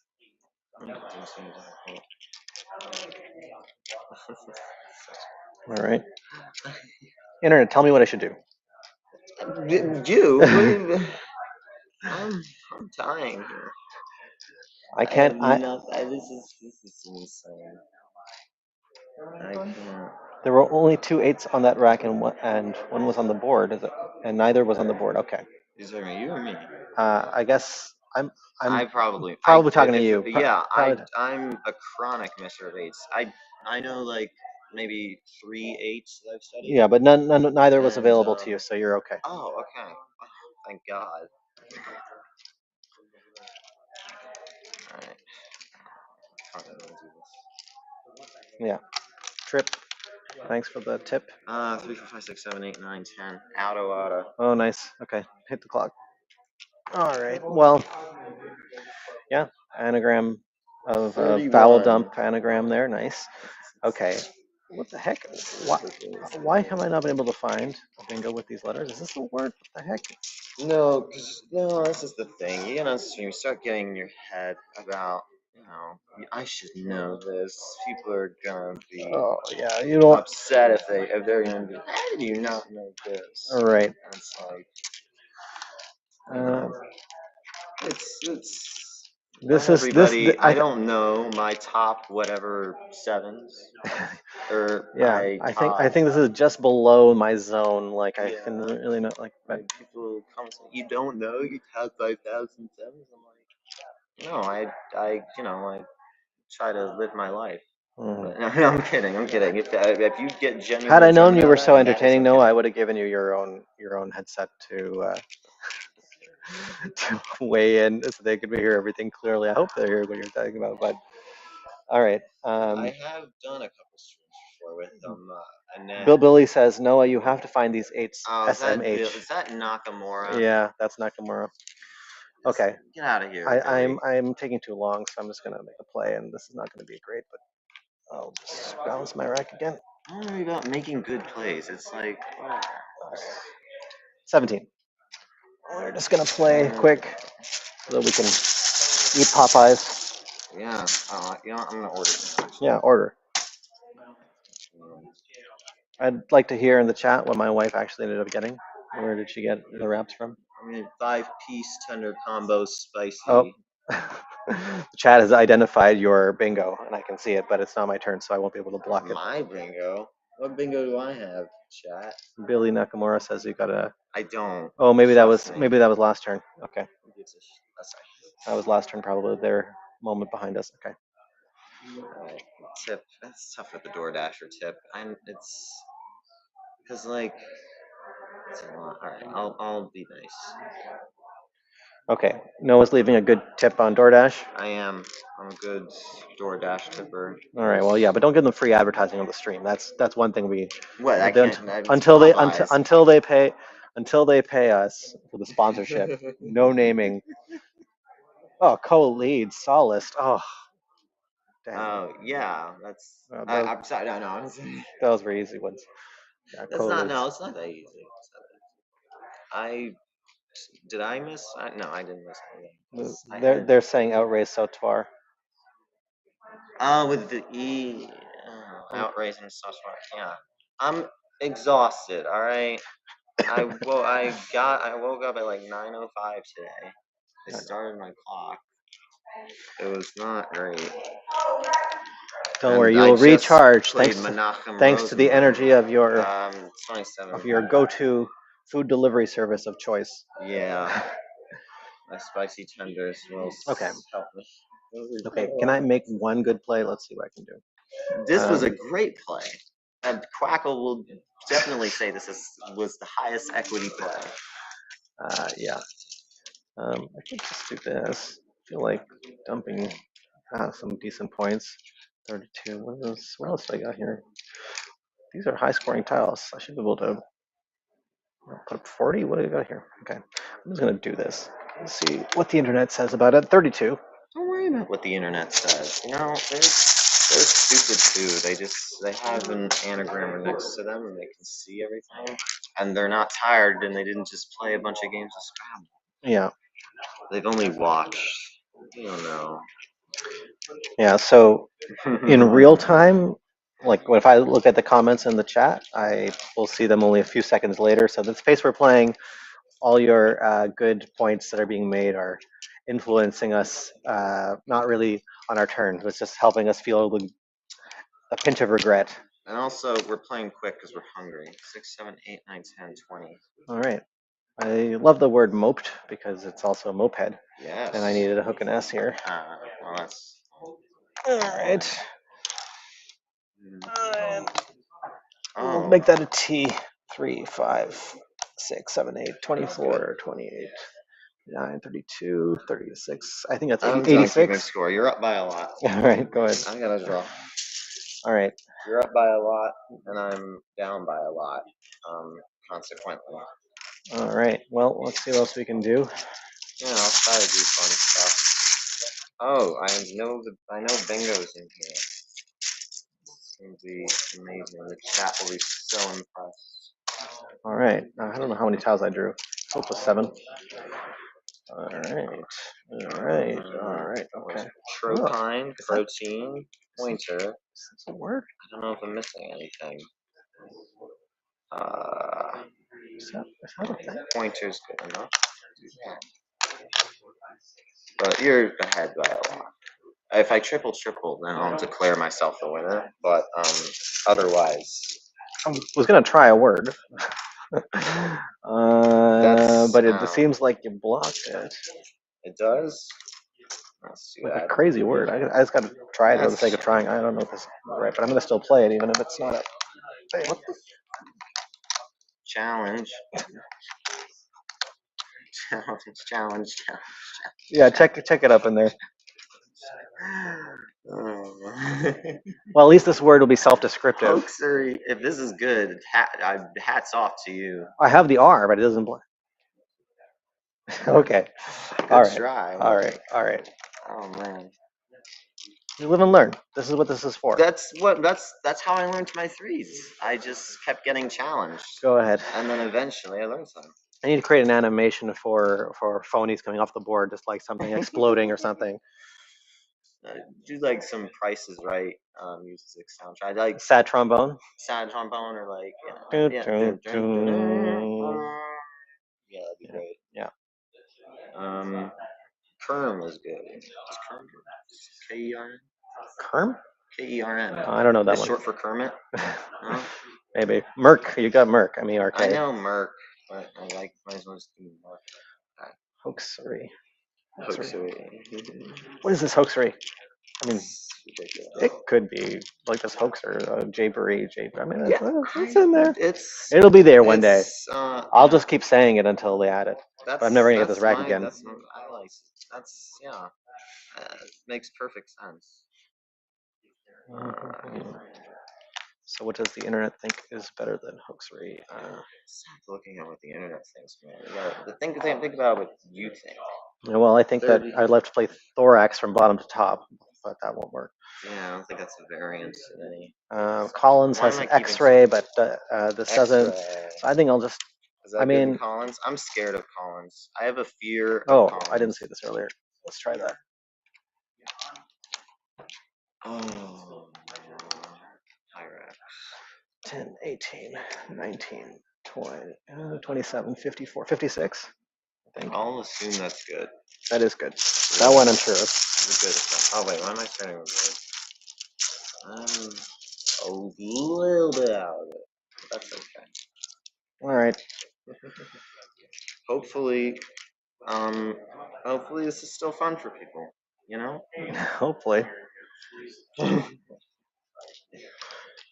We see a lot of expert players, and they make an amazing play, but then everybody's like, "Yeah, of course they made an amazing play." But when you see us make no expert. this is quality television. Television, yeah. That's what this is.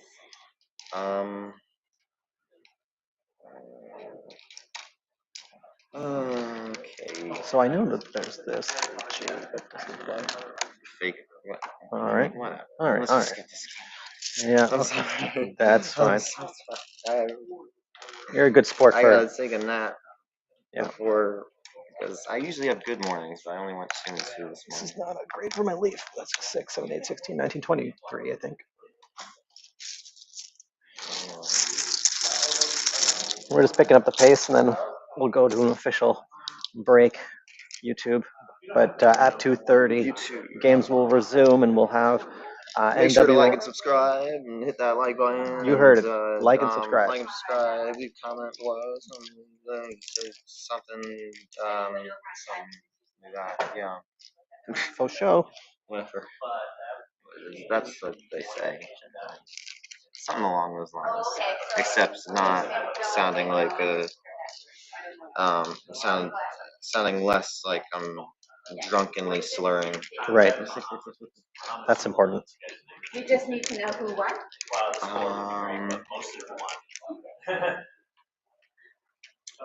We're gonna try.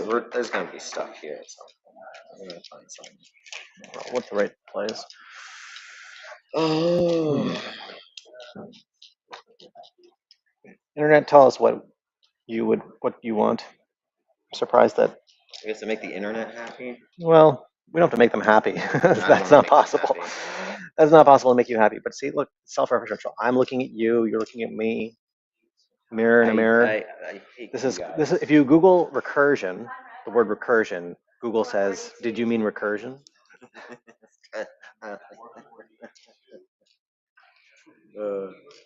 Okay, I have to do a word. I have to play a word.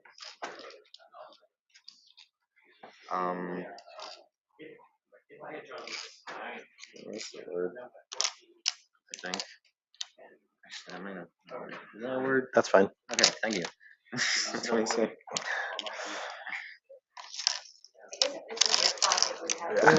Let's try it. Doing this correctly. There's lots of better place to make 27, 30, 35.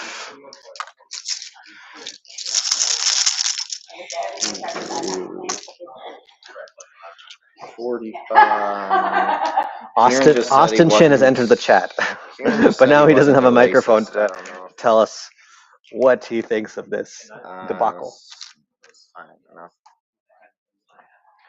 Jill Tier was the best hoax read that I could come up with. I just said sure to Jill Tier. Okay, let's keep going. All right. Was it better to keep the L's? Fine. 7, 8, 9, 10, 24, 27, 35. Mark. File. I don't know. You should have X Files. X-Files? I wasn't into that show. Oh yeah. But it was definitely iconic. Button Mark. Button Mark? What do you think about Button Mark? It's plausible. It's a compound phony. Yeah. If you saw it in there, you wouldn't blink. Oh, okay, but this is the extension for. Yeah. All right. Well, I believe I've got much else. Proved to the internet that I can do the basic ones. But I don't know if I have one that will fit. I'm trying to play fast, but I can't. If you don't know any words, it's hard to play. It's okay. Ruling askew is pretty fun too. Might work on all devices. Tell chat not to bully me anymore. Okay. I only see points. Okay. They won't bully you. That's not true. Bully-free zone. This is the internet. You never be a bully-free zone. It's a hot button topic. They like to pushing your button. They're pushing your buttons. Yeah, the nerdiest You're not form. pushing my buttons. Nerds always bully other nerds. That's the key that they. That's the nerdiest form of bullying ever, to bully for not. What do you mean you haven't seen the pilot episode of Star Trek Next Generation? What do you mean you don't know about the encounter of Farpoint? For me, it's more like you haven't gone through your top 20,008. So I'm like, man, I haven't played this game in 3 months. All right. Well. Okay, well, none of these bingos will play, so I'm just gonna have to get. We're not here to make a big score, you know. It's just not. It's not gonna happen. Yeah, you know, probably. my So, I just want to have fun, delusions man. of grandeur expired about 5 years ago in Scrabble. Yeah, I just want to have fun, man. I love the game, you know? That's a good I attitude. can't let go of the game. Okay, let's just do an extension just because it's fun. Yeah. All right. 5, 6, 7, 8, 12, 17. That's not bad. That's I'm gonna pretty bounce good. my rack too. Is that a thing? No. I want to see. That'd be so cool. It sounds nice. It's not. All right, your turn. Oh, I don't even have 7 tiles now that I have a so bingo probable rack, except that it's 6. But I should just get the. I can't get 50 my for. DoorDasher's on my way, guys. Oh, okay. Again, that's just a generic use of DoorDash. Could be any delivery service. Oh, sorry. My Something eats. courier, my food courier is on en route to my location with my What are the extensions for Mark? Can Food. somebody look that up and tell us? postmark, bookmark.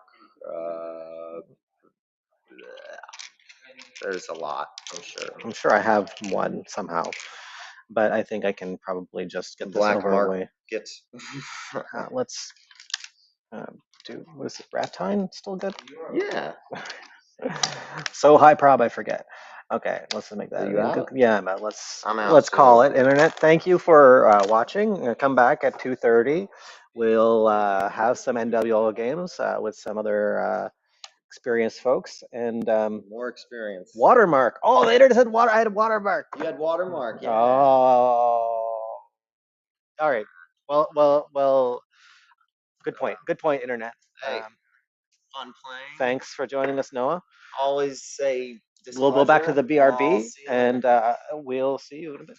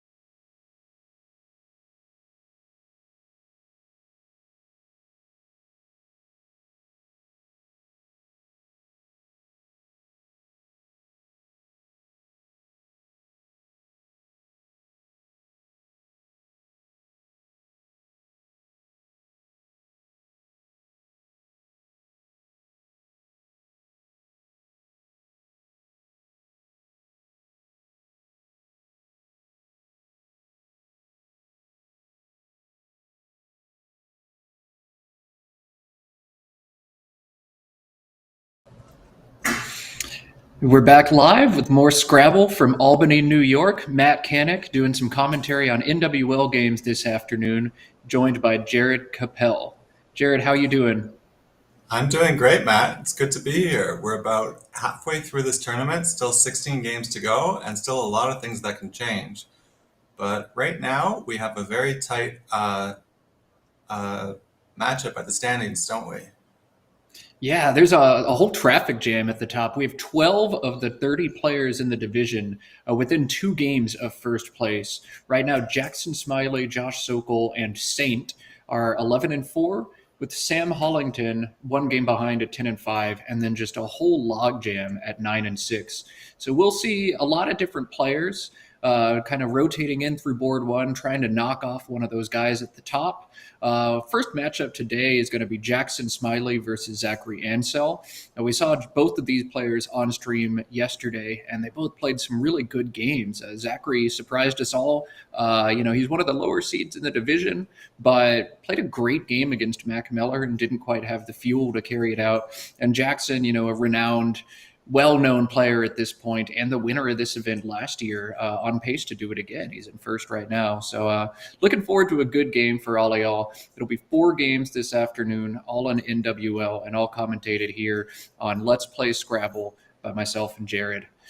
It looks like they're getting announcements underway right now, and we'll have some Scrabble action for you shortly. Yeah, Matt, you mentioned how Zach's one of the lower seeds. I'm looking at the standings, and it's really impressive how these lower seeds have done. We have Saint in the B class in 3rd place, Sam in the B class in 4th place, and Mike Barron, Eric Goldstein, Matty Kamen, and Zach Ansel all at 9-6 in the B class as well. So really exciting action there. And in the Collins division, I think your name, Matt, is a good omen, because we have 2 Matts at the top of the standings. That's Matthew Tunnicliffe out of Ottawa, who is ahead just on spread points over Matthew O'Connor, son of one of the directors of this tournament, Kieran O'Connor. Yeah, at this point in the tournament, all you're trying to do, too, is not get knocked too far out. As we said, it's anybody's tournament at this time. You just got to avoid the nightmare run. Nobody wants to go 1-3 or 0-4 in this afternoon session. And you want to stay fresh for 8 games tomorrow. And I believe it's 3 games on the final day as well. I think it's 4. I think it's 3 games the first day, and then 8 games, each of the next 3 games, 24 plus 3 is 27, and then 4 on the final day to end things. And I also wanted to update you guys on the B and C class. Not classes, divisions. And in both divisions, we have players who are running away at the moment. Menachem Rosenberg at 14-1 in B, and in C, Kyle Felahy out of Montreal at 14-1. So we have some really top players in those divisions who I think by next year will be playing at least 1 division higher.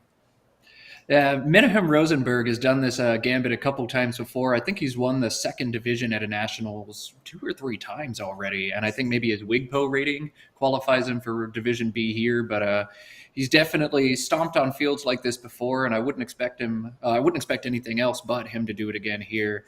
And Kyle, he's an up-and-coming player who's really starting to get good fast. So no surprise there. He's definitely been putting in the legwork. And we'll see if he's able to hang on for the rest of this tournament as well. Yeah, Kyle won a big tournament in Montreal featuring Jackson and Josh, so that's very impressive.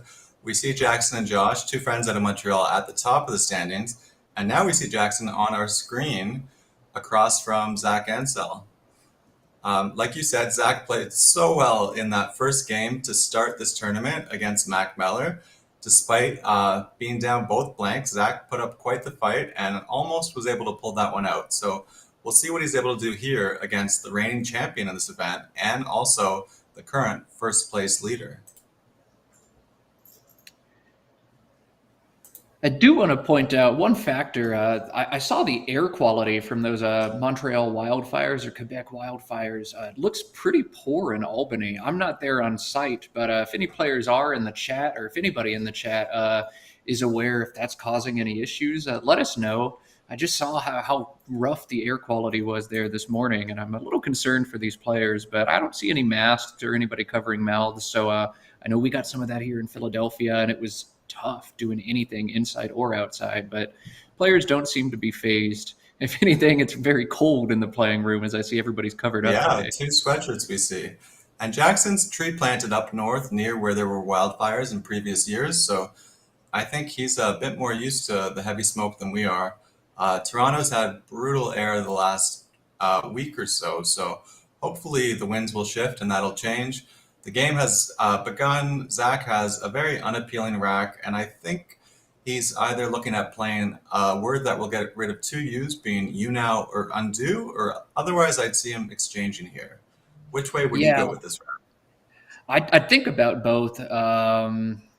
Leaning slightly towards Unao at this time, but I could definitely see a case to be made. ADEN is a great leave if you just exchange the OUU on Zach's rack.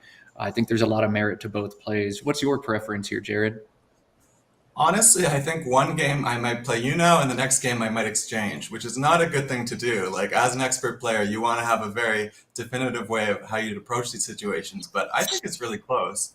Um, I think I'd probably play you now. It's still 8 points. ODE is not bad. I think taking the 8 points is going to be slightly better than the exchange here, but I'm not saying I'm right about that. Yeah, and Zach with an interesting decision on Unao as well. Do you slot the first U on the star to avoid putting any vowels next to a double letter, or do you play it where he did? Again, there's merit to both placements of that word. The big weakness of this one is it gives up potential big plays with an X. And what is on Jackson's rack but an X? So Jackson with a no-brainer play here of XI, or he may spend a little bit more time to see if there's a cooler option for him. Jared, you seeing anything other than XI here? No, that's what I'm seeing here. The U there definitely gives up some X and Q bombs, but it's not so dangerous because it's a bit harder to overlap the other 3 tiles. So I don't mind the placement there by Zach. I think XI is what we'll eventually see, but he's close to things, like, so he's going to want to look through that rack and make sure that he's not missing anything. Yeah, it almost looks like there might be an 8 through that N, but if there is, I'm not familiar with the word. He could play, I guess, Excite if he wanted to go longer beneath the U and N of you know, and the X would double. But I think I would just play XI here, as he's Yeah, now looks like he's setting Excite on. So it's the same sort of idea: double that X, play longer. I I could see that. I think the reason he's thinking of this is if he plays XI, the leave is COEET. That's 3 vowels to 2 consonants. It's not the worst sleeve, but it's also not the best sleeve. So maybe early in the game he'd like to go for one of the blanks, which he might not, which he definitely doesn't know is already on Zach's rack. Definitely. It's a cliche in Scrabble, but it feels like it happens all the time too. If you play 2 U's, you're inevitably going to draw the Q next turn, and XI does give up huge plays making QI and playing across. So maybe that's another reason Jackson had some trepidation there. And even without a Q, big spots for the H and the P, as well as some other big pointers. So, you don't like opening those spots, but I just Exciton and Excite both give back big plays to Zach as well.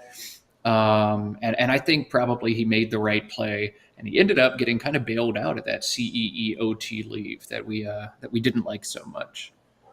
Well, if the maxim holds true that after playing 2 U's you draw a Q, Jackson's really playing with fire, putting that I beneath a triple letter score, because if Zach had indeed drawn a Q, he'd be playing for a lot of points.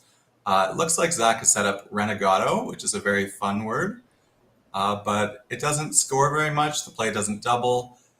The O is going to come down pretty far on the board and let Jackson work towards the triple word score. So even though he's already seen one bingo, it's good to keep looking, but it looks like that's probably the best one. It is what he's going to play.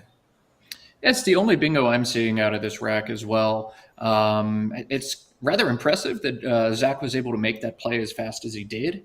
You'd like to take a little more time maybe and look for sevens in that rack, but maybe he's very confident that the only one there is goateed and that doesn't fit on this board, so he goes ahead and makes the play. Renegado is, as far as I know, the only playable bingo in NWL, and that's what he's going to do. And Jackson has a bingo from the D. Recoded doesn't fit, but there is another one, and I think he's setting it up. No, he's alphabetizing his tiles. He had Carotene set up originally, but the N was blocked when Renegado was played, so he is going to have to play the other bingo, which he has now found, and it is a common word we'd all know, decorate. So this is going to set up another fun situation. Decorate doesn't look like it takes an R, but it's one of those that I could see it. So it definitely takes a D, definitely takes an S, and I wonder if we're going to see that come up or if the spot might go away. I do know that Zachary is not going to be able to block that spot as he's pulled A-A-E-E-E-E-I, which is just incredible. That's incredibly bad. Look at it. A-E-R-I-E through the R is about the only play that warrants even thinking about here, and it's still going to hold A-A or A-E-E. It sets up, as we saw a few days ago, several back hooks as well. Airy, A-E-R-I-E takes a D, R, and S behind it. So it's a very wide open play on a board that's already rather open with the decorate hook available. I wonder if he'll go through and make that play, open this board when he's got garbage, or if he'll do something more standard and exchange here. I guess the one reason he might consider playing Airy is that if Jackson takes the big decorated spot, then the Airy spot would be available for Zach on the following turn. But I think this rack is just too unwieldy. Airy doesn't even score much. He'd also give up big plays where the E is, the triple letter score going towards the double word score. So if it were me, I'd be exchanging 6 here, hanging on to one of those E's. Yeah, I think exchanging 6 is the move here. Already several vowels have been played, and you're holding many more, so that pool's got to be rather consonant heavy. I could see some merit to holding 2 vowels here, and it looks like that is indeed what he's going to do. 3 A's on the board, 2 more on his rack. There's only 4 more to draw, and 2 more are on Jackson's rack, actually. So we really don't think he'll be doubling up those A's. But Zachary has drawn 3 consonants in his first 3 turns, and it is hard to do well in Scrabble. Yet despite that, he's largely in this game. Hopefully we can get the score widget updated pretty quickly. But yeah, there we go. He finally got some consonants, and now he's looking pretty smart for holding those 2 vowels as he's drawn 5 consonants. Yeah, that's why the players track the tiles as they go along. And I wasn't counting vowels when I suggested exchanging 6, but the more I look at all those vowels that have been played, the EA leave is actually really clever by Zach. But let's go over to Jackson. He does have the S hook for decorates. He has the fake R hook for decorator, which I don't think he'll try. Looks like he's setting up Marshy, which, if he plays it with decorate, would not hit either of the triple word scores unless he plays it with that fake R hook. Maybe he's going to play it above XI. That would have the M and the H doubling. But if you were to play that, you wouldn't play the Y. You would hold it for a future turn. I could see it going either way. The Y is not a lucrative tile, and you can play it off for 4 additional points here on a board that's already wide open, or you can set up the spot. I'm more inclined to make a play like Rayahs, either with Renegados or with Decorates. I'd have to count them both up, but not a fan of Marshy here, unless you're going to try it with a Decorator. There we go. It looks like Raya's is going to come down. Not quick enough to do the math on whether it scores more there or with Renegados. But even if this one scores a few fewer points, I think it's worth playing just to knock out the D and the S hook. Your opponent has just drawn 5 fresh tiles. The odds that he's drawn one of them are quite a bit higher than in the past. So I like this decision by Jackson. I think he's a bit worried about where the A slot's getting hit with something like Zoe A or something.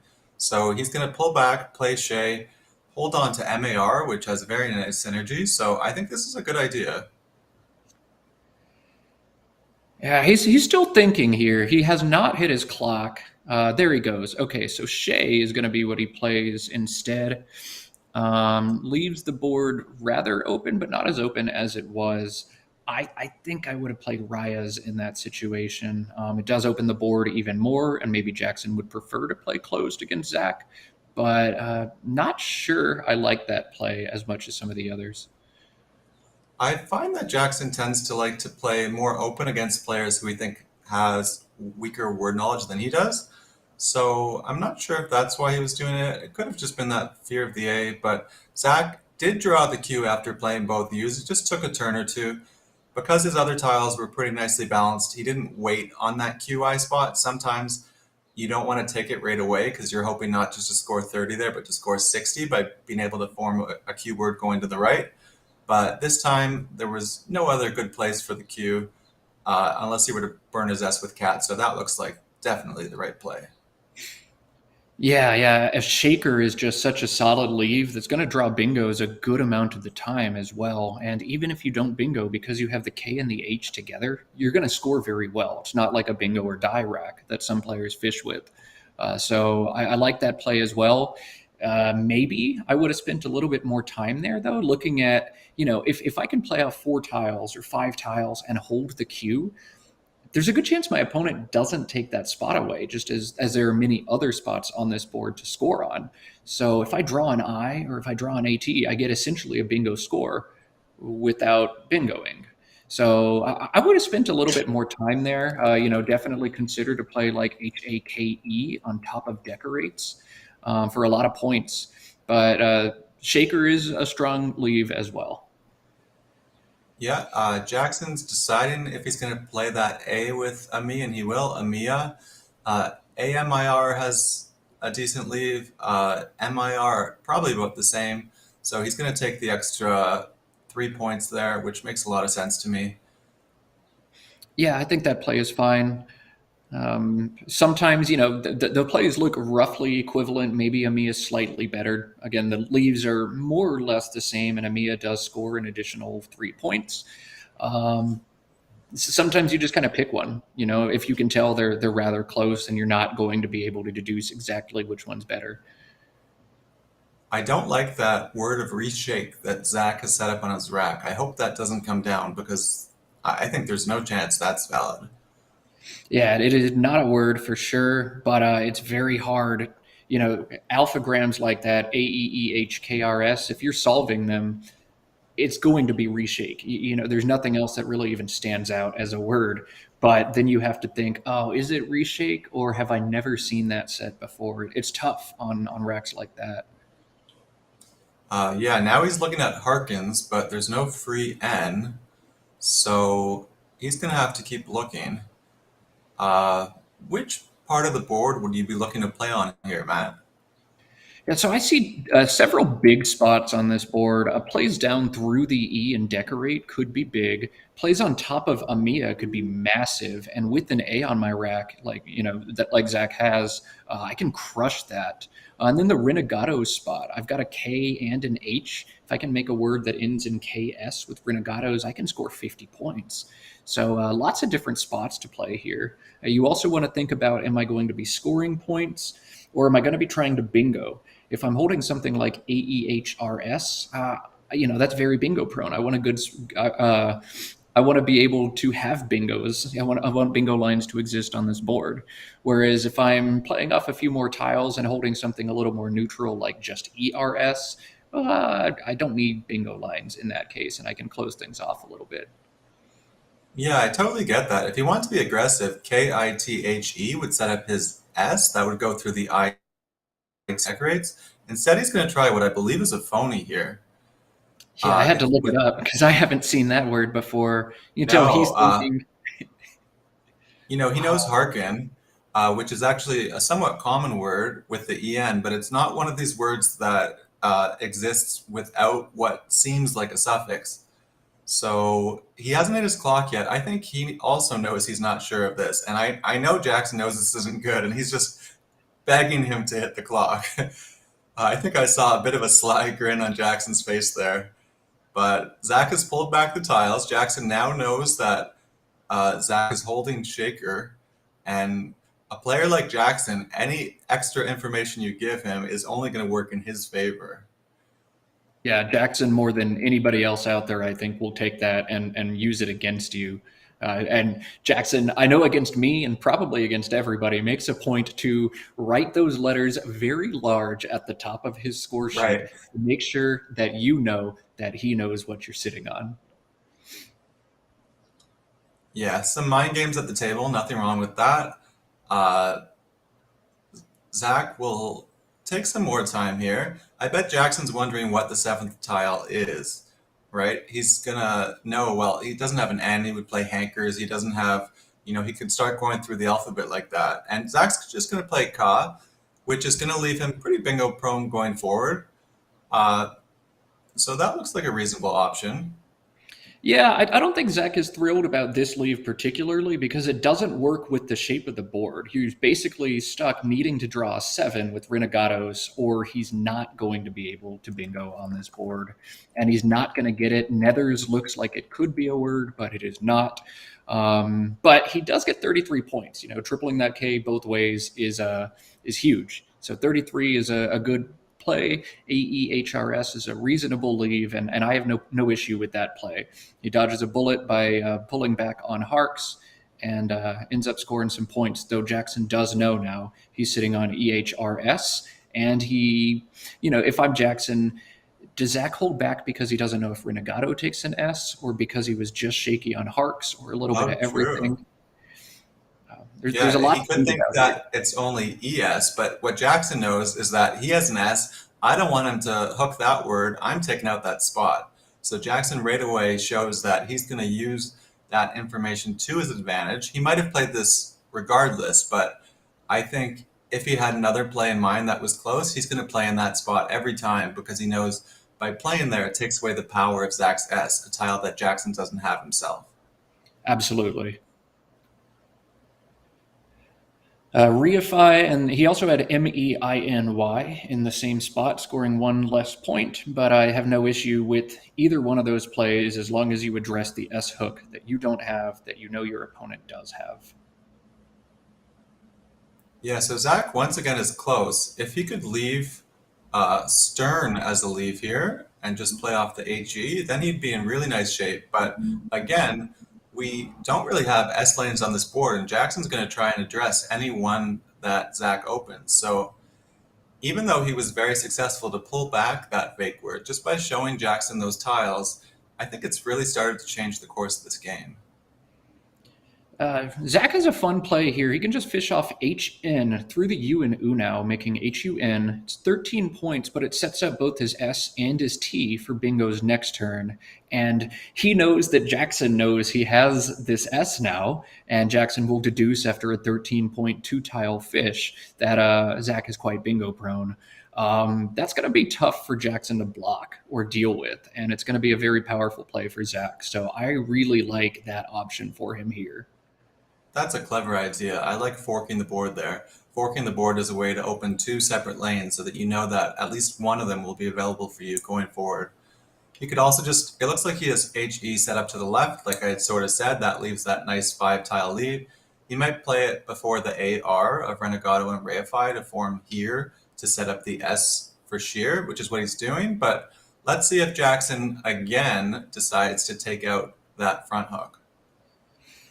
We talked earlier about how the pool was rather consonant heavy, and that's one hesitation I have holding here as opposed to a play like Hun. If he draws two consonants, he is in trouble, and that is what happens here. Yeah. Oof. Yeah, I think that's a missed opportunity. I much prefer HUN. The EERST leave on this board, I feel like, is more balanced. Although here does many of the same things. Jackson knows that you have an S. And what is he going to do about it? How much is he going to sacrifice? Or is he going to sacrifice anything to knock that spot out? Yeah, and Jackson has an M that would play beneath here, so he could definitely form words in that spot if he wanted to go the blocking rate. He has COMBI set up at the front of his rack. I'm not sure if that's something he's looking to play, just as a 5-letter word perhaps. He could play that with QI and just open the board and say, I can't spend this whole game blocking, it's time to open. But this is a difficult turn. This is one I could see Jackson spending quite a bit of time on. And it's one that he should spend quite a bit of time on. There's also COMBI and HI if you want to address the sheer spot. You do string open a triple and give Zach a few more floaters, but you kind of have to think, do I have him pegged on a blank or just some bingo prone stuff, something like ENRST, like Zach held? Yeah, and Noah Walton, hey Noah, in the chat points out Bong. If Jackson wanted to go full defense here. He does have a nice lead of 215 to 148, so I could definitely see him trying to continue blocking this board. Now, the Y does allow for a lot of high-scoring bingos to end with, but I think Jackson knows the sort of tiles Zach is keeping is more likely to bingo with a word like sheer. So I think no matter what he does, he is going to play in that spot. That would be my intuition. I do like this play of Bong quite a bit for Jackson. This board can still be opened up, but Bong is a good way to keep things tight, or COMBI is a good way. Hey, let me score a bunch of points. Even if you bingo now, I've still got the lead. So decent idea by Jackson there, and I prefer this spot to the QI spot for sure. And I had to look it up. It's not going to come into play in this game, but that word does take an S. A lot of those short words ending in I do not, so that is a bit of a tricky one. And I know that our friend Wes Eddings has been putting definitions in the chat. This time, Kombai, if I'm pronouncing it right, is a machine having a combined function. So maybe it's pronounced more like come by. I'm not even going to try to pronounce that. Yeah. But Not that I it think matters. for Zachary, I think the key here is he did get that O floating out, and that's going to give him a nice way to kind of clean up this rack. Play like Born or something similar through the O, B-O-R-N. Scores, 14, not super good, but there aren't a ton of E's left. He's definitely holding one for the back hook. That's something he could consider. Bra, I think, is another option that makes a bunch of sense here. Although ENRST, there are not really spots to bingo on this board anymore, and you don't want to get caught up holding a bunch of 1-point tiles that don't score on a board where you can't bingo either. Especially without the I to hook QI. There is the R of Renegado, which is sort of a secret bingo lane, I'd say, because some players might overlook it with the R being a blank. What did he draw there? He drew JG, so he drew 2 more consonants. Yeah, I'm not quite sure if the pool, it looks like still a lot of vowels have been played. A lot of A's for sure, a bunch of E's, 2 U's and 2 Y's. So yeah, he might have to look to play off 1 or 2 more consonants, but that's a hard adjustment to make early in the game. I find players tend to look at the vowel consonant ratio more later in the game, but you should definitely be keeping that in mind right from turn 1. Yeah, 17 vowels to 32 consonants unseen to Zach as he fished there. So this is not the most surprising outcome that he draws 2 additional consonants. And without an I to overlap QI, I would have preferred to play off another consonant somewhere in some capacity on that turn. Yeah, and this turn he's going to have a much harder time playing off consonants. There really aren't any free-floating vowels. Like the previous turn he had the O. That's been obscured after this play of Klon. This is a difficult turn. Yeah, Zach has really backed himself into a corner here, I think. Missing the fishes is definitely frustrating for him, but this is what happens when you make plays like that and you don't get what you need. You end up backed into a corner, and Jackson, more than anybody else, is going to do what he needs to do to make things miserable for you. Yeah, and so he definitely wants to get rid of the J. He'd love to get rid of the G. I mean, we know he likes that leave of stern, even if it hasn't worked out for him, but like the only way I can see to really get rid of this J is you could just drop it with jar, but we've seen what happens when he's tried that approach of hanging on to consonants. He could play G, but again, that's not very good. I guess he could go a bit longer and play gesture. That would play beneath the U and A of you now, and the J would double, but that would also get rid of his S and do pretty ugly things for this board as he trails by about 80 points. Yeah, no, Jester is the first thing that popped out to me, but aside from floating that E that you can bingo 2 or bingo with an E in the 7th spot, there's really not too much more to do after that on this board. The S is also going to be huge to hit IS plays next to QI, forming XIS. I almost feel like the best option here is exchanging 3 tiles. Yeah, and You could get rid of the J and the G for sure, and then pick between the R, N, and T, which would be the third to throw back.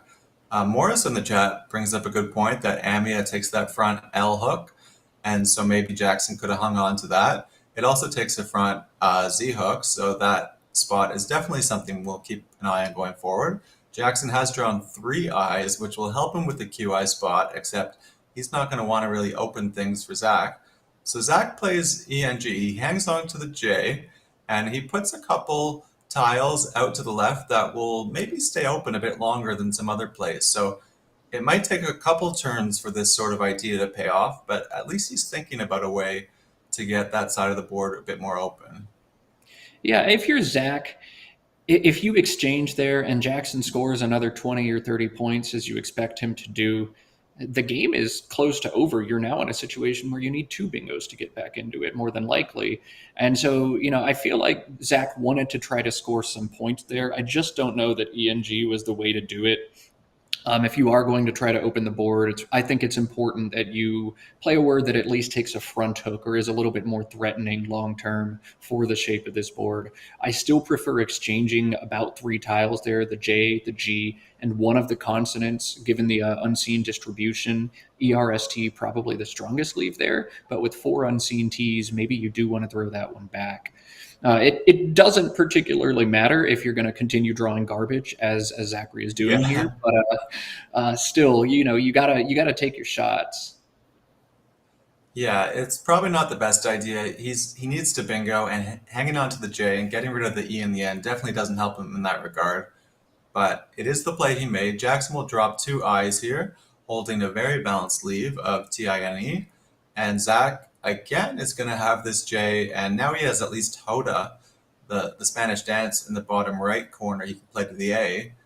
But that would leave DVRS, and he just continues to have at most 1 vowel ever since the early turn when he had you now, and all those vowels. After the bingo, it's been a whole slew of consonants. Yeah, we're definitely consonant heavy in the pool, and I believe we're going to stay that way for the rest of the game. I think Jackson's last turn is also quite instructional. I feel like many players in this instance would see that they can form QI and make a play like Nidi, NIDI there rather quickly. That is not a play you ever want to make in this situation. No. So Jackson forewent 11 points there, but it's absolutely the right thing to do with the 100-point lead. In a tie game, Nidi is probably a better play. Right now, absolutely not. So good choice by Jackson there. Keep things tight. Keep the impetus on Zach to try to open the board for his bingo that we know he's not even close to. Yeah, and another good point by Morris in the chat. Instead of Eng, maybe he could have played Reg, and that would have set up his D for Dreg. And so you were mentioning if you're going to make a play there, you want one that at least hooks. So just small little improvements that could have been made, but he does have the J. If he just wanted to score J-O and or scores more, but I don't think you can do that. He's going to play Drove. That's a bit longer of a play. It doesn't really allow too many bingos because the D-R combination, being 2 consonants, sort of prevents a lot to fit. Wow. Zach missed a great play pointed out by chat of vodka to the KA with 3 overlaps. Wow. Oh. Wow. Yeah, that's a play very few people would see, but that would have been so good for Zach. Quackle's got it about 12 points over any other option. It doesn't open the board, but it's just so good. Well, the beauty of Zach's play of Drove is that it has Jackson playing E now, and then he gets an E in the triple lane, the sort of thing he was looking for. The problem is, for like the 3rd or 4th straight turn, he still has that J, so bingos aren't going to be possible here. I really think he needs to get rid of it as soon as possible. But how do you do that in a way that makes sense? You can play jilted through the E, but that's sort of almost a game over proposition, right? Just you're taking away the second to last bingo line. You're really hoping that you draw an IS bingo, and yet there are no other options. Maybe you get very lucky and draw a big bingo from that J. With nothing else to do, maybe you have to do that. What about List forming QI and XIS? It scores nicely and it takes a front A hook. so maybe that would have had a bit more potential. But Jackson fits in a bingo in a spot on the board that really didn't look like bingos would fit. So retyping comes down, and this game went from bad to worse for Zach, and now he has some vowels, but the vowels are in the form of three O's. Yeah, that's rough. Zach did miss another very cool play last turn of Sloyd, Slojd, also front hooking Amia to make Lamia. And as it works out, that also would have blocked retyping. So two really tough to spot plays, Vodka and Sloyd, but really, really big in terms of taking Zach's win percentage from 5 to 10% down to effectively 0 at this juncture. Yeah, there's a couple of words with the J that are really hard to find. Sloyd being one of them, and fjord being the other. Just the way the J's fit into those words, it's not very common, and it's the sort of thing people don't really look for.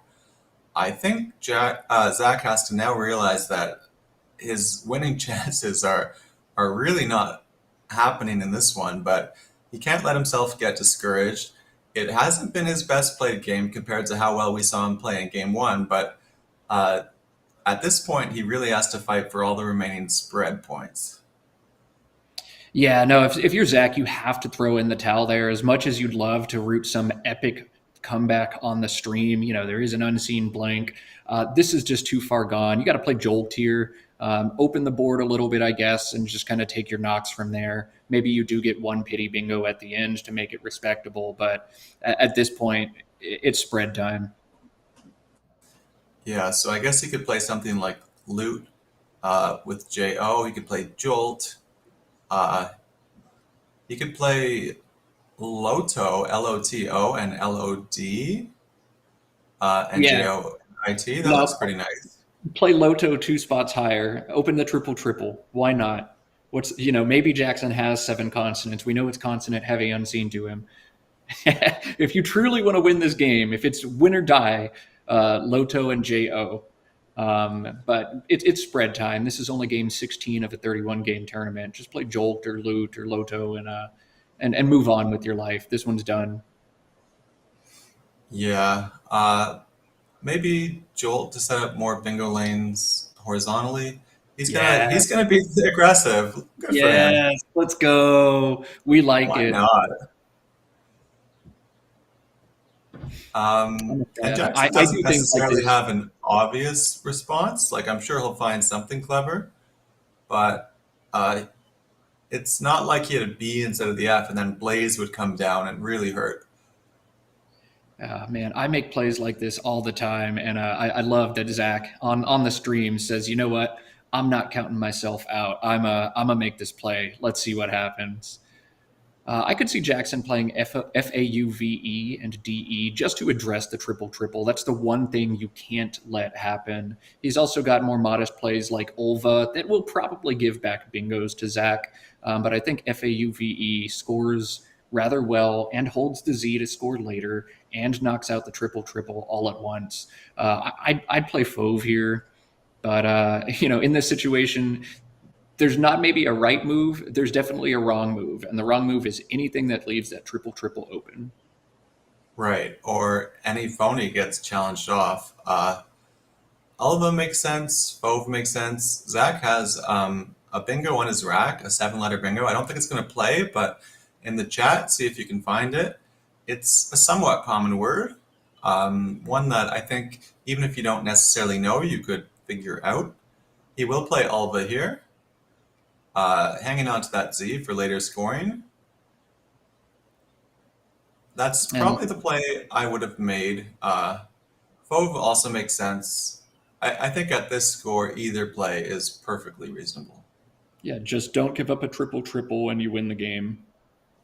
Frustratingly for Zach, any bingo starting with S or T, which is what you expect bingos to start with in this rack a lot, would play after that, but his does not. And Joseph Malik in the chat finds Poetess, a female poet, but it will not play on this board. A bit more frustration in what's been a very difficult game for Zach with A couple decisions that maybe he'd like to have back, and a ton of consonants he would love to throw back when he had too many turns in a row with only the one vowel. I've given the unseen pool in chat to the rest of y'all. It's AEEFILNRSTUWZ and blank. So there's some stuff. Zach could certainly get a bingo here and keep things respectable. I'm drawn to a play like FOP at the bottom, or PE if you want to keep EESST or EOSST.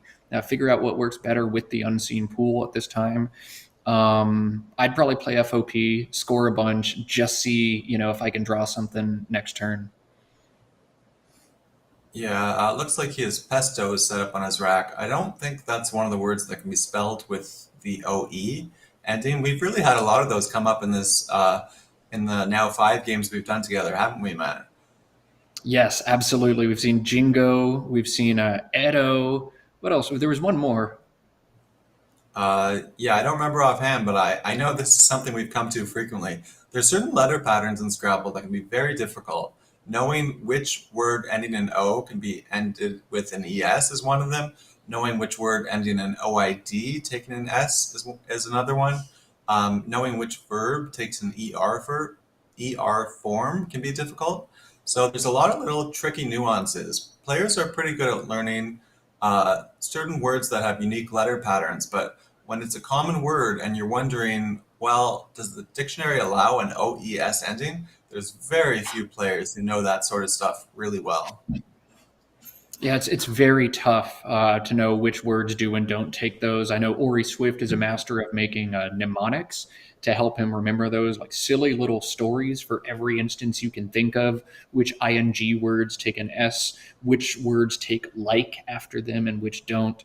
But that's a lot of work and a lot of dedication to know these things that come up so rarely. And yet those are the things that separate 2,100 players from the rest of us. Yeah, especially if you want to win a 31 game tournament against a field this tough. The chat's pointed out possibilities of fishing for candelabra to the BRA. Wouldn't that be fun? Yeah, and Zach draws all the good stuff that he's been missing all game. He'll have entasis or something overlapping the queue finally, so he'll get his pity bingo down, but it's going to be far too little and far too late. If I'm Jackson, all I'm really thinking about is, can I avoid emptying the bag here? Does it make sense to? If I'm going to empty the bag, I'm at least going to play off my Z. Play like FUZEE makes sense, as does fishing one tile like that, just so you don't get caught with a bunch of garbage on your rack. It's just a spread saving play. Even a huge bingo for Zach would not lose the game for Jackson, but now Jackson guarantees he can unload that Z. I think I would have just played FUZEE and ORE and said, hey, if you got it, you got it, and if you don't, you don't. Yeah, one of the problems with just playing off one is if the opponent doesn't have the bingo, it gives them one more shot to fish for it. At least the F starts to obstruct lanes. Jackson was looking at a very promising pool, knowing that Zach definitely was going to have a strong rack. He has found entasis. He's going to think a bit longer. It's going to come down, and it'll at least put him over that nice 300 threshold that saves a bit of nice feelings about yourself.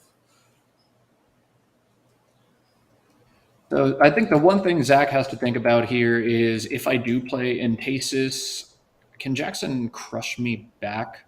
So I put the unseen pool as well. EEILRUWZ is what's unseen. So he's got to go through and look at entasis. He's opening a triple line. Is there any way I can get whacked by that Z here? Or should I go ahead and make this play? Yeah. I'm not seeing a way, because the E was slotted into the triple lane. I don't see a word that could be formed with that potential pool. And it looks like Zach doesn't either, so he's going to make this play. Circle the blank here. And he will draw the W out of the bag. So Jackson will have one more turn to maximize his points before Zach ends this game by playing off his W. Interestingly, Quackle says the best play for Zach, everything is 0% to win, but the best play for spread is basically dropping the S in a number of spots. That way you still bingo out. You're almost guaranteed with AENST blank, any pull, even probably the Z, is going to allow you to bingo out next turn. So that's interesting. Maybe a real opponent can figure out exactly what bingos you have and find a way to block them all, but that's going to be a tough sell, especially with the Z on your rack as Jackson has. So maybe someone can go through and work that out, solve the puzzle. Is Zach still 100% to bingo with any of the 8 draws that he can pull after fishing an S? I think having drawn the W, he's glad he got his bingo down. That would have made things a bit more difficult, especially Jackson would have had full knowledge of Zach's rack and really worked to block any bingos he saw, starting with the ones that he thought Zach was the most likely to find. So Jackson now will take the time just to look for his best out sequence, meaning how many points he can score while factoring in how many points he's leaving on his rack and what the best spot is for Zach to unload his W. Yeah, Oh, spread. and Wurzel was the play and the reason why Quackle didn't like this. If Jackson in fact had the W, he could play that really obscure word of Wurzel through the E of entasis, and that would have scored a whole slew of points. Yeah, it doesn't put the Z on the double letter, but still scores very, very well for Jackson. So in a way, Zach is lucky that he's pulled this W, because he's not getting hit quite, nearly as hard. Realize looks like a good idea, getting rid of everything but the U, so that's just only 2 points Zach will get off Jackson's rack. He'll hit the clock here, and the W would go after JO, I believe, is going to be the highest scoring spot. And then that would end the game. Oh, and I mispronounced a German word from our German expert in the chat, Wurzel. Wurzel. Thank you for that. We do realize, to use a word that was just played, that we are constantly mispronouncing words. We love to hear the definitions, how to pronounce them. Keep posting comments in the chat, even if you're calling us out. Matt and I have pretty thick skin. I think we can handle it. And yeah, this one ends. Jackson's going to continue being in first place, although if Josh won his game by enough, he could have surpassed Jackson in spread. It's very close at the top, and we're going to keep an eye on that as we continue forward with our broadcast. Yeah, absolutely. We'll keep y'all posted with standings as soon as we know them, but we get them the same way y'all do, by refreshing the page over and over until the director has typed it in.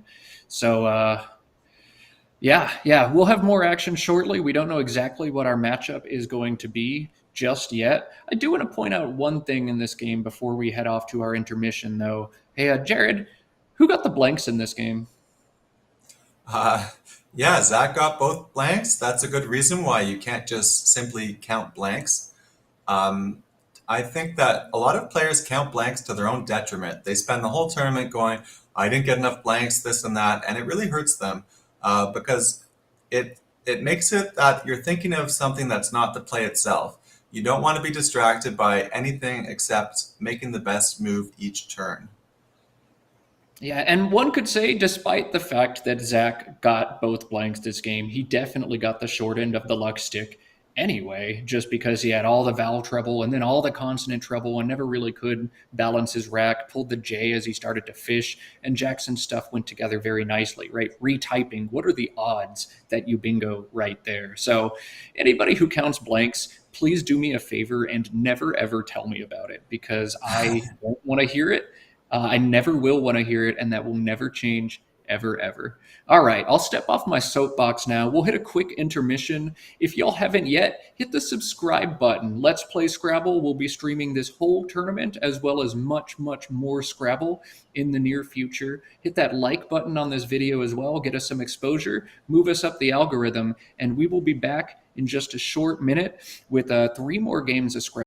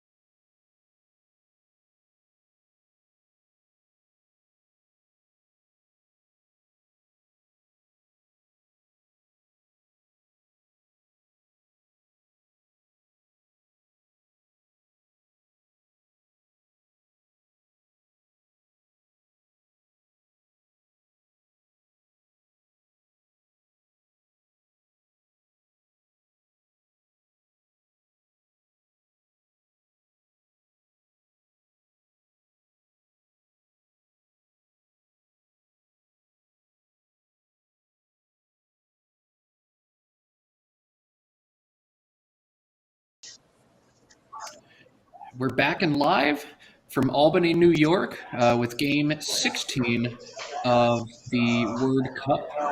This game is going to feature Joey Crapchuk versus Chris Kula. Joey Crapchuk was on stream twice already, and he pointed out to me just a few minutes ago that the two games he was on stream were the two games where Joey did not bingo, and the only two games where he hasn't bingoed yet this tournament. So that's maybe an omen for what's to come. He says he's going to try to reverse that trend, and we'll see if he's able to do it. I'm Matt Canick, joined here by Jared Capel for those just joining in. Jared, what are you looking forward to in this game? I'm looking forward to seeing how Chris Kula plays. I don't actually know Chris. Morris was telling me, because they both used to live in Boston, how Chris is an artist living the van life. So right away, he sounds like a cool guy. I'm excited to see how he plays this one. And always like watching Joey play because the speed he plays really puts his opponents to the test. So I think this is going to be a great matchup. Yeah, we are getting a little bit of background noise. We're working on getting that reversed for y'all quickly. So sorry about that. Bear with us. We'll have it fixed soon. But yeah, looking forward to a good game. I think I've only played Chris once or twice, and I think he stomped me in both of those. So would like to see what goes on his end of the board. Yeah, Joey's climbed back into a money position after some rough play earlier in the tournament. He's at 10-6, just ahead of fellow Texan Ori Swift. So a couple of the players who we thought really might make a run in this tournament are starting to climb back up. We see Joel and Mac both at 9 and 7. So even though right now it's Jackson and Josh and Saint at 12 and 4 and Sam at 11 and 5, they have a lot of good players right on their heels. So with about half the tournament left, it is still anyone's prize money on the line. Absolutely. And I think we're fast approaching the point in the tournament where repeats will be allowed as well. And that's going to cause a lot of stuff to happen, a lot of shakeups as we get those people at the top playing each other again. Somebody's got to lose, unless, the rare instance where they have a tie. So as soon as that happens, which I'd imagine is this afternoon, if not early tomorrow, we're going to see a lot of movement in those standings. Yeah. Looks like the players are about ready to start. They're just doing some last-minute talking here, and then we'll be underway. In the Collins division, it is still the two Matthews in first place. They're separated by a lot of spread points. Matthew Tunnicliffe is plus 1137, while Matthew O'Connor, despite his 12-4 record, only is at plus 80. One of those anomalies that we sometimes see in tournament Scrabble. Yeah, and I think Matthew hasn't been playing for spread much this tournament. I watched him on stream this morning, and he had a number of out bingos, and he picked the one that maybe scored the least of any of the options. He had the game won anyway, so that was definitely interesting to watch. Chris Kula going first in this game, a rack of ADEI OPR, and this is going to be an interesting decision. You can try to play a little bit longer and score with a play like Podia, Podia. You can exchange maybe one or two tiles and keep very bingo prone, or you can kind of split the difference, play OP or APO or something like that. These racks are very tough, and it always seems like whatever you decide to do, the opposite happens. If you decide to fish, then you draw terrible stuff or duplicate your vowels, and if you decide to play long, you draw an S and a T, and you're like, well, that's frustrating. What are you thinking here? My thought was playing OPA to set up the front hook of DOPA. Holding RIDE. So I sort of like playing 2 or 3 tiles in this situation. If you only play 2, you're probably left with 3 vowels. So I like playing one more vowel here, and I like setting up the tiles on my rack. So APO would set up a pod, but it also sets up the S hook that you don't have, whereas OPA is setting up that front D hook that you can really hopefully take advantage of. This is an interesting decision here, period. That is a very non-standard play. Typically with bingo-prone letters like A, D, E, I, R, you don't want to play those tiles off unless you're going to score very well with them. You'd rather groom your rack towards a bingo. I see in the chat someone asked why not paired, Paired. That's a similar play, but generally expert players are going to hold on to bingo prone stuff. They're going to exchange O. They're going to play OPA or APO and hold ride. They're willing to sacrifice 10 or 12 points now to keep great letters next turn. And Chris's pull is kind of a testament as to why. In general, your rack is going to get worse, not better, after a play like period. And that's exactly what happened. Yeah, some players like to play long there, but I think if you know a lot of bingos, like both these players do, you do want to play short to maximize your chance of getting that first bingo down. Joey here might play something like PIU. He could play off 4 vowels through the R, A-U-R-E-I. There's a few different ways he could approach this. What are you thinking on this one? He could also play E-U-R-I-P-I. I think that's actually what he's about to do here, just to try to get rid of a couple more of those vowels. I really like this idea by Joey. I almost queued it up. But yes, I like this play quite a bit. PIU if you want to keep things smaller and tighter, but I'm just not a big fan of holding 3 vowels and 1 consonant. I'd rather play off more vowels, and Uripi, because it puts the I or the P on the triple letter, I really like that play compared to some of the other options. Agreed. I didn't see that one. One thing I did see, however, is that Joey mistakenly showed the S to Chris. He started putting down ESR instead of EUR. So now Chris is aware that Joey has the S. So we saw Jackson make some adjustments after his opponent showed the S. We'll see if Chris is able to similarly use that to his advantage. Joey showing exactly why it's important to play off additional vowels out of that rack as he draws all consonants. So put my foot in my mouth once again. Chris with an interesting rack. Again, he decided to play long, and this is what happens sometimes when you play long. We'll see if he decides to do it again. He's got plays like Giardia through the D or Agria to play off several of these tiles, but maybe this time he'll elect to play a little bit shorter. He'll try to play off just an A and an I or an A, I, and G. I'm really not familiar with Chris's game or what we can expect him to do here. But I like Giardia and just open things up, especially now knowing that Joey has that S that he flashed last turn. Take out the period spot. I like that idea too. We don't like blowing up nice racks, but when we have an uglier rack like Chris has, we do like blowing them up. So playing off 6, holding the best tile on the rack, the E, I think that's a great idea. It does obstruct things too. Chris might not be sure if Europi takes an S. It doesn't. It's a plural. It looks like it would be a plural, but it's not always easy for people to know. So a Giardia actually wouldn't go down low enough to block the Europi potential fake hook, but it is something I think players will want to consider going forward. Did he just exchange 7? Oh, he had an ER, didn't he? He had an R. AR? He had an R. He had an E. He had an A and an I, and he decided to change 7. So Chris, I guess, so far 2 for 2 on just playing very long or turning over as many tiles as he can. Maybe he feels like he needs to draw both blanks to have a chance against a 2100 player like Joey. But Joey's going to have back a very nice double to play his way out of that rack, disbars, and he's going to play it instantly for 40 points. So curious decisions on each of Chris's first 2 moves here, and this one does seem to blow up in his face. He did draw the blank, but I agree, when you have ER, you have to hold on to it. It just goes together so nicely, especially early in this game with this open board where you can form longer words. You could even keep ARE there, but you really shouldn't be exchanging all 7. But even though his tiles aren't going to lead to a bingo maybe right away, he has picked a lot of nice tiles that he can do damage with. Oh, so someone's saying if you looked at the other camera he held to, that doesn't seem possible. He's only got an E from his previous rack. So I think he changed 7. And blue is a pretty standard play here. NEWB is another option in the same spot. I think the L actually synergizes a little bit better with the Z.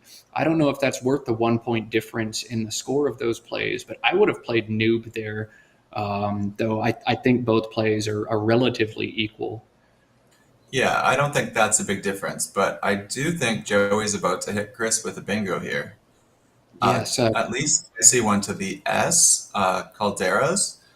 Crawled would be the other 7 in that rack. I don't think that fits.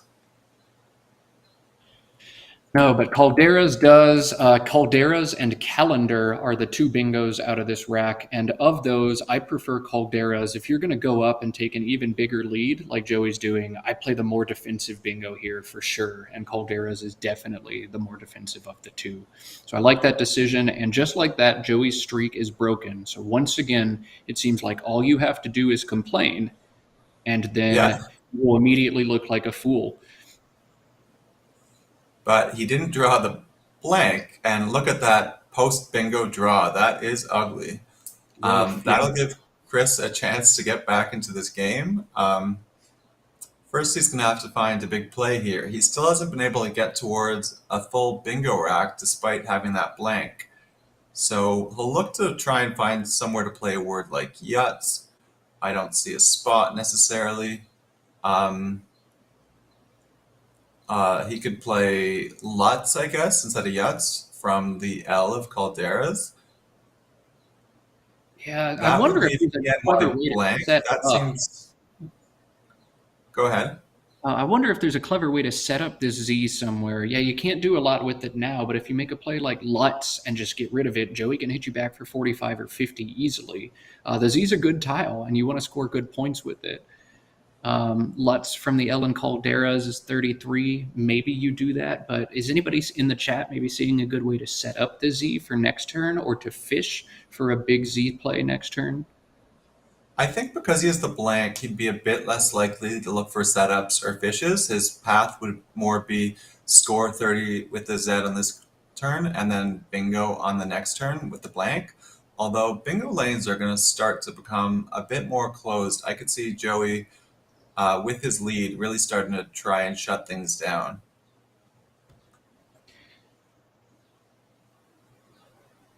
Yeah. I mean, generally with the lead, you're looking to shut down bingo lines. And so setting up a Z for 50 or 60 is not going to be something that your opponent's looking to block. At the same time, I'm just not seeing a good way to fish for or set up that Z in any sort of lucrative way. So I think, unfortunately for Chris, he's just going to have to cash it in and play Lutz here, Lutz. Okay, He's he's going to play Cutie. and I have no There problem is with a that big as Z well. spot beneath the E that he has opened up if he can draw the right tiles. And Joey might have to exchange here. He's got 6 vowels, 3 I's, 2 O's. That's ugly. He could play something like Olio. He could play Luby. I believe that's a word through the B. I'm going to just double check that. No. You need the S for that one. So do not play Luby. Those Y's versus IE endings in the singular are another one of those tricky words that even the top players don't always have down pat. Being the high-rated player, he could try and be aggressive, thinking that Chris might be reluctant to challenge him. He could also play just Louis, I guess, in the bottom left, but that would open more of the board when I think he's trying to do the opposite. I would be exchanging here, I think. This is tricky. I think Louis, Oily, and exchanging all have a good amount of merit for different reasons. Given the game score, if Joey were up 100, we're playing Oily here. But Joey's not up 100. He's only up 53, and he's going to be holding pretty terribly no matter what he does, or he'll score 0 if he does exchange. So not really in the driver's seat in this game, not at this point. I do want to point out, I think what Chris did last turn is fishing for Zany. He held ZN.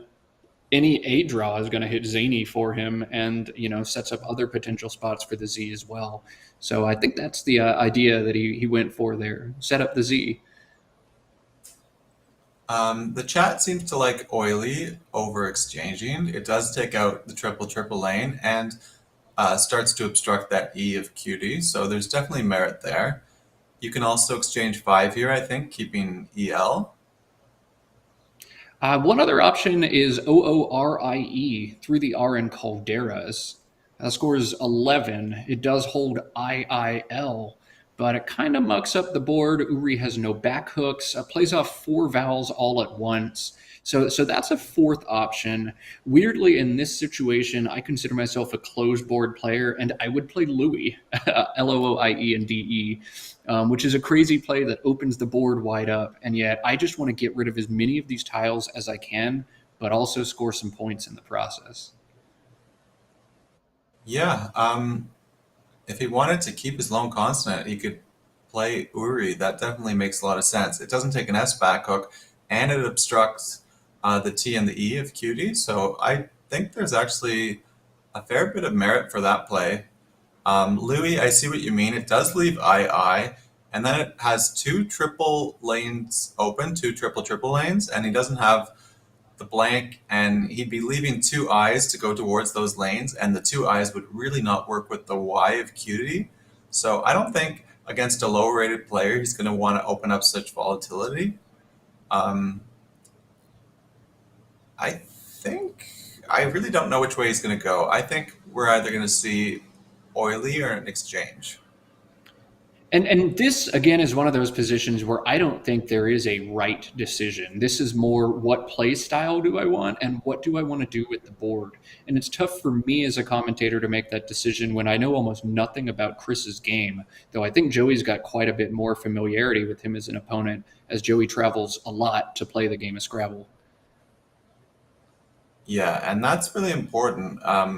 Knowing how your opponent plays lets you make adjustments, and these minor adjustments are what really separate the top players. If I had to guess, I would guess Joey is going to exchange, but it's good to see that he's taking a good amount of time on what is a very difficult decision. You want to try to find a standout or any compelling reason to make one of these plays over the other. And while we are fortunate to have Quackle open and chat to bounce our ideas off of, this is just Joey in his head. Tough decision here. Not necessarily a right answer either. Yeah, he said that he was going to slow down, and for the large part he has, there were 1 or 2 turns in the earlier game we saw where he didn't, like the time he played Sox when he could have played Lux. And that was such a big miss for him that I think he's really realizing that even if you play slow on 10 of the 12 turns of the game, it's not enough. You have to make sure you've done your due diligence on every single turn you make. Yeah, Joey was beside himself. He was texting me after that, like, I can't believe I missed Lux. That's really bad. That's a terrible look. I need to do better. So he's aware, and I think that's starting to show as he's back on stream today. Yeah, and he will play Uri. Okay, so that's definitely one of the reasonable options here. Nice play by Joey. I think there were 3 plays I was good with. I wasn't as happy with the Louis play, especially against a low-rated opponent. But I do understand why you were considering it. Anyways, we'll go over to Chris's rack here. He's picked up the Q. He's been trying to work towards a bingo, and he seems to be unfortunately moving the other way, farther from a bingo. Yeah, that's what Scrabble does sometimes. And, you just got to draw better, unfortunately. Noah Walton in the chat pointing out that on the cutie turn last turn for Chris, he could have played Buzzzy using his blank, Buzzy from the B and Dis bars for a good amount of points. That'd be, 57? But yeah, that's an interesting option as well. He's going to play G's here, holding QNN blank. But hey, look, if he gets something good with the Q, he'll play it. QI and BI plays. And if he draws garbage like he just did, well, you were going to exchange anyway, right? So I bet we see an exchange from Chris next turn, but at least he's able to get 34 out of a garbage rack, and he'll be able to hold on to the blank. I'm curious to see if this time when Chris exchanges, he actually keeps an additional tile, or if he exchanges everything but the blank this time. Yeah, no, I hope he keeps CR blank or RN blank, something a bit more bingo prone. There's a couple lanes, including through the L and the B of blue, through the E of Uri. Joey here has a play that I hope he finds glitz between the L and the Z. So that would help get rid of some of his duplicates there, one of the duplicate I's and one of the duplicate T's. I think to me that seems to be the standout play in this position. Yeah, Glitz is definitely statically the best play in a vacuum. Joey, I think, needs to consider to what degree is he an overdog in this game. He is the higher rated player and he has the lead, but it sets up this enormous Y hook that's going to be rather tough to address. So maybe for that he forewent it. Maybe he didn't see it at all. But Joey decides to bypass that. He plays TIL here. There are all 6 N's unseen, and Joey does often think about things like that. So I think that's what he was part of the rationale there.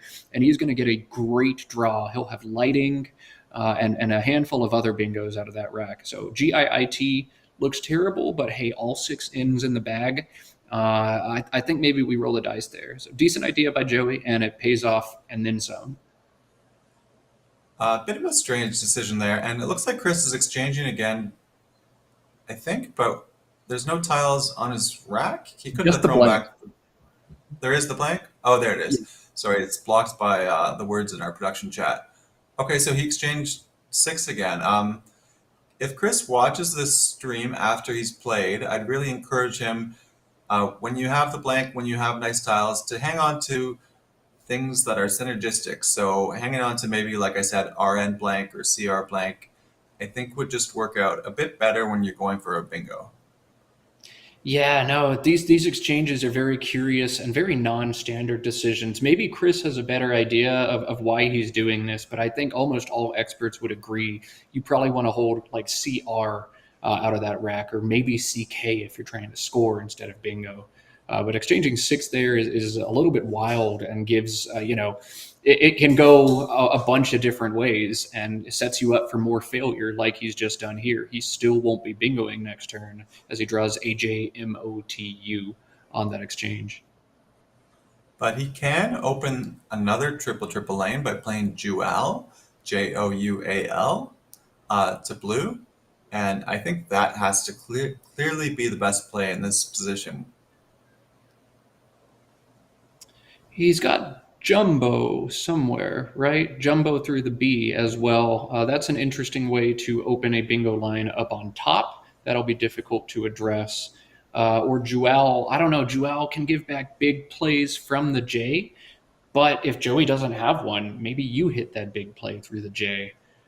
Both good plays.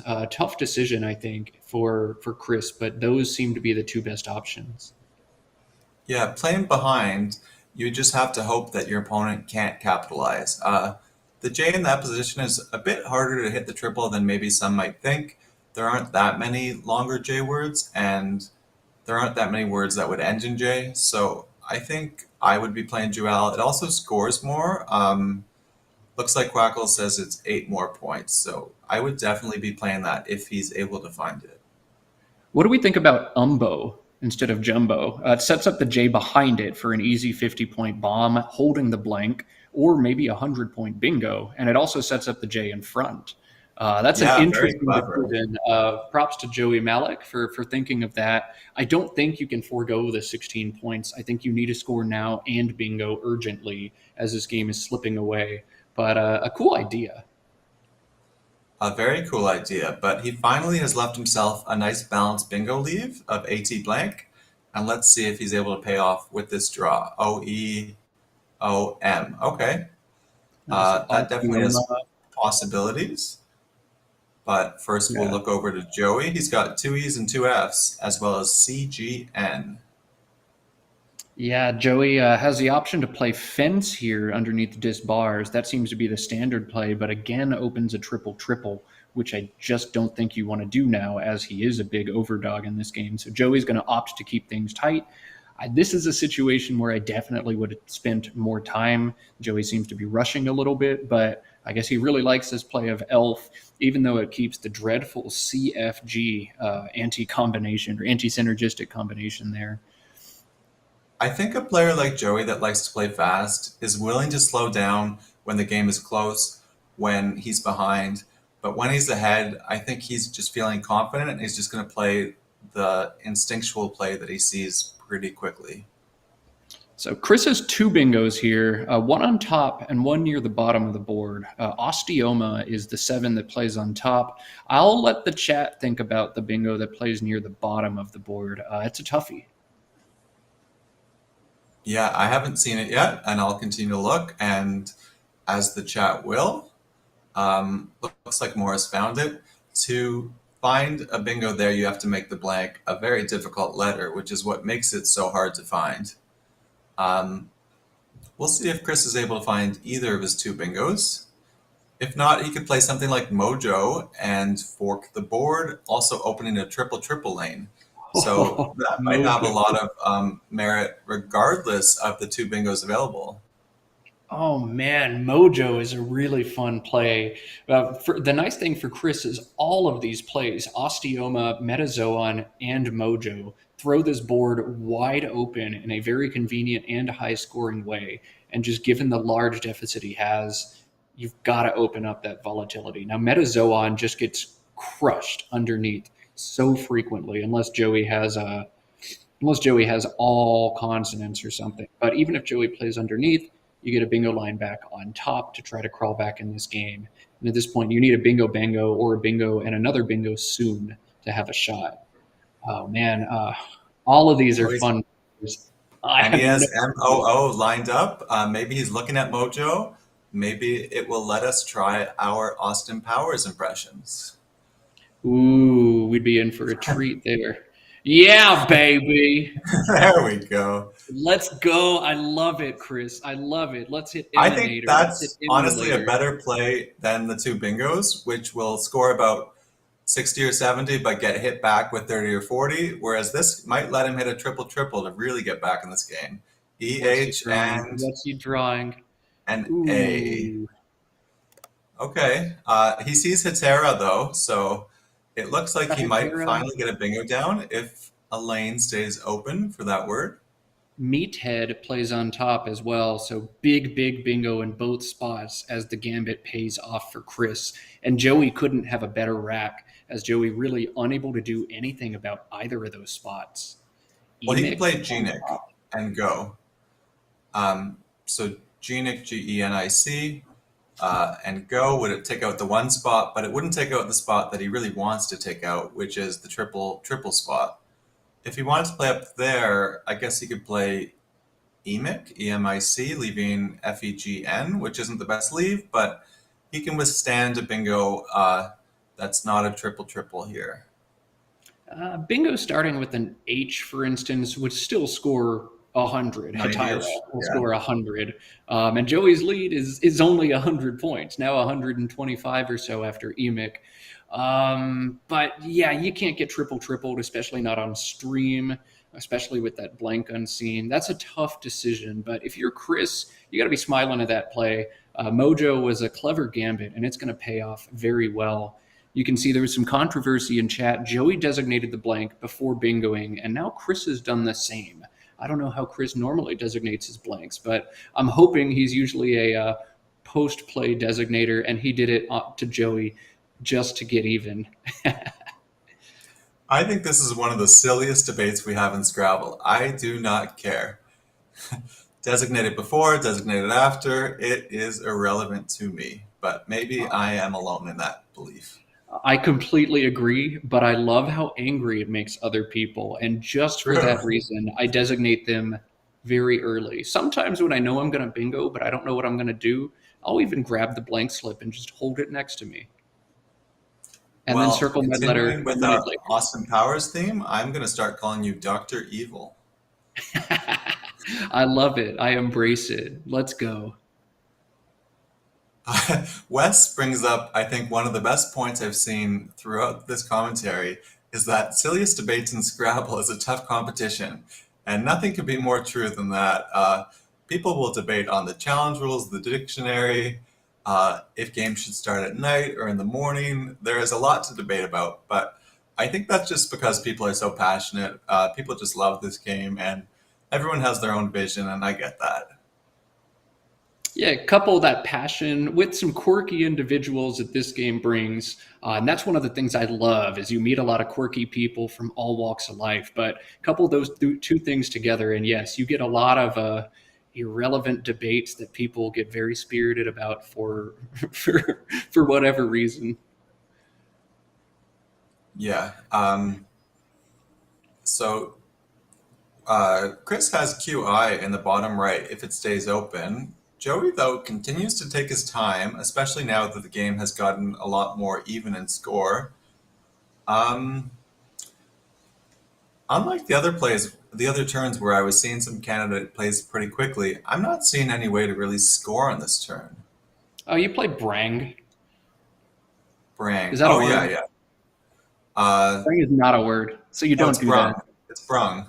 I always have to think. I know one of those is accepted and one isn't, and then I have to say them both in my head and think which one sounds crazier. Yeah, this is why I'm not playing because I don't know any of the words. Gnar, Gnarr, make next to Yeah. Hetira is one way to score some points. Joey, if he wants to be a little more aggressive, could also think about a shorter play. RIF through the I in Eurepe scores a 21 and holds the nice synergistic AEGRN, but board's not very conducive to bingoing, especially not with those tiles. And I just don't know that getting caught up fishing is the right thing to do in this situation. I don't know if it's necessarily fishing when his other options don't score so much. Nara could give back a lot where the A is placed and if there is an S on Chris's rack. So I think playing a bit more conservatively here is nice. I like the play of Riff. So I'm going to quickly throw back to the unseen pool for Joey here. There are only 7 unseen vowels, AAAIOOU, out of 25 unseen tiles. So we might see some trouble. Now, Joey crucially draws 2 of them, which means Chris is likely not going to find relief from this 5-consonant leave. But that's one thing to think about as well. And for that reason, I do think I like Riff playing the 2 consonants and nothing else. Okay, it looks like he drew 1 vowel, the O. That'll help him a lot on his next turn. But first, Joey's going to have to find a way to get rid of a couple A's here. Or just one maybe with a play like Barge.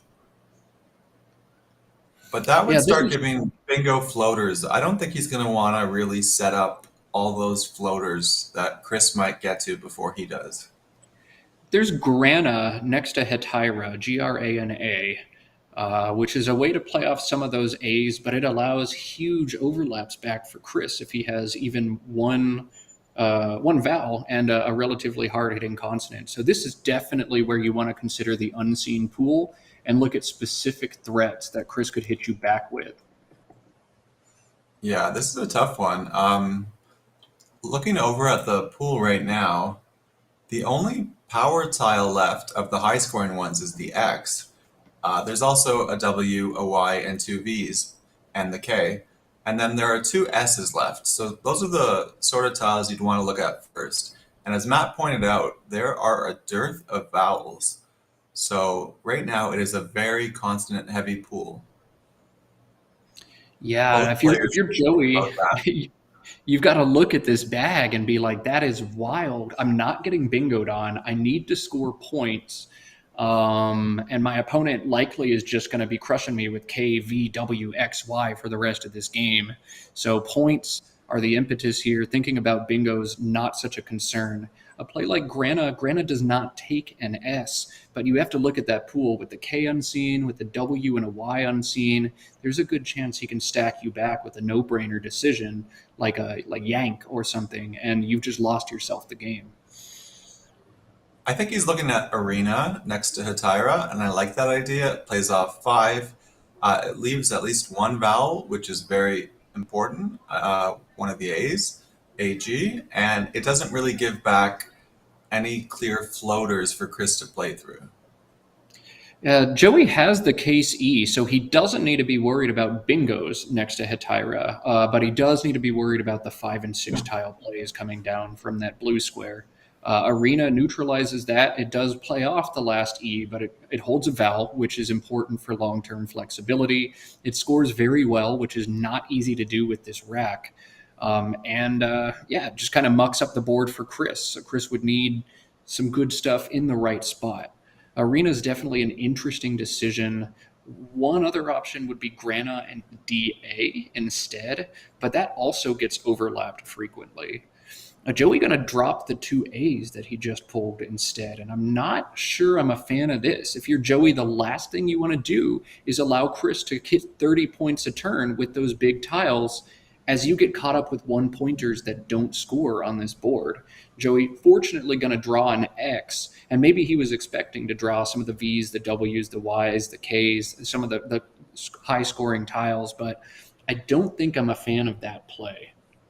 I don't like that play at all. I don't think he can score so little there. The score was way too close for such a play.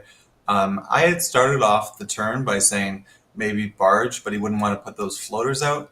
But once we had actually started to look at that tile pool, I think it was totally fine to put those floaters out. Maybe began instead of barge, so you don't put the E in space. You're just putting the A in space.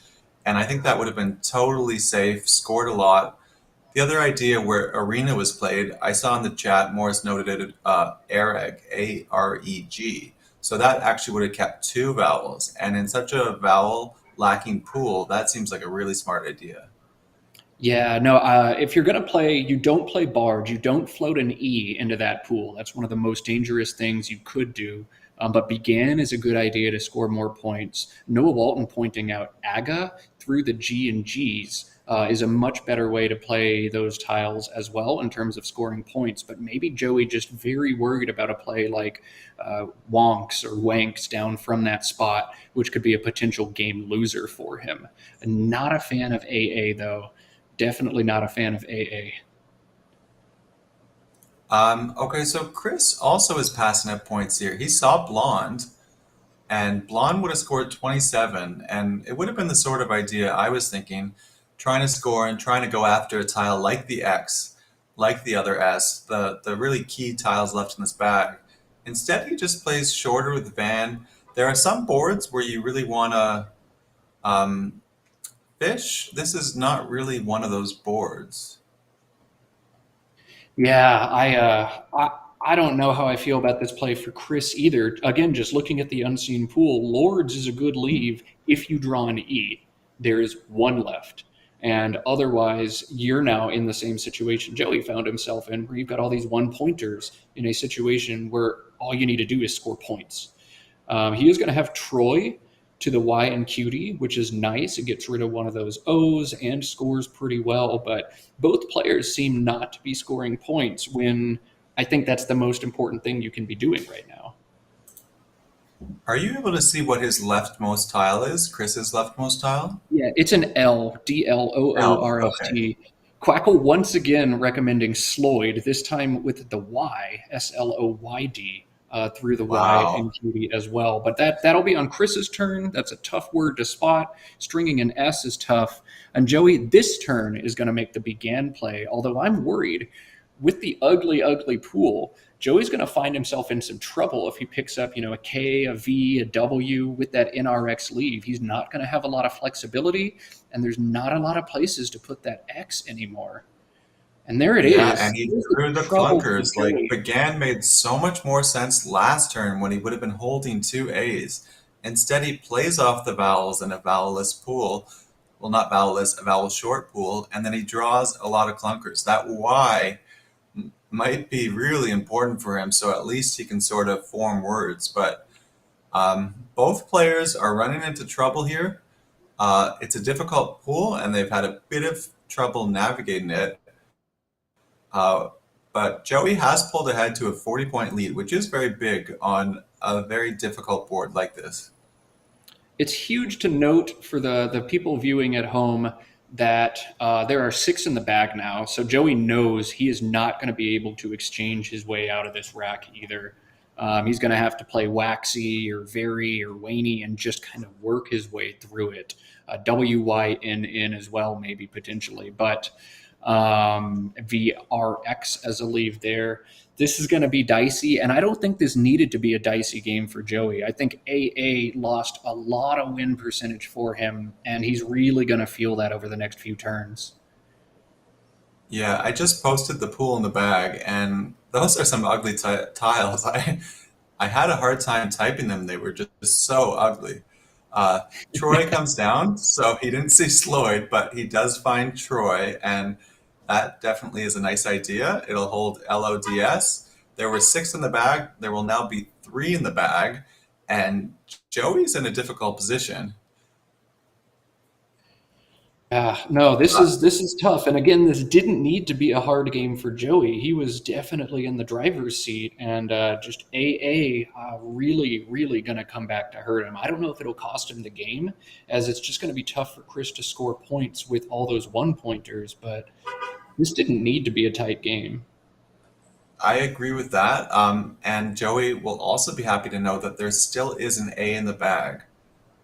So he has a chance to draw a vowel after whatever play he makes here. If he can, it would be nice to make a play that hangs on to the Y for the situations where he doesn't draw a vowel on this turn. Yeah. I mean, there's just not too much for Joey to do. WYNN, but VR or VRX as a leave, like you might eat that V, or you might end up getting caught with the X, because you can assume if you play Chris or 3 tiles, Chris is going out in 2 turns, so you're going to be stuck. Do I play the X or the V? I can't play both. And you're probably going to have to drop the X, for very few points just to make sure it's not on your rack at the end of the game. Ooh. I think the V has to come down this turn, especially if he doesn't draw a vowel going forward. It's just going to be too clunky to hang on to. And for that reason, I think you can't play something like win. You have to instead play navy or wavy.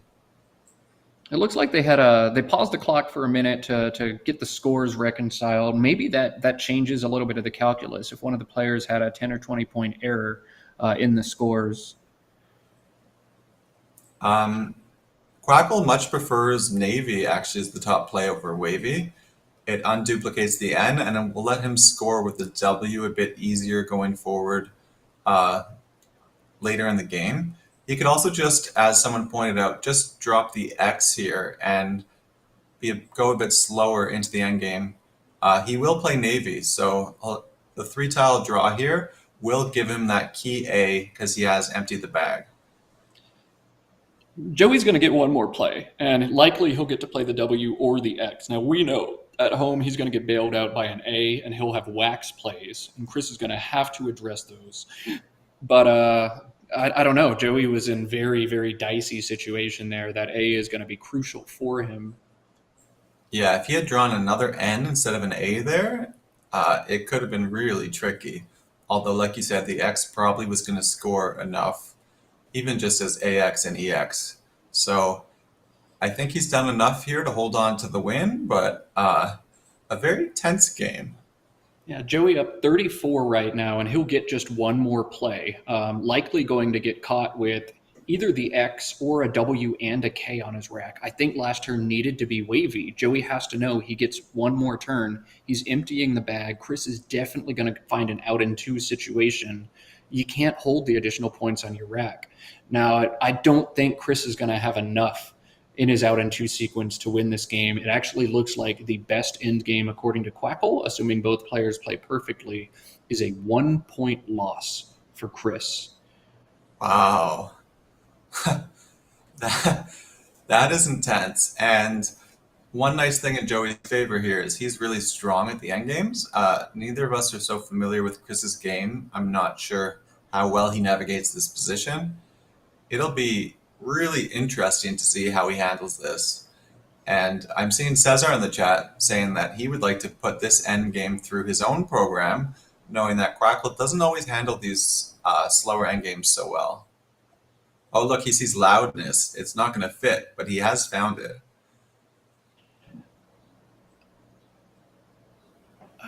I wonder if Chris can do something just like OLD and AAL, setting up SUNS. I think that gets beaten by AX and DA. The play Quackle likes the most for his 1 point loss is OLDS in that same spot, holding in US. And Which would play with jumbos. Yeah, uns and jumbos would be his next out. And Joey can't really address the nose and unspot, so for that reason, it looks like a pretty good sequence. But let us know what you think in the chat. There are very many ways you could play this. Always like to see the ideas, especially when we have great players like Noah in the chat. Morris, as are lots of great top players who are really good at navigating these difficult positions. Yeah, so Chris, priority number one has to be addressing Wax. You cannot let Joey play Wax. That's a game-losing play. Unless, maybe you can find a way to play DUNS. Like, is there a way to play, the D next to it and score enough? But I don't think you're going to win after Joey plays Wax. So you need to address that. Definitely. The first thing you want to do in the endgame is look where your opponent can score big. That seems counterintuitive because normally you always want to look at your own plays. But before you get ahead of yourself and looking at your own play, I think it's important to see where the opponent's big tiles can go. And the big tiles here are start and end with the X. So Noah saying that if Chris plays olds here, OLDS, then Joey actually ends up eating both the W and the X. His best play and his only winning play would be Okra down from Wow. the O that Chris puts there. So I think, Joey in many instances may just drop the X. It feels like that's the right thing to do. And that would make this wild. It looks like Chris is thinking about just playing OLD here, which is what I originally recommended. But, AX blocks your options. And I guess you can play Suns underneath AX, but you can't let Joey do that, I think. Oh, Okra. Sorry. Okra not down from the O in olds, but through the OR disconnected. Okay, so he's going to let Wax come down. He's playing old there. It scores a bit more, but that's not the biggest consideration here. So a bit of a miss by Chris. Joey's going to be thrilled to see the Wax spot available. Did Chris leave DUNS? That would play next to... He left SUNS. Oh, SUNS. So yeah, that would play next to Wax. So before Joey makes his play, he's going to have to do some math. But Wax still loses. Wow. I think. Wax. So Joey still needs to find Okra. Old achieves the same thing. Yeah, we are running the Sims here behind the scene. Wax seems to win. It scores 31. It holds 5, 6, 7, 8, 16. So it nets 15. He is up 368 to 349, which is 19 points. Plus 15 is 34. So Chris would have to score 34 points with Suns, and I just don't think that's happening. Yeah, no, I misread the Quackle results. Yeah, Wax is going to win. In Chris's situation, you have to try to induce mistakes or make things as difficult as possible, and Wax is such a no-brainer play. Joey with 4 minutes could probably figure out better end games, but you can't let him just do that. You have to use that L, play AAL in some way, I think, to try to win this game. And yeah, Chris is going to get Suns back. I wonder if there's a mistracking situation. That seems to be what's going on in Chris's face right now. Maybe he didn't think Joey had the A. He's looking around the board like, didn't expect that. Joey hasn't hit his clock yet either. So maybe Joey, doing his diligence, making sure this is 100% to win. Yeah. Okra, the computer seems to think is a 2-point better sequence, but 2 points is pretty minor here in the swing of things. Joey has 2 minutes. He might as well use them. He's probably just trying to do the math again, and maybe he's retracking certain tiles. I see him looking back at his sheet. Sometimes you just want to make sure that each of the tiles you think the opponent has are exactly what are unseen. So he'll count all the S's on the board. He'll count all the U's on the board. He'll count all the N's on the board. And then once he's really confident that those are the tiles, he'll do one more final count of the play of Suns and AS and XU. See, it's not enough to beat him, and I think he'll hit his clock then.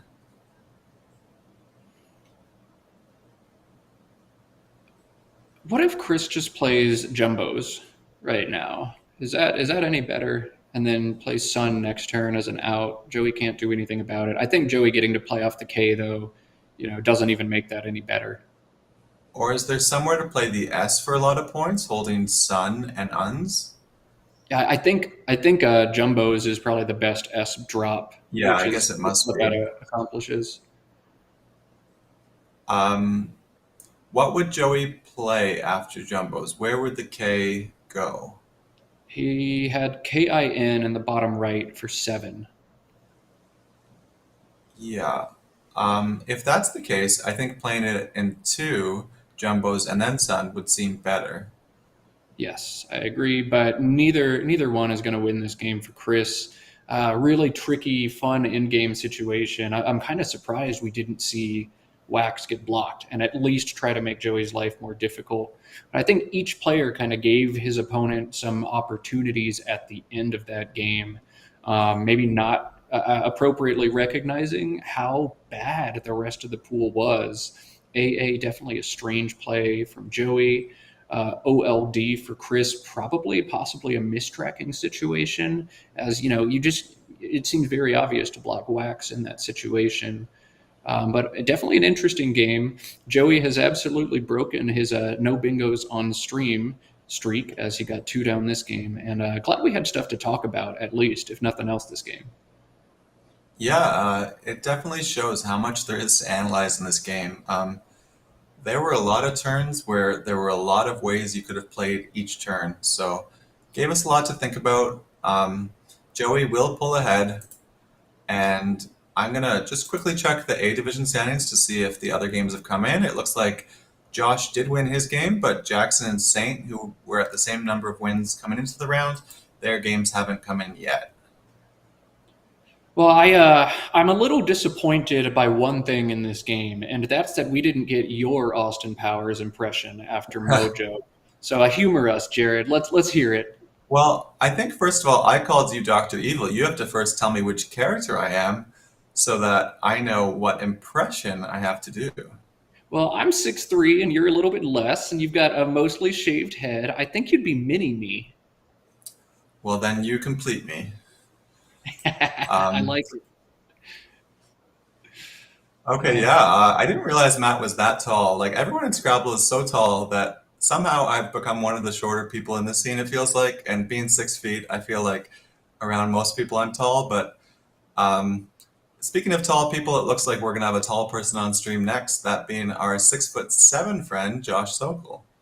Against 6'2", 6'1" Joey Crapchuk. So we'll be back in just a few minutes when they get that game underway. We'll take a very short break, but both of those players are done with their games and mostly ready to go. It'll be a very short intermission, and we'll be back very shortly with 2 more NWL games from the Word Cup in Albany, New York. Don't go anywhere. We'll be right back.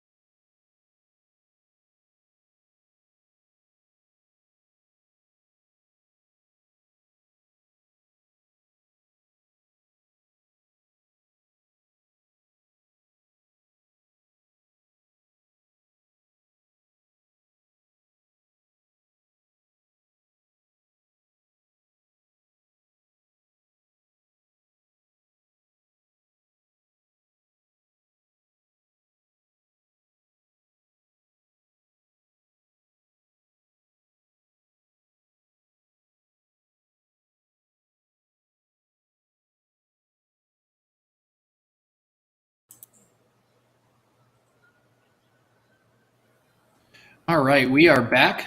Two more games of Scrabble today from the Word Cup in Albany, New York. This one featuring Josh Sokol versus Joey Crapchuk. Josh just jumping into chat to let everybody know that he has beaten Joey 7 in a row up to this game. So well done by Josh. He probably just put that phone down right next to him after he sent that message. Thank you for the troll, Josh. Let's see if he can make that 8 in a row or if Joey can finally get him back. I do like that little humble brag. One thing also I want to point out is I see the repeats have started. Jackson Smiley is playing Sam Hollington. They have already played in this event. So we will start to see the top players playing each other over and over again so that they can really separate each other and show who the champion of this tournament really needs to be. Yeah, and these are two of the hottest players in tournament Scrabble right now. Josh has just gone on a tear, winning tournament after tournament. He even switched over in Niagara Falls to play in the Collins division and then won that as well. I think he had like an undefeated tournament shortly thereafter. And Joey just very consistently winning or near the top of every field he plays to maintain that 2100 rating. So something's got to give in this Clash of the Titans. And we're just hoping to see some good Scrabble over here. Yeah, it shows. If you want to get ahead in this game, you have to make it your whole career, like Josh has. You have to stream all day, stream all night, study all day, study all night, and it's paid off. He's won like something like 5 tournaments in the last 6 months or so, and big tournaments. Not just small little one-day tournaments, but he's been traveling across North America and beating really tough fields. One of the most impressive streaks we've seen in tournament Scrabble in quite a long time. All right, and Joey playing Judge to open up. I'm not sure there's anything to think about on this decision. Judge scores super well. Jug is a more defensive version of this, I suppose, but you've got to take the points here. And luckily, it's only 3 players short, or 3 tiles short of the triple, so it can't be extended to Aaron Judge. Yeah. That would be fun, except we're both Jays fans, so we don't want to see any Aaron Judge action here. I saw Hernier on Josh's rack, but before I had a chance to say it, he'd already placed it onto the board. So Joey was feeling pretty good after that 40-point opening play, 40-plus point. Instead, Josh will take the early lead with that first key bingo. Oh, man, and Josh is demonstrating exactly what it takes to win 5 tournaments across 6 months. Just draw bingos all the time. All the time. Yeah, you can't take a turn off drawing bingos. I think if you have 12 turns a game, you should have at least 10 bingos. Anything else, anything less, honestly, is just slacking. Yeah, it won't cut it. Joey, thankfully for himself, has that B that he can place above the E. I think he's definitely going to make a play there to capitalize on the big scoring spot and get points for himself and stop Josh from taking the exact same spot. It's either going to be Biog or Bourg would be my guess. I like Borg here, and I'd guess Joey probably opts to play that as well, even though it scores 3 fewer points than Biog. But we'll see. Does he want to get rid of the U, or does he want to score just a little bit more? Having a U as the key floater already on the board, being in a double-double lane, I also would play Borg here.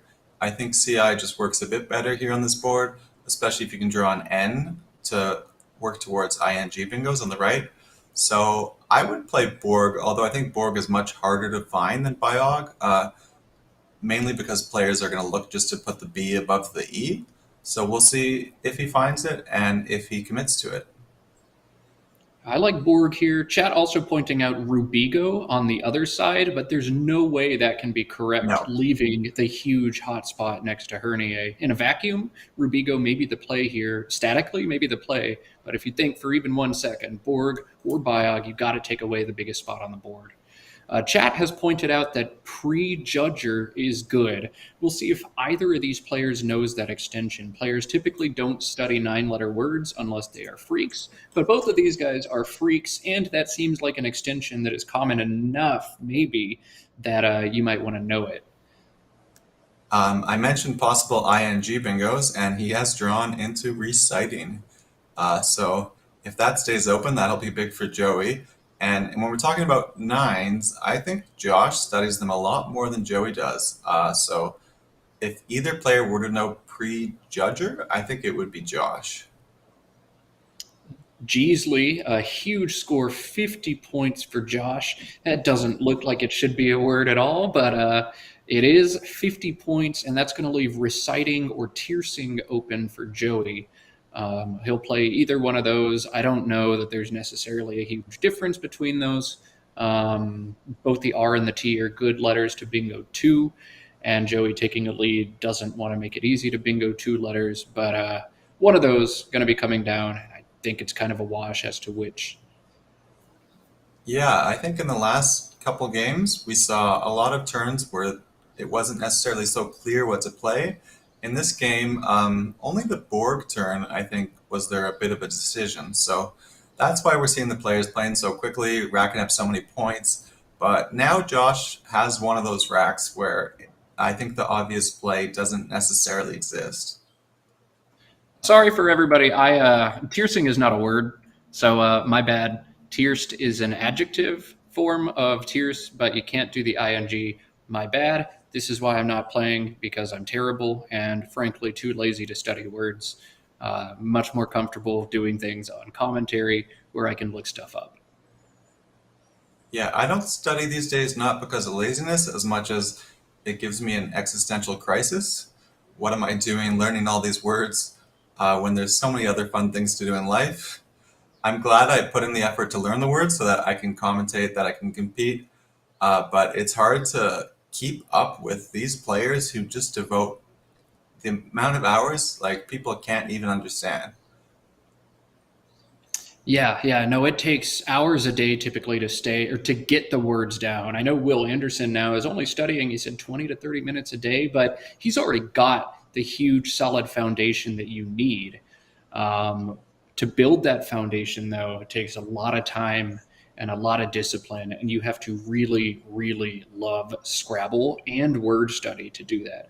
I love Scrabble as much as almost anybody here, but I do not like sitting there studying words all day. It's got to be fun on both ends of the stick in order to get there. I agree, but by learning these words, I found the game actually became a lot more fun. When you know at least the majority of the words, it really lets you decide between different options and make informed decisions. So I am glad I put in the effort, but I haven't been able to put in the same amount of effort into maintaining my word knowledge. Joey looking at Dorado here, which definitely to me looks like a standout option. For do underneath Hernier is another way to score some points, but nothing else seems to be good at all here.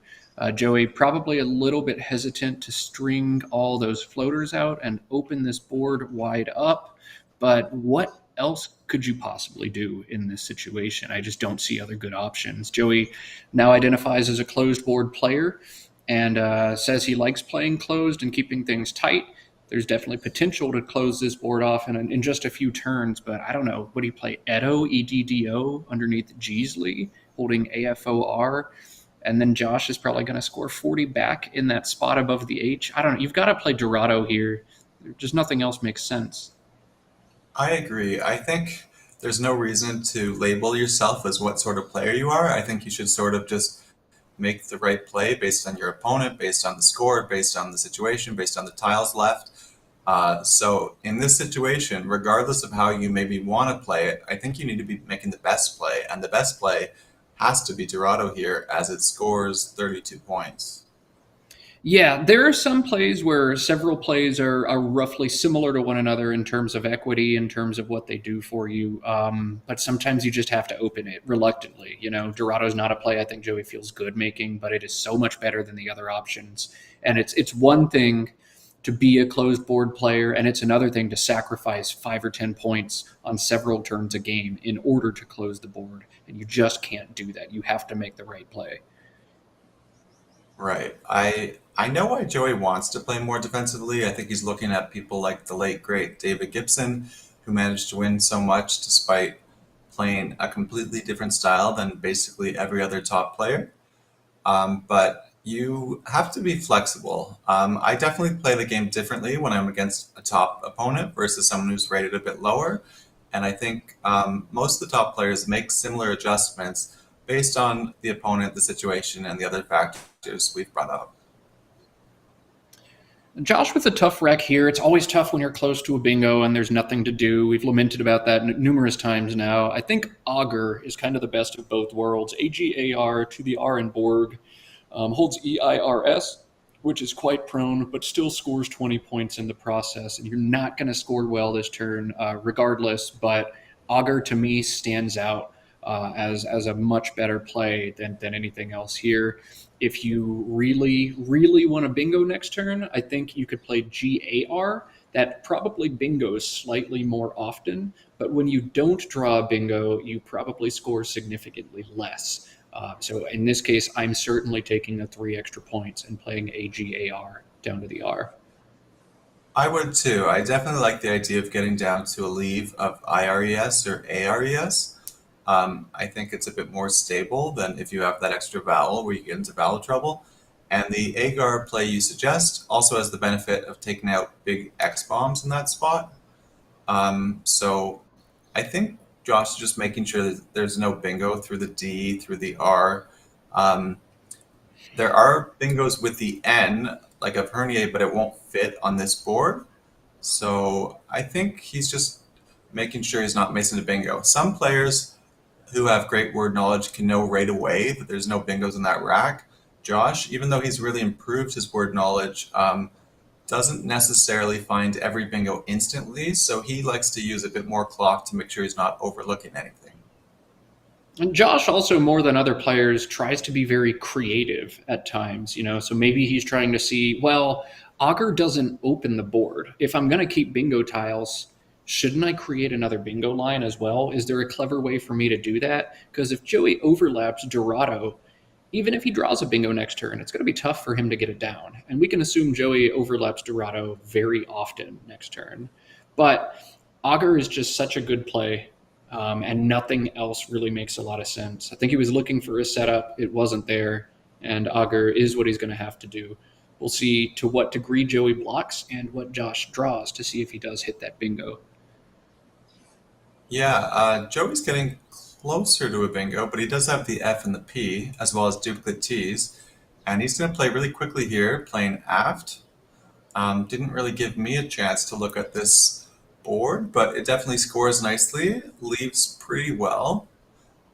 But it does open some big lanes beneath that, where if Josh were to have an S, maybe he could score a lot of points. And he has drawn an S. Yeah. Wow, so Realize is the bingo Yeah. in that rack. He's going to have that down to the D in Dorado or underneath. I don't think there's really any reason to take additional time No. here. Josh certainly recognizes that rack only has 1-7. It's Realize, and Realized has to be the highest scoring bingo. No opportunity for double doubles or anything like that. So waste no time. Realized comes down. Joey probably, going back and thinking, man, did I really have to play Dorado? Did I have to put those floaters Yeah. out? But you had to in that situation. Because Yeah, sometimes we get on the players' bases for playing too quickly. But Realized was just a very obvious idea. Joey decides explant, kind of a strange word here, is an obvious idea. It does put the X right next to a double word score, but he likes breaking up this rack and going for one of the unseen blanks, as well as, I think there's still 3 S's unseen to him. I wonder, with the knowledge that Prejudger is good, with perfect word knowledge, do you want to think about playing EX and next to Realized at the top instead? Is the P that important? Is Prejudger that important on this board? This board could be extremely dead in 1 or 2 turns. And hey, Prejudger is going to score just a whole lot of points. 60. So that's essentially a bingo, but Explant is a really great play, and Joey conveniently does draw the second P for him to probably miss Prejudger over and over. I doubt he knows the word.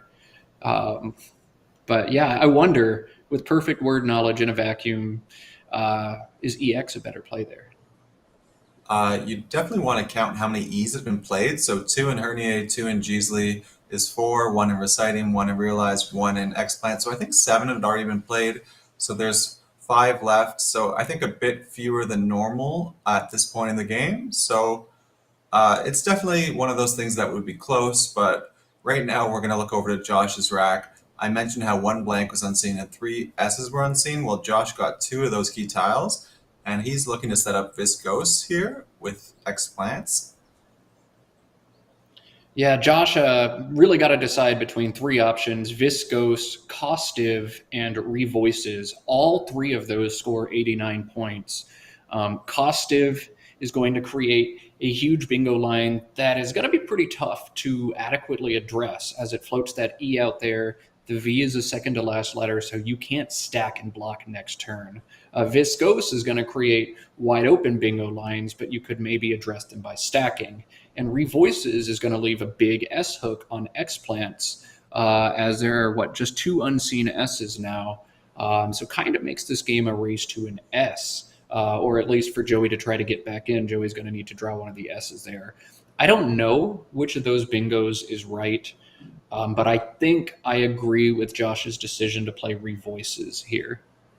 Yeah, I like it too. I think it's easier to muck up sort of the left or right of Explant and try and take out the hook that way, as opposed to opening a second spot, and then there would be lanes in both the top and the bottom, which would really leave Joey a lot more life going forward. Joey, for the 3rd straight turn, played instantly. This time it had to be the right play with Sank. So he had promised us he was slowing down. When you have the Q here, this play seems totally fine. The aft and the explant plays, maybe we could have seen him use a bit more clock just to make sure he wasn't overlooking anything. Yeah, X-Plant looks so obvious. It's just because I have Noah Walton and the rest of the chat pointing out Prejudger to me that, oh, hang on, maybe this is interesting. But it looks so obviously correct. Aft, I think, was pretty obviously correct as well. But Josh is in no time trouble and can play well under time trouble if he were in time trouble. So, I might have slowed down on Aft, but I might have also played both of those pretty instantly. That's fair. I think my point mostly is that sometimes the play you miss is the one that you don't even consider. That's why I like to take just a bit more time when you can and look around the board and make sure there's not some idea that didn't even flow through your head. But regardless, it looks like he was making the right decision, so playing fast seems to be totally fine in this situation. And Josh has anti-fob plus a W. This is going to be a big turn, and I wouldn't be surprised if we see Josh spend a lot of time. Obviously, ideally, he wants to knock out the X-Plants hook if there's any reasonable way to do that. But I'm not seeing a reasonable way to do that. He can play, I don't even see reasonable plays to do that. Twain to the NA, making NAN is pretty terrible, as NAN takes an S and an A back hook and just opens the board even wider. Twain making BATT sets up another S hook, and this one's even more lucrative for Joey as the S is at the end of the word. One neat option is a lift through the L and X-Plant. That's a good way to play off AIF. Hold ANTW, which is going to guarantee you reasonable scores again next turn, but does nothing to address the X-Plants hook. I just don't think he has a play that helps him do that. Not without really sacrificing the points, or without also opening a new danger. Like he could play something like aft or awa, knowing that neither word takes an S, but both of those would hang a letter that could be played through horizontally. So I think he's going to definitely take some time. I agree with you there.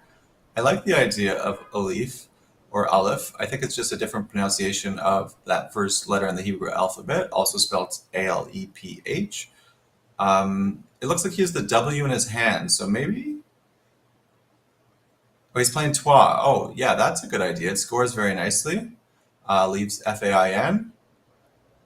And I think it's a very similar idea to Aleph, just taking some points and not addressing the spot and hoping that you can block it with a better combination of tiles going forward. Yeah, Twa is reasonable as well. I think the W is significantly stronger than the F on this board, which makes me, prefer ALIF just a little bit more. I also personally just hate Fs. Everybody has that one tile that they hate more than the consensus, and for me, it's F. So I'm all about playing off the F there. But Alif is tough to spot. Twa seems very obvious. And maybe Josh sees something in the pool as well. We are rather consonant heavy in the unseen pool, so maybe for that reason, he likes this. IF can go beneath, F can go beneath the IF to form IFF, and then you can go across with bait. And IFF is nice because it doesn't take an S, so maybe he had some consideration there. Joey played very quickly on this turn. He played swap, which scores nicely, and I guess he decided he was going to sort of use his S and create a new lane below, but I think there's a lot to consider on that turn. I think that's definitely one of those turns I'd like to see him play a bit slower. I think Joey's on tilt right now. Joey's down by almost 100 points to an opponent he's lost to 7 times in a row, and he feels this game slipping away from him again. But definitely feel like swap was a rushed decision. If Josh doesn't have an S, again, there's very little that can be done about X plants. OHM could knock the spot out, and Josh does actually have an M, so that would have been sad. But, a play like WO next to Bazoo for 26 holding INPRS, there's A's, there's E's that you can draw into that. Maybe you pull a bingo and you can claw your way back in that way. Swap, I really wish Joey had spent more time there, at least, before making that play. Right. I think not knowing if your opponent has the S and nothing Josh had played would signal that he did, you have to leave that lane open because it's more your friend than the opponent's.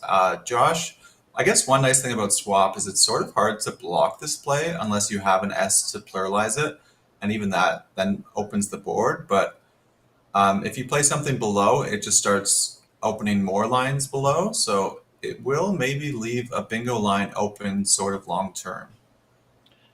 Josh can just drop his F behind IF and completely neutralize that spot. But Josh is foregoing a lot of points to do that. Now he's up by 60. That'll put him up by 70. Is that a big enough lead that he can certainly be playing defense in this situation? There's also a Y unseen to Josh, and Iffy is good, although IFF is not. So, yeah, you can make that spot go away, and maybe Josh wants to hold on to this F until next turn to make it go away with the play that scores points if he's able to draw one of the 2 unseen E's. Noah brings up a good point in the chat, and it's that Joey created 2 lines for himself beneath the swap and also through that O of Dorado. I was overlooking that O spot, I think mainly because of how quickly Joey's playing. I didn't really have a chance to survey the whole board. But I'm sure Joey realized that he was creating that second lane for himself, and it does put a lot of difficulty on Josh deciding how he's going to go about either just trying to score an outrun or how he's going to try and address both the lanes that are now available to Joey. And at this point, I think if you're Josh, you almost just leave the spot there. Right. There's 1 unseen T and a blank, so OF takes another T. OFT as a back hook. Generally would be a decent block, but not with those T's unseen. I almost think the best move for Josh here is just to try to score, at least on this turn. He's got plays like EFT on top next to revoices, making EF and ATT. Or if you want to hold the F to try to hit that BATE spot, you can play ELM down from the E and G'sley as well. But I think, there's not a reasonable block again in this situation. And maybe you just leave the spot there and try to score instead. Yeah, I would just be looking to score too. I also don't really see any good block. I like the idea of EFT. MALIN will give you a lot of flexibility going forward. So that seems very reasonable to me. And we can see Joey didn't draw so well after that swap play. That's sort of one of the risks of getting rid of that S, the sort of tiles you're going to need to come back in this game. The KV combo could be really difficult on this board. Yeah, definitely a lot for Josh to think about on this turn. He's picking up AMNT. Where's that going to go? A mint through the E? AMNT. Yeah, a mint through the E and Geesley. So Elm, but scores a little bit more, plays off a little bit. Actually, it scores about the same, but plays off additional tiles. Yeah, maybe he really wants to get that key S before Joey does. So playing off 4 here seems reasonable, but to make that assessment, I'd like to look at the pool. And looking at the pool, there's definitely some nice things he could draw into. There's one S, one blank, 2 E's, an R, and then there's also some difficult tiles. I see a couple of U's, a V, a K. So playing 4 there seems reasonable to me. I like going a bit longer, actually. And he'll And he drew the draw S. some of it. Yeah, he'll get the S, which is very important, and some other stuff that's a little bit less good. But the H is going to be very big for him to hit the BAT spot underneath.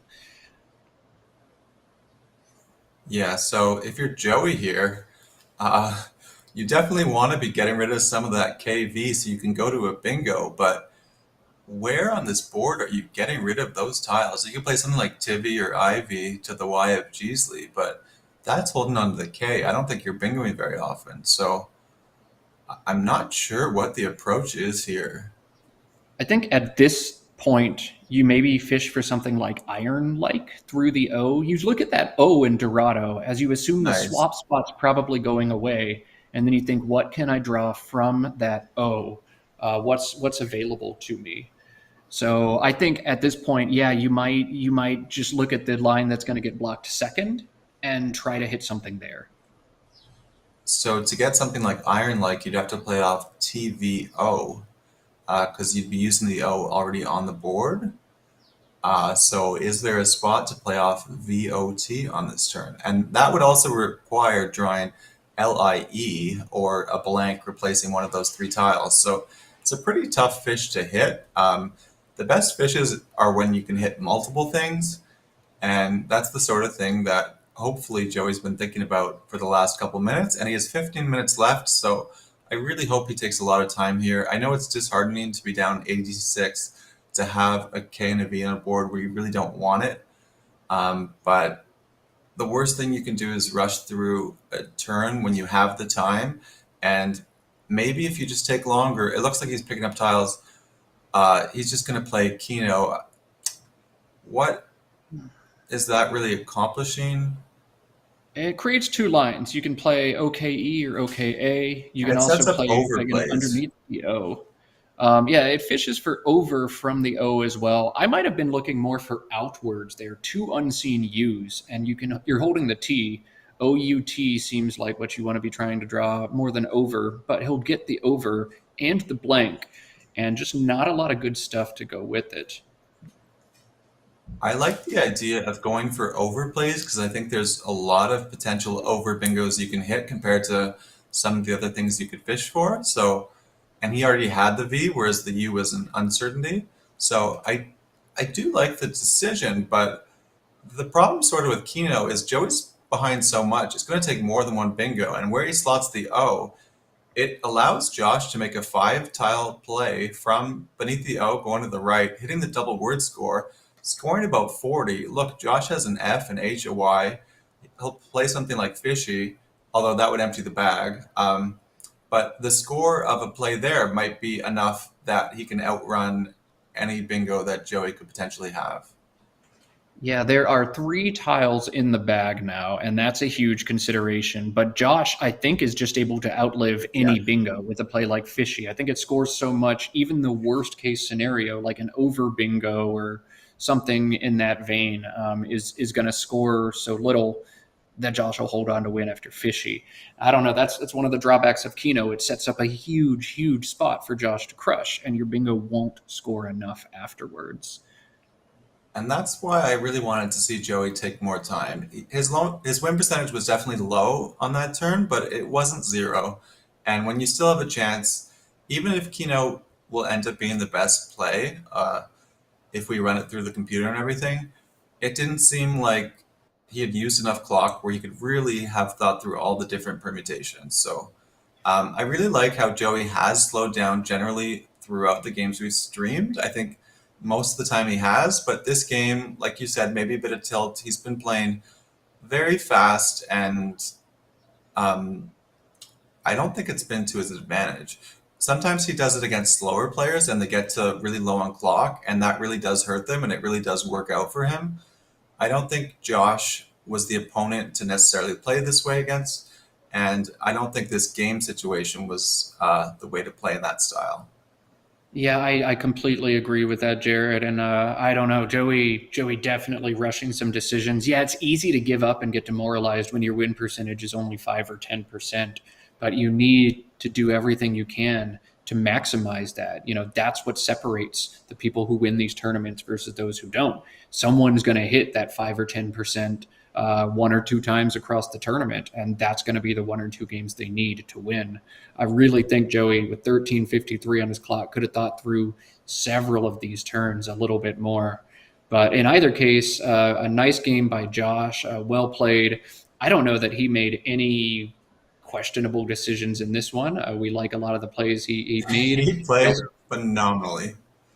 Yeah, And I there's a don't reason see Josh keeps winning these tournaments, right? Like when you play this consistently, making the tough plays on the shorter turns, finding all of his bingos. He's looking up some words now. I don't think he's going to see that he missed anything. He should be very happy as he continues to be out, along with Jackson, I believe, right at the front of this field. Yeah, you can see Joey pointing at Dorado like, this play, I didn't like it. And it's like, well, all of us at home understand you might not like that as a closed player, but you had to do it. That's not the one you want to be questioning here, Joey. But it's so easy to make a play like that, get hit by the bingo a turn or two later, and then just kind of give up. Like, I took the shot, I got burned, game over. But, Yeah. you still had a chance in that game, Joey. And I definitely think you could have spent more time there. And when Joey pointed at Dorado, Josh seemed to go, no, that's fine. Like, what do you have against that? Like, that scored 31. Why would you not play that? So I think Sean has maybe pointed out a couple of things on this board.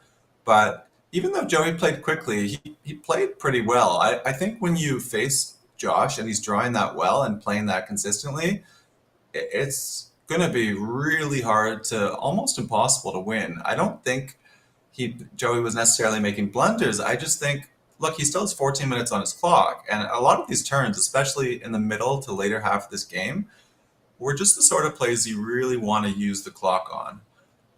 When you're playing against a slower opponent, sure, you can pressure them and then maybe it'll come against them. But just take your time, Joey. You've committed to playing slower and you were doing really well in this tournament.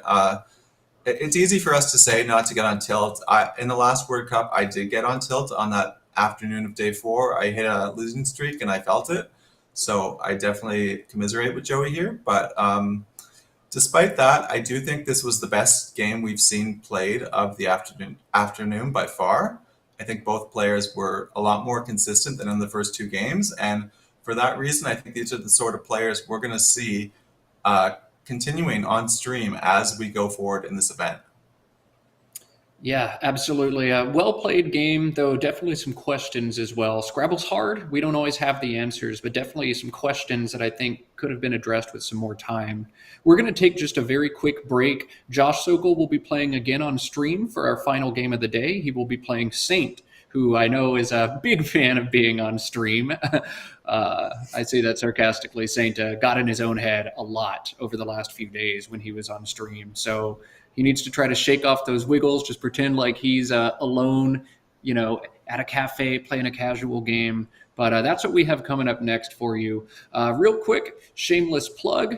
If you haven't yet pushed that subscribe button to Let's Play Scrabble, the tomorrow and the Champion Duel action, and Tuesday we'll be looking at the standings and see if somebody's Gibsonized in one division, we'll go to the other one. We're planning to be flexible based on what's the most exciting for y'all to watch on Tuesday. But hit that subscribe button, hit the like button on this video. I see 131 people watching and only 37 likes. Come on, let's do better. And stay tuned. We'll be back very shortly for our final game of the day. Be right back, y'all.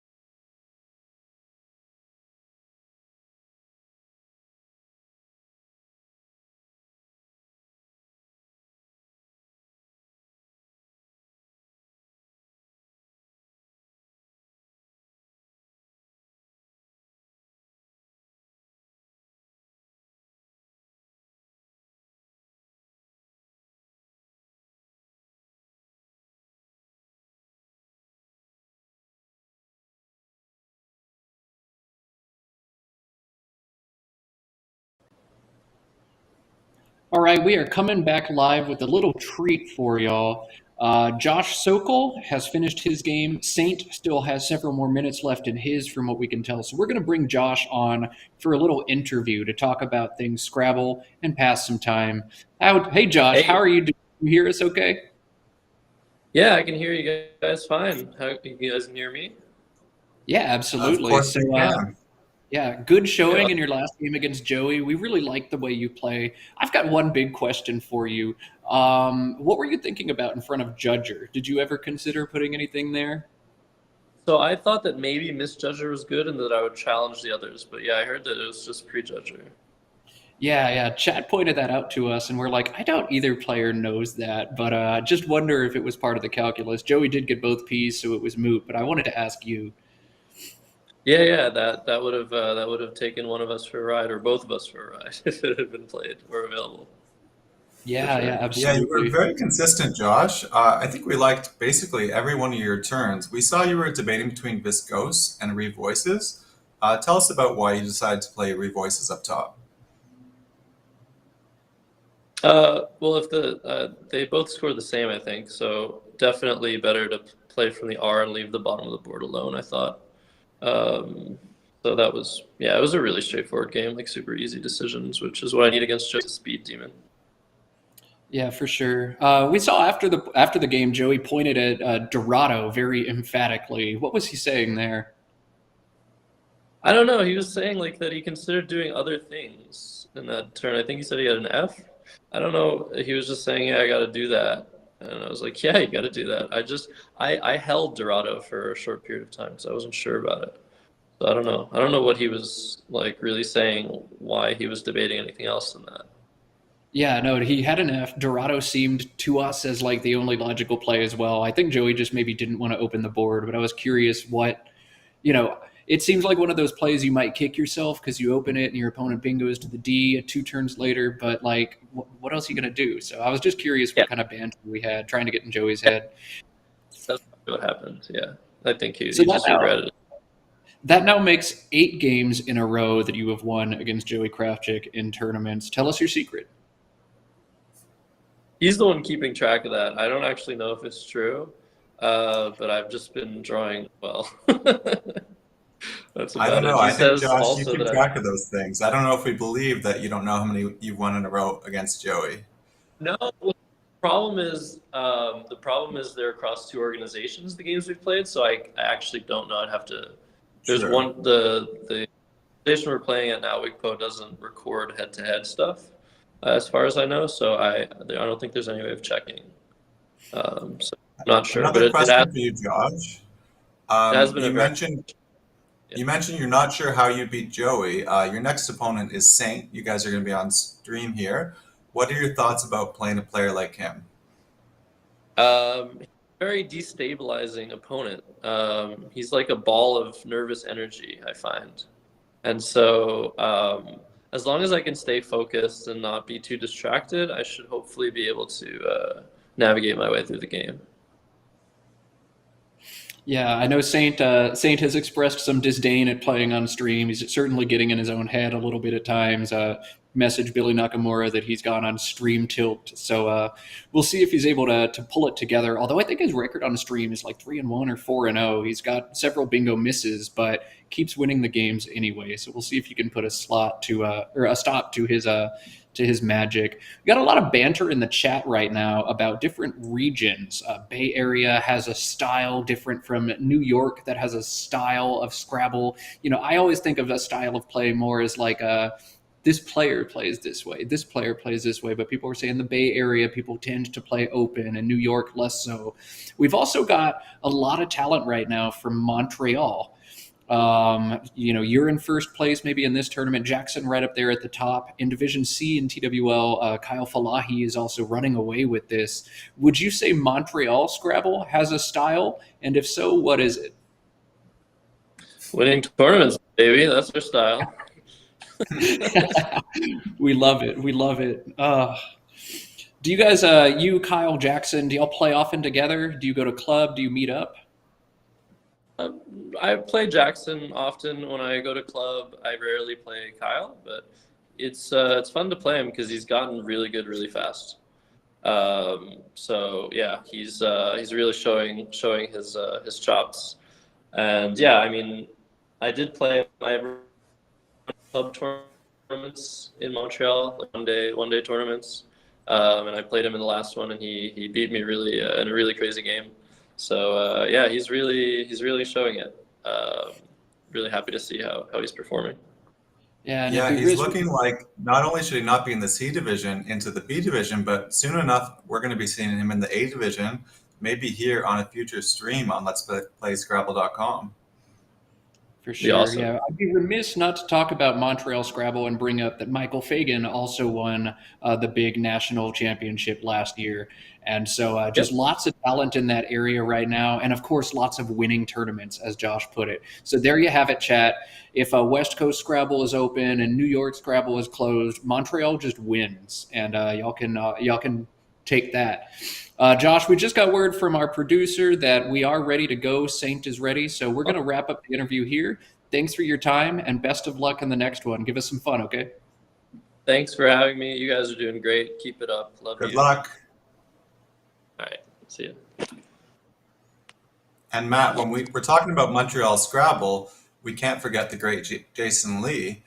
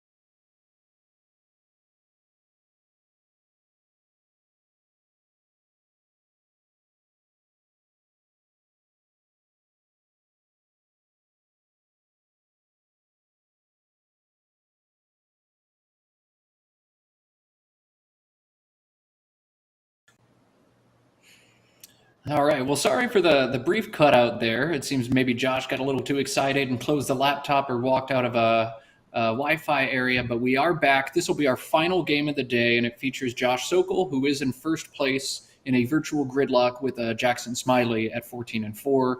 He's going to be playing against Saint, who is, I believe, in third at 12-6 right now. So a big game as repeats get underway. I do want to give a quick apology to Jason Lee. We didn't forget about you, Jason. Talking about good Montreal players, we just lost internet for a minute, but we do respect your game as well. Man, okay. Looking forward to this game. Saint definitely needs a win here. If not, he'll fall 3 games off the pace, and that's going to be tough as we only have, 12 games left to go. Jared, what are you expecting from this game? I mean, after just seeing how well Josh played, I'd be scared to go against him. So I hope Saint really brings his A game. But we've seen Saint win many games on stream, so it's going to be a close one. And I also want to apologize to Jason Lee. We got cut off, but we really respect you. We know that you were the one who first started to teach Josh some of the higher level aspects of Scrabble. And also, I want to give Jason Lee credit for taking more rating points off me in NASPA than any other player. We call that Scrabble daddies for those of you unfamiliar with that term. Josh on his first turn, DILMRTU. This is not a very fun rack. If multi were valid, it seems like it would be the play here, but it is not. So Josh left to decide, do I want to score points and play a little longer with the word like murid, but give my opponent a big overlapping spot? Do I want to go a little bit smaller with something like dumb, mud, or drum? What stands out to you here, Jared?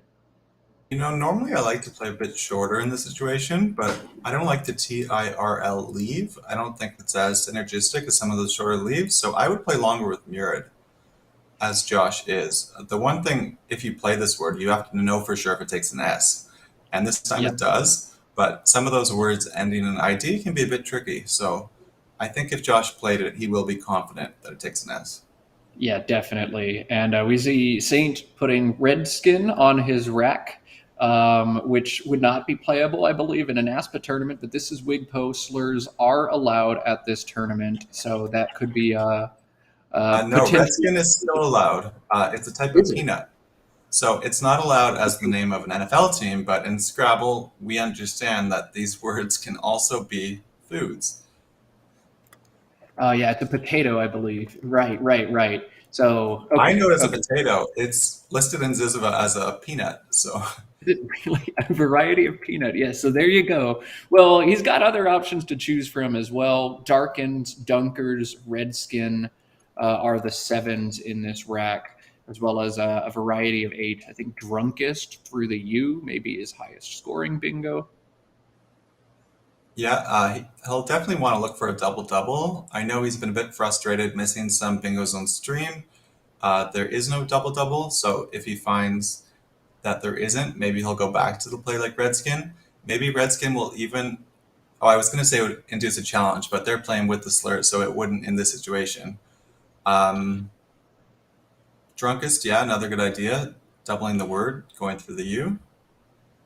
Potential to make a mistake here, as Kinders, Kinders, is not valid. We're hearing from chat it is in Collins, and it just kind of looks like it's a word. So that would be, I think, the highest scoring bingo, making KI and ID, but it's not a word. So, oh, this is surprising. Oh, the K triples. Okay. I was thinking he had turned down higher scoring bingos, but because the K triples, this one scores 76, so it's only 1 fewer than Redskin, but it keeps the action sort of to the left side of the board, and maybe that's what he's thinking, trying to shape this board with his play. If I'm Josh, I smile after I see that, because Redskin does play with Murids for an additional point. And defensively, I don't know that there's a lot of merit or a lot of difference between them. I think he might be scared to put an S on Murid, and I like that. I like what I see there. Yeah, I mean, it also could be he didn't want to open both sides of the board. I don't know exactly why he played this. The 1 point isn't such a big difference, so if you prefer the shape of one of the bingos over the other, but I agree, it at least gives Josh consideration that Saint might not be sure of that. For sure. Josh now has FPB as 3 very heavy tiles to go with a lot of nice bingo tiles. Yeah, this is going to be a tricky turn for Josh, as there's not really many good options here. He played a very good game last round, but as he even attested himself, not too much to think about, and I think he's going to have a lot to think about on this turn. It looks like one option for him through the blank is Flea Pit, which scores 30 points, holds the B. It does put an F in a triple line, sets up a big S back hook as well, and I'm not sure he wants that volatility in a game where he probably considers himself to be the overdog. But what else do you do? Fabled down to the D is a reasonable option, holds PT, but can get crushed by overlaps and no-brainer plays as well. BAPS to the S in drinkers. I just don't see a lot here. What are you thinking, Jared? Flea Pit is what I saw originally. I also saw Flea Bit, which isn't good. You need the E there for Flea Bite. So Flea Pit looks good. I don't mind blowing up this rack. We've seen players play a bit longer earlier in the games to try and go for those key blanks. Fabled could allow some overlaps down the first column, so I would play long here with Flea Pit. I could see Josh thinking very hard here, as we've seen some word knowledge mistakes from Saint already on stream. I could see him thinking about playing Flea Bit and setting up the E back hook. But that's way too risky in this situation. The E back hook is valid. It's not valid without the E back hook, so you wouldn't play that, allowing him to hook it. I don't know, maybe. I mean, maybe he put an S, but it sounds past tense, right? Like you were bitten by a flea. So I agree that Josh does like to put players to the test. He did mention that Saint's a bit nervous at the table, so putting down a word that you're not sure of definitely adds to that level of anxiety. And I know Josh also likes to play long and open, so he'll play Fabled. Yeah, I think that's a reasonable decision. Just Flea Pit gives that big S spot. The last thing you want to do is let your opponent play a no-brainer like QATS and Flea Pits for 1,000,000 points, and all of a sudden you're down 100 after 2 turns. You want to make your opponent have to make difficult decisions, and I think Fable does a good job doing that. I just wonder if it's worth sacrificing that much equity to do so. Yeah, and now Saint's going to have a pretty easy play of offing, I would think, unless I'm not seeing something better. No, offing, I think, is definitely the idea here. Could consider playing Flog if you're really tied to this EGIN. But offing is just substantially more points. Yeah, with his lead, you don't want to leave that top part of the board open. A bingo from the F would score quite a lot. So I think offing gets rid of the G's. He's just going to play off. So he is going to keep the ING. That does score pretty nicely. I would have rather get rid of one of the G's. He likes keeping it this way because he keeps the ING as a pattern. And if he bingos, this will work out very well for him. Yeah, double G's though. ING for sure. Double ING or double GIN. I don't know how I feel about that. He's going to pick up an A and a Z. So now he's got Zag as easy plays to get rid of. So close to B gazing. It just doesn't fit because of Murid. Wow. That would be like 100 or something. And Josh, PPY. Wow. Okay, so uppity through the I and drinkers looks really good. Buppy, BUPPY, a second option for him as well. I am a little bit more partial to Buppy if I think Saint might not know Mirids. That's my spot, and I want to keep it alone. Uppity partially obscures it. So both of those seem like good plays. I think Josh would be inclined to play Buppy here. Yeah, and we mentioned earlier how some of those singular Y versus IE endings can be difficult to know. So Saint might know Buppies pluralized, but he might not know if the singular version is a Y and IE or both. So I do like that idea of Buppy. And SIT is so strong, especially because Josh will need bingos to get back into this game.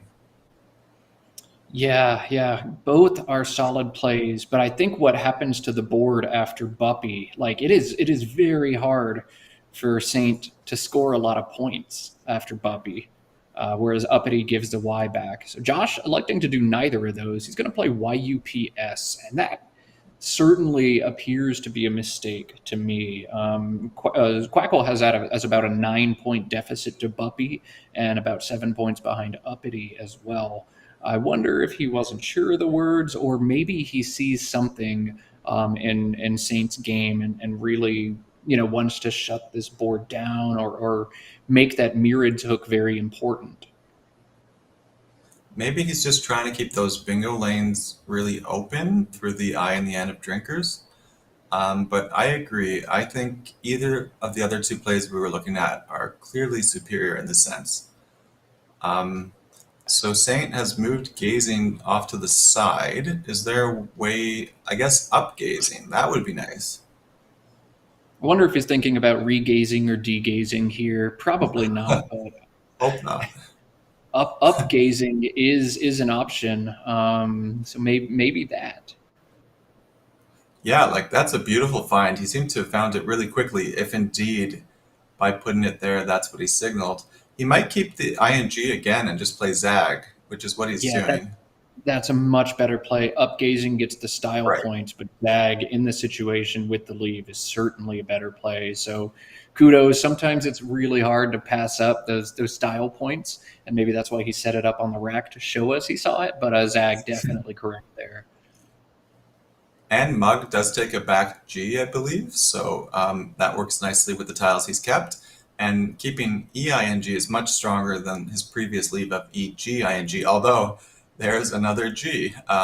So this time he has like a green that doesn't quite fit. Will any of his plays fit? I'm not sure. First, let's look over to Josh's rack, where he has one too many eyes, but otherwise is nicely balanced.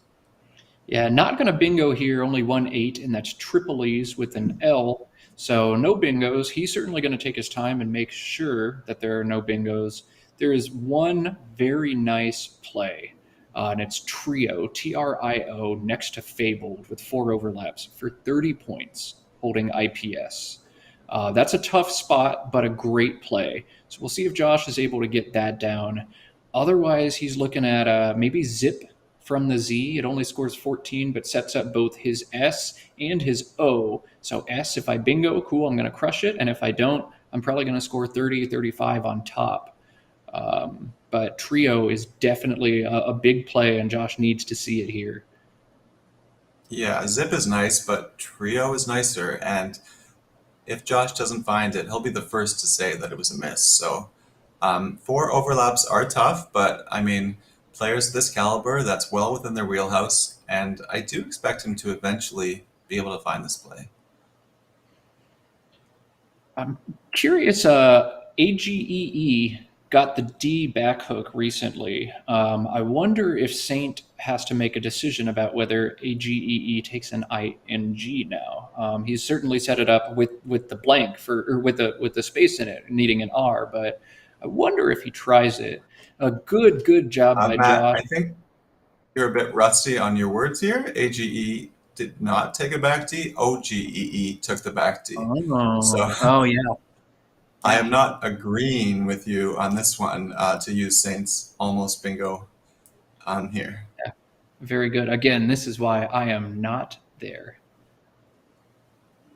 That's okay. Aggie takes a front R, Raggy, and that's one of those hooks that I find a lot of players miss.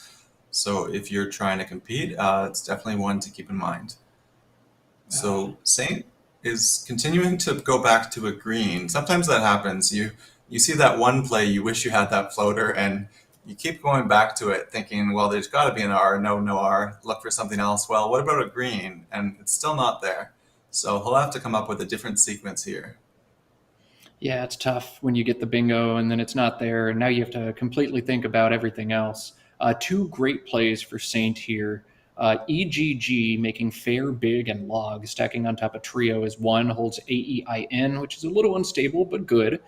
Or Aggie, AGGIE, overlapping Zag for 40 points. Aggie does open the board, but it scores super well.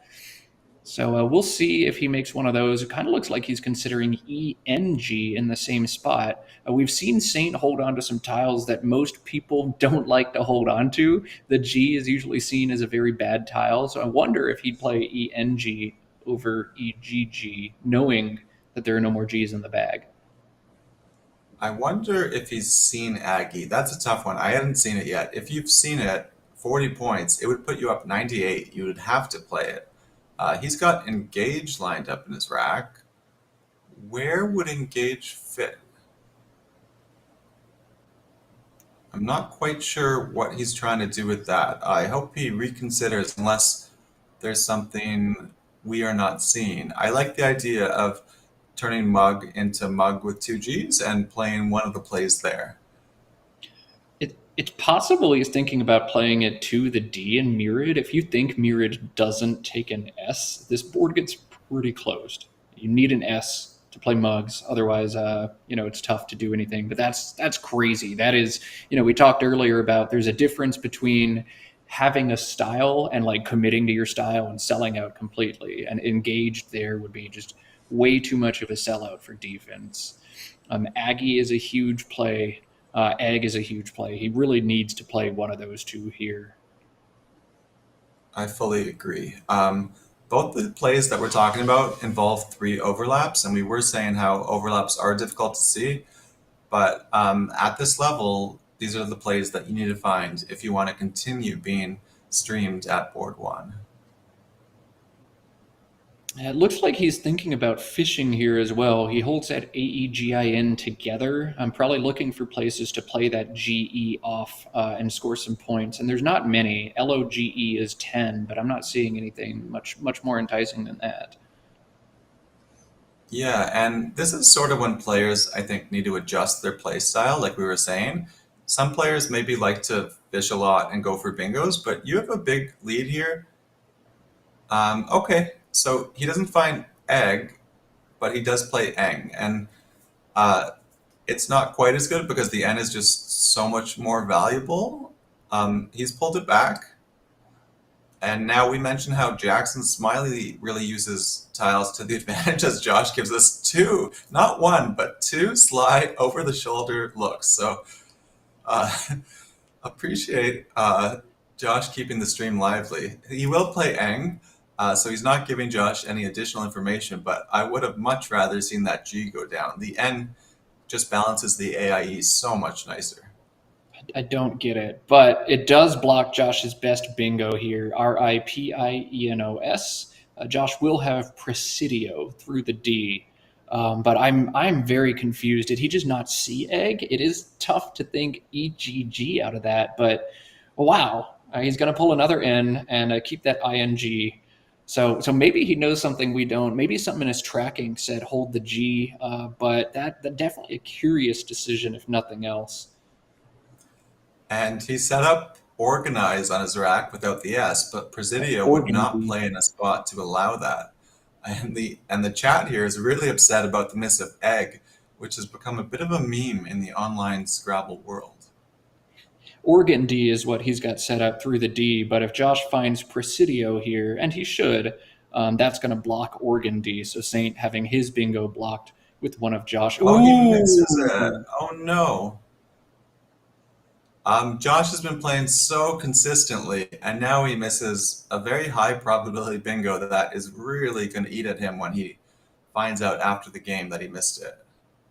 Yikes. Okay, I mean, everybody makes mistakes in this game except Nigel Richards. Again, playing on stream is tough. This is the 8th game, 8 games in a day. I hate it. I can't play more than 7. My brain turns to mush, and this is the final game. But that is an uncharacteristic and big miss for Josh. Yeah, I did not see that coming. I thought he was going to find that really easily. Maybe when he looked over his shoulder at us, he was saying, oh, he blocked Rapeños, my only bingo, how annoying. But just like we were on Joey's case for playing too quickly, Josh gave up on looking for bingos too quickly there. If he had really looked through that D, he was going to find it. Yeah, that's tough. but it does happen. Everybody's human. And that does really hurt Josh's chances of getting back into this game, though. He gets bailed out by the tiles, draws very well, a satire and a P, so he'll almost certainly be bingoing next turn anyway. But dang, definitely a missed opportunity for Josh. Frustrating, but he will bingo next turn, and Saint is probably just going to play off the O, which I think is a great idea. We haven't loved all of his leaves, but EARING is very strong. So I just love the idea of playing the logo, or, I mean, pretty much anywhere you can drop an O would probably work out really well for him. He'll play it there, which blocks one of the possible bingo lanes. So But if it Josh, makes Josh's bingo score more, POI, and Pirates or something yeah, is now even better. yeah, there's a lot of bingos in that rack in the chat. Maybe if you're new to the game, see if you can find some other ones. There are a lot of common words in that rack. That's a good practice one for people who are trying to figure out how to take 7 tiles and turn them into a 50-point bonus bingo. Wow. So yeah, I want to point out Saint's fish there was very clever. You want to look at what you can actually draw, and the most common letters you can draw are the vowels. There's lots of A's, E's, I's. His fish even hits into A and I draws. He's got D airing. He's got drainage from that D. He picks up the T here and hits D rating. But it was a good fish with a lot of potential to hit, and he did indeed hit. Josh maybe has the opportunity to try to phony with dipteras, which is no good. Diptera, already the plural of dipteron, but elects instead to play praeties here, which is the highest scoring bingo, along with every other one of those words that starts with a P in that rack: pirates, pasty, or piaster, piaster. So not much more for Josh to think about, and he sets up Saint for a double-double of treating, which he sees right away. Yeah, I mean, that's just too easy to miss. So Saint was excited his bingo would be ×3. Now it's going to be ×4, going across 2 double word scores. So that's very nice. Thank you, Justin, for posting all those bingos in that rack into the chat. For players new to the game, what you really want to look for are common endings like ES showing up in parties and pirates, or ER showing up in a word like pastier. So now that both those bingos have come down, we'll see how these players draw afterwards. Looks like Josh hit a bunch of heavy consonants. Yeah, Josh probably going to play off the Q. He's got an interesting decision about what to do with it, though. He can play QAID through the I in treating. He can play QADI to the I in praeties. Both of those get rid of the Q. One in a very perilous place, 5th spot of a triple line. The other less so. He's also got Sonk, CINQ, through the I in treating as well for 25. But almost certainly one of these Q plays is going to come down. Yeah, and I don't think the score has been updated since treating. Is this the right score? Are we pretty much tied, or did Saint jump back ahead after the Saint at 271 now. Okay, yeah. So Josh will play Sank. That Q will stick around in that spot for quite a while. So how many U's? 2 U's have been played. So there's 2 U's unseen. If he draws a U, maybe he can get a really big bingo through it. Saint, the obvious play is JOES underneath. I wonder if he considers JEES instead to hold the O for underlaps. But if your opponent throws Sonk out there, like you can score a bunch of points and unload that J. That makes a bunch of sense. I like JEES here. I think it's very clever. I wonder if he agrees. Yeah, that's a very good idea. It will be interesting to see which way he goes it. As you're making a suggestion like that, I also like to start counting how many of the E's and the O's have been played. So it looks like 4 O's have been played, but not too many E's. I think just 4, or actually, now I think maybe 5. He's going to play Jow. He's going to leave the sink spot alone. And we've seen Saint, regardless of the score, really like to keep nice leaves that can lead to a lot of bingos. For sure. And it's worth pointing out, treating doesn't maybe look like it takes an S, but it does. Not many ing words take an S, especially in NWL. It's less than 10%, but that one does. So I wonder if the players know that. I wonder how confident each one is on that hook. That's going to be huge going forwards. Yeah, that one makes sense to me, sort of like treatments or treatings, but everyone has their own holes in their word knowledge, so we'll see if both players are confident. Saint did draw that other blank with his already 89-point lead. That is huge. He drew 2 more E's to go with it, but holding an S and a blank on this board puts him in a very powerful position. Absolutely, yeah. Those E's are going to take some fighting to get through, but I think at the end of the day, yeah, Saint's going to have to, or Josh is going to have to draw very well, or Saint's going to have to help him get back in this game. Josh is in a tough position with the junkie rack. Noah points out he had AGIES set up, so maybe he was already considering treatings.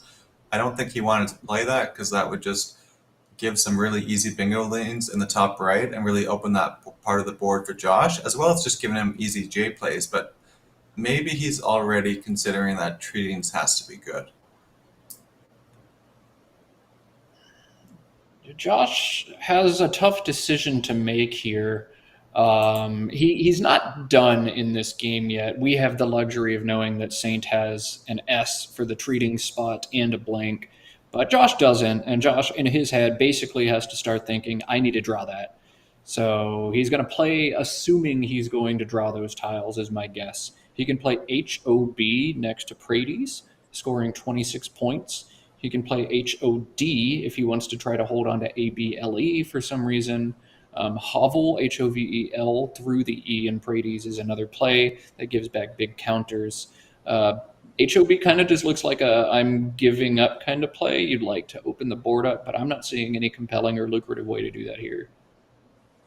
Yeah, it's tough. In addition to opening up the board, he also has to get rid of some of his less than bingo friendly tiles.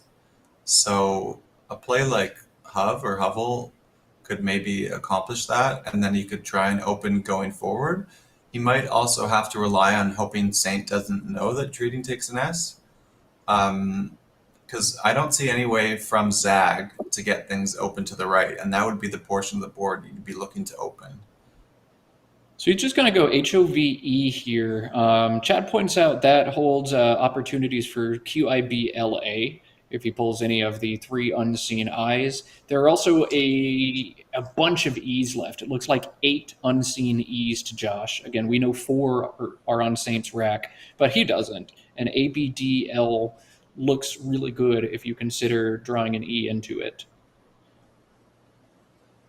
Saint will keep 3 E's here. He'll play off 2 vowels, AE for hey, for 18 points. So he'll keep his commanding lead plus his blank.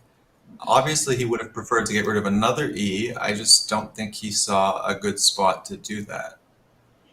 And Josh now with the opportunity, because he played HOVE, he can make a play like LOB or LIB and put a B right there in that triple line, which is cool. He also did draw into Kibla, which I think he was thinking about last turn. And maybe if he's not certain about treating, that gives him an S hook he can certainly be confident in. Now, unfortunately, it looks like Saint's just going to crush him back with a bingo and start to run away with this game. But good thinking by Josh, good execution by Josh, and just not his game. Yeah, no, he kept fighting, but at the end of the day, he did miss Presidio, so it's hard to feel too bad for him, because if he'd bingoed there, the game would have went very differently. And he'll be the first one to put the blame on himself in this one. I think Josh maybe had a better option last turn. He could have played ZOMBI from the Z, but with 8 unseen E's, it's going to get back hooked. So a cute option, and maybe with 2 or 3 unseen E's instead of 8, one that you can make. But he's just going to get crushed by a bingo here. And Josh is wondering, if there's 8 unseen E's, how come they don't seem to end up on his rack?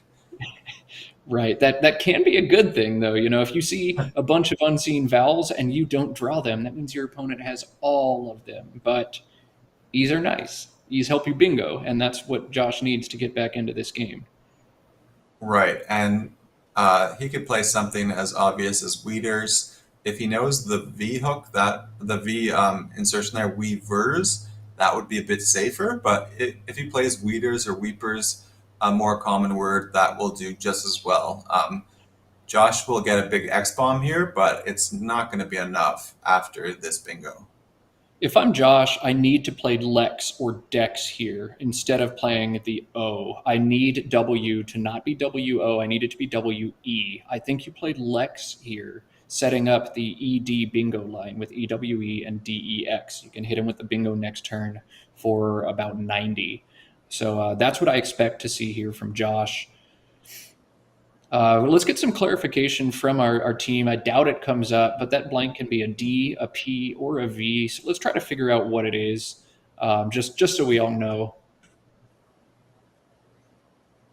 Yeah, that V is a very difficult one. I would be impressed if Saint was confident enough to make it a V. So would love to hear from Josh Greenway, who's been producing this game after Sean Abassi's been doing the majority.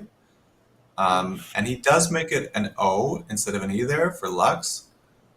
So maybe he's just given up on this game. He's pulled it back though, so maybe he'll make the play that you had suggested. Not the time to give up this game. It's not over yet. Yeah, you're down 130, but you're about to score 60. I mean, there are 3 T's out, and maybe the spot set up by Lex is so easy to be blocked with A's, O's, or E's, but I think you have to take that shot. Yeah, I agree with that. Chat's pointed out that Saint has drawn into couteau, a French word that Josh would certainly know. A bingo, I don't know if it plays. We got confirmation from the great Josh Greenway, thank you Josh, that it is a P. So I guess a front S could be put on that for sweepers if an S is still left. I think there's one unseen. So again, I just want to thank Josh for all of his hard work. If you ever see Josh at a tournament, maybe you want to buy him a drink, take him out for dinner for all this free volunteer work he puts into making these events run. The amount of work he does behind the scenes is more than you could imagine, and he does it all for the love of the game and to bring this loving community together. Yes, Josh, I love it. Lex comes down. I like the thought. Good idea. And I will, I think if I know Josh as well as I think I know Josh, better than a drink or a dinner, the best thing you could do to make Josh happy and reward him for his efforts is to click that subscribe button on his Let's Play Scrabble channel. Hit that like button on this video as well. The more likes, the more subscribers we get, the more the algorithm moves Scrabble up, and the more we can play Scrabble with other people, the more people we may bring into the scene. So hit that like or subscribe button and consider buying Josh dinner or a drink, because he's done some great things for the game and has given a lot of time up for us. Absolutely. Josh and Kieran put on such fun events. I love all the nighttime events like karaoke and dinners and trivia, all the stuff they do. We hope to see you at the next big event run by the Let's Play Scrabble team in Lake George, New York. I'll be there, and I hope to see all of you watching in the chat join me and Josh and many other great people. So Plex extensions, Morris points out, that would be fun to fish for. Like Cineplex? Yeah, I think, Cineplex. That's a Canadian thing. Yeah. It's our movie chain here. But multiplex is a bit long. I wonder if there are 4 letters and then a plex sort of hook that maybe a player could fish for. Although, Morris, both P's are gone, so your suggestion maybe doesn't really work, but let's look over at Josh's rack, why don't we? I think we're hitting game over save spread point for Josh. Lex was a good little attempt, I think, to get back into this game, but Saint able to shut it down and smash that line with the C. Josh really needing to hit the mugs spot to get back into this game now, and it doesn't seem like that's going to happen. As Saints pulled the last S in this game as well. Yeah, Saint has certainly drawn the goods in this one, getting both blanks and I believe 3 of the S's. that gives him a lot of power, and he has used it well. He certainly seems to know his words pretty well, and we haven't seen that same nervous energy we've seen in previous games, which is a great sign. Obviously, it's easy to say, well, he drew better and he was ahead much of the game, so he wouldn't be as nervous. But I mean, as someone with anxiety, I can tell you whether you're ahead or behind, it's very tense at the table. And I think Saint's calmness and demeanor in this game really bodes well for him going forward.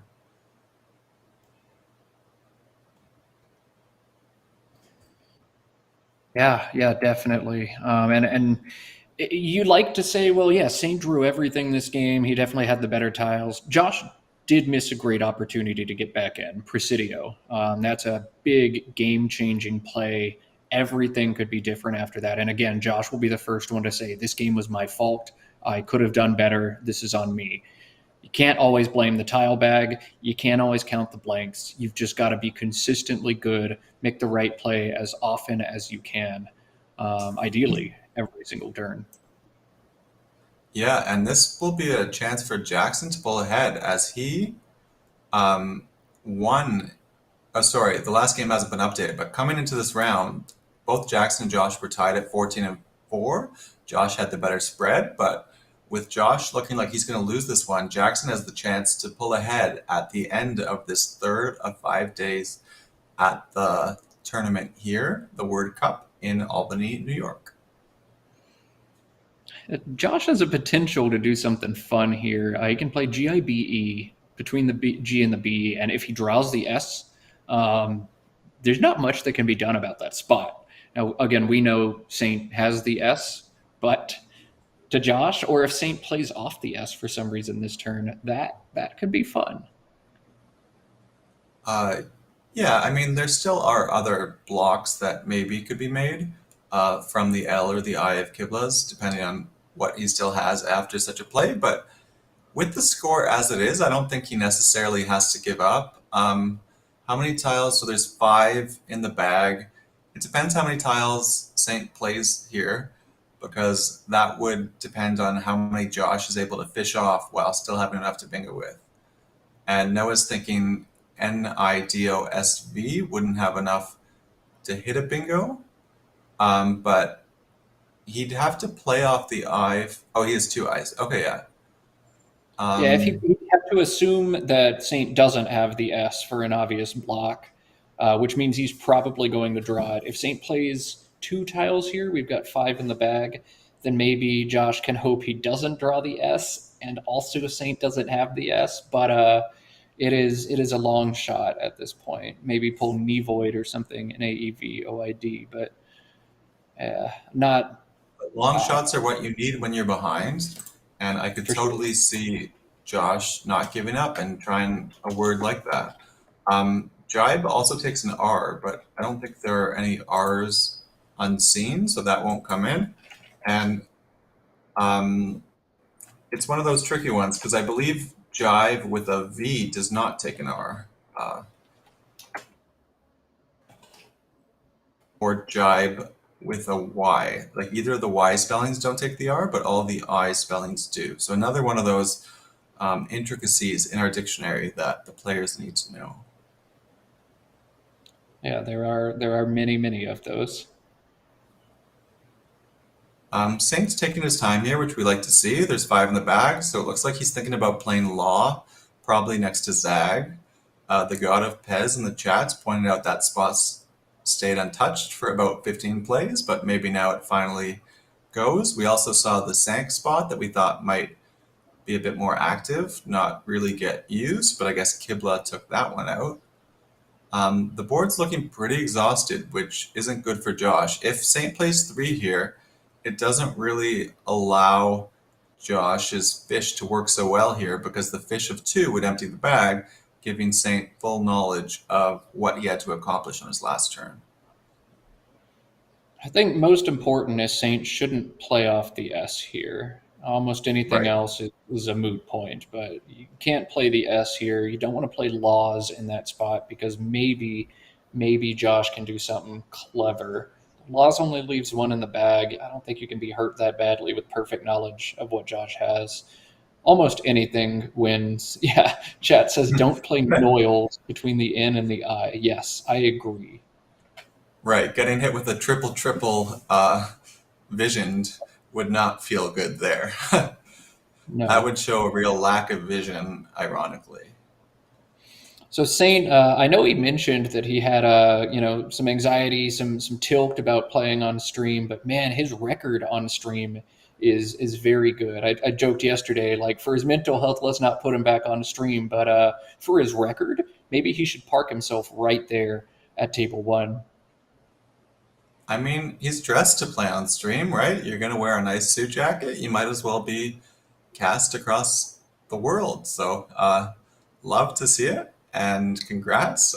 He played really well in this one, I think, and it's going to lead to victory. Yeah, I think Josh, doing the math, probably thinking about that GIBE setup, doing exactly what we did, figuring out, can I draw something, what's unseen? He's emptying the bag, so I don't know. Yeah, not much Josh can do at this point, and it's been that way really since the Weepers play came down. Yeah, I mean, that was just too much. If Saint had bingoed there but left some of the good tiles in the bag, the S and the blank, then maybe Josh would have more of a path here. But especially with Saint then drawing the last S, it's just been too much for Josh to overcome. And Yeah, Noah thinks it's time to throw in the towel, just play voiding, cut into the spread. I mean, that seems reasonable to me too. Yeah, I agree. This one's done. Save your spread, save your brain, and let's pick it back up tomorrow. Speaking of tomorrow, games will begin again at 9 a.m. Eastern time. So you West Coast folks, I expect to see you bright and early, 6 a.m. We'll be doing NWL games again tomorrow in the morning, back with the team of Jared and Heather. They'll do 4 games in the morning. I'll be back on in the afternoon, still discussing which division we're going to show. If NWL has a runaway and it's really Jackson and Josh at the top, probably not going to broadcast those games, and we'll switch over to CSW. If CSW has a runaway, we'll probably stick with the NWL division. So that's kind of a TBD. And I'll be back on Tuesday morning as well as we watch the last 4 games and get the championship. Again, plans to be in whichever division has the most action for y'all on that stream. If you haven't already, make sure you subscribe so you don't miss any of the action. You'll get notifications when we're back on. And we hope to see y'all tomorrow. Yeah, and an update, Jackson won his last game. He beat John Karras by 31 points. He is up to 15 wins. So it looks like he's going to have a 1-win lead over Josh, who would be at 14 wins, assuming that Josh does lose this game. And if Saint wins this game, he'd be up to 13 wins. And then coming into this round, there were 4 people at 11 and 7 who have a chance to go up to 12. That would be Joel Sherman, Ori Swift, Eric Goldstein, and Sam Hollington. So lots of players still in contention in this A division with a day and a half to go. Absolutely, yeah. It's going to be a fun last couple days. I know that much is for sure. We'll try to look in some of the other divisions and get y'all updates for what's going on over there. Again, we do this the same way y'all do, by refreshing the page over and over and seeing what is there. So it looks like Menahem Rosenberg is definitely running away with Division B. It'll be his 3rd Division 2 or Division B win at a major tournament, assuming he holds on. He's at 16-2, pending the result of his next game. Joel Horn, 2.5 games back right now at 14-5. So it would be 2 games back and 1,500 spread points back if Menahem loses, or 3 games back otherwise. Kyle Falahi, 2 games up right now in Division C at 15-3 over a big pack of 13-5. Shauna Petrie, Glenn Filzer, Patricia Jovanovitz, and Dathan Lang and Trevor Seeley. And I'll pull up Collins in just a minute as well. I have Collins open. There is a tie at the top, not by spread, but at 14.5 and 4.5 is Thomas Renicky and Matthew Tunnicliffe. So they both have a tie, and yet it comes down to spread at the moment. Thomas Renicky is a bit ahead, 14.64 to Matthew Tunnicliffe's 13.55. So that is very tight at the top. But Matthew O'Connor, who was only half game back, if he wins his game against Thomas's twin brother Charles, Matthew would be the leader at the end of today. He's currently at 14-4, and right behind him is Lukman Owolabi at 13-5. So lots of good players in that division, very tight there as well. We are going to have quite the action for you the next 2 days. I'm really excited to do commentary with Heather again in the morning, and I won't be able to watch the afternoon game or the Tuesday morning game live, but I am excited to keep an eye on it on my phone and catch up on the streams. They'll be here on the YouTube channel, letsplayscrabble.com. Please subscribe. Also go to wordgameplayers.org. Check out the Wigpo site. They'll help you find local clubs and tournaments. And the play comes down here from Saint. He plays idly. Josh has Noiveat, and he's not going to waste any time. He's going to play notative, I think. He's just trying to scare me. Now, someone did that against me in Niagara Falls, and his name was Matthew Canick. Now, at that point, I was at about, I think, a 2-9 record. And so you think your opponent could be a bit kinder to you, but Matt, no, he wanted to have some fun. So he started putting down tiles as if it was a triple-triple just to make my heart skip a beat. And then he pulled it back to show that he was one tile away and just played a much lesser bingo. So just want to let you guys know what Dr. Evil is really like in person.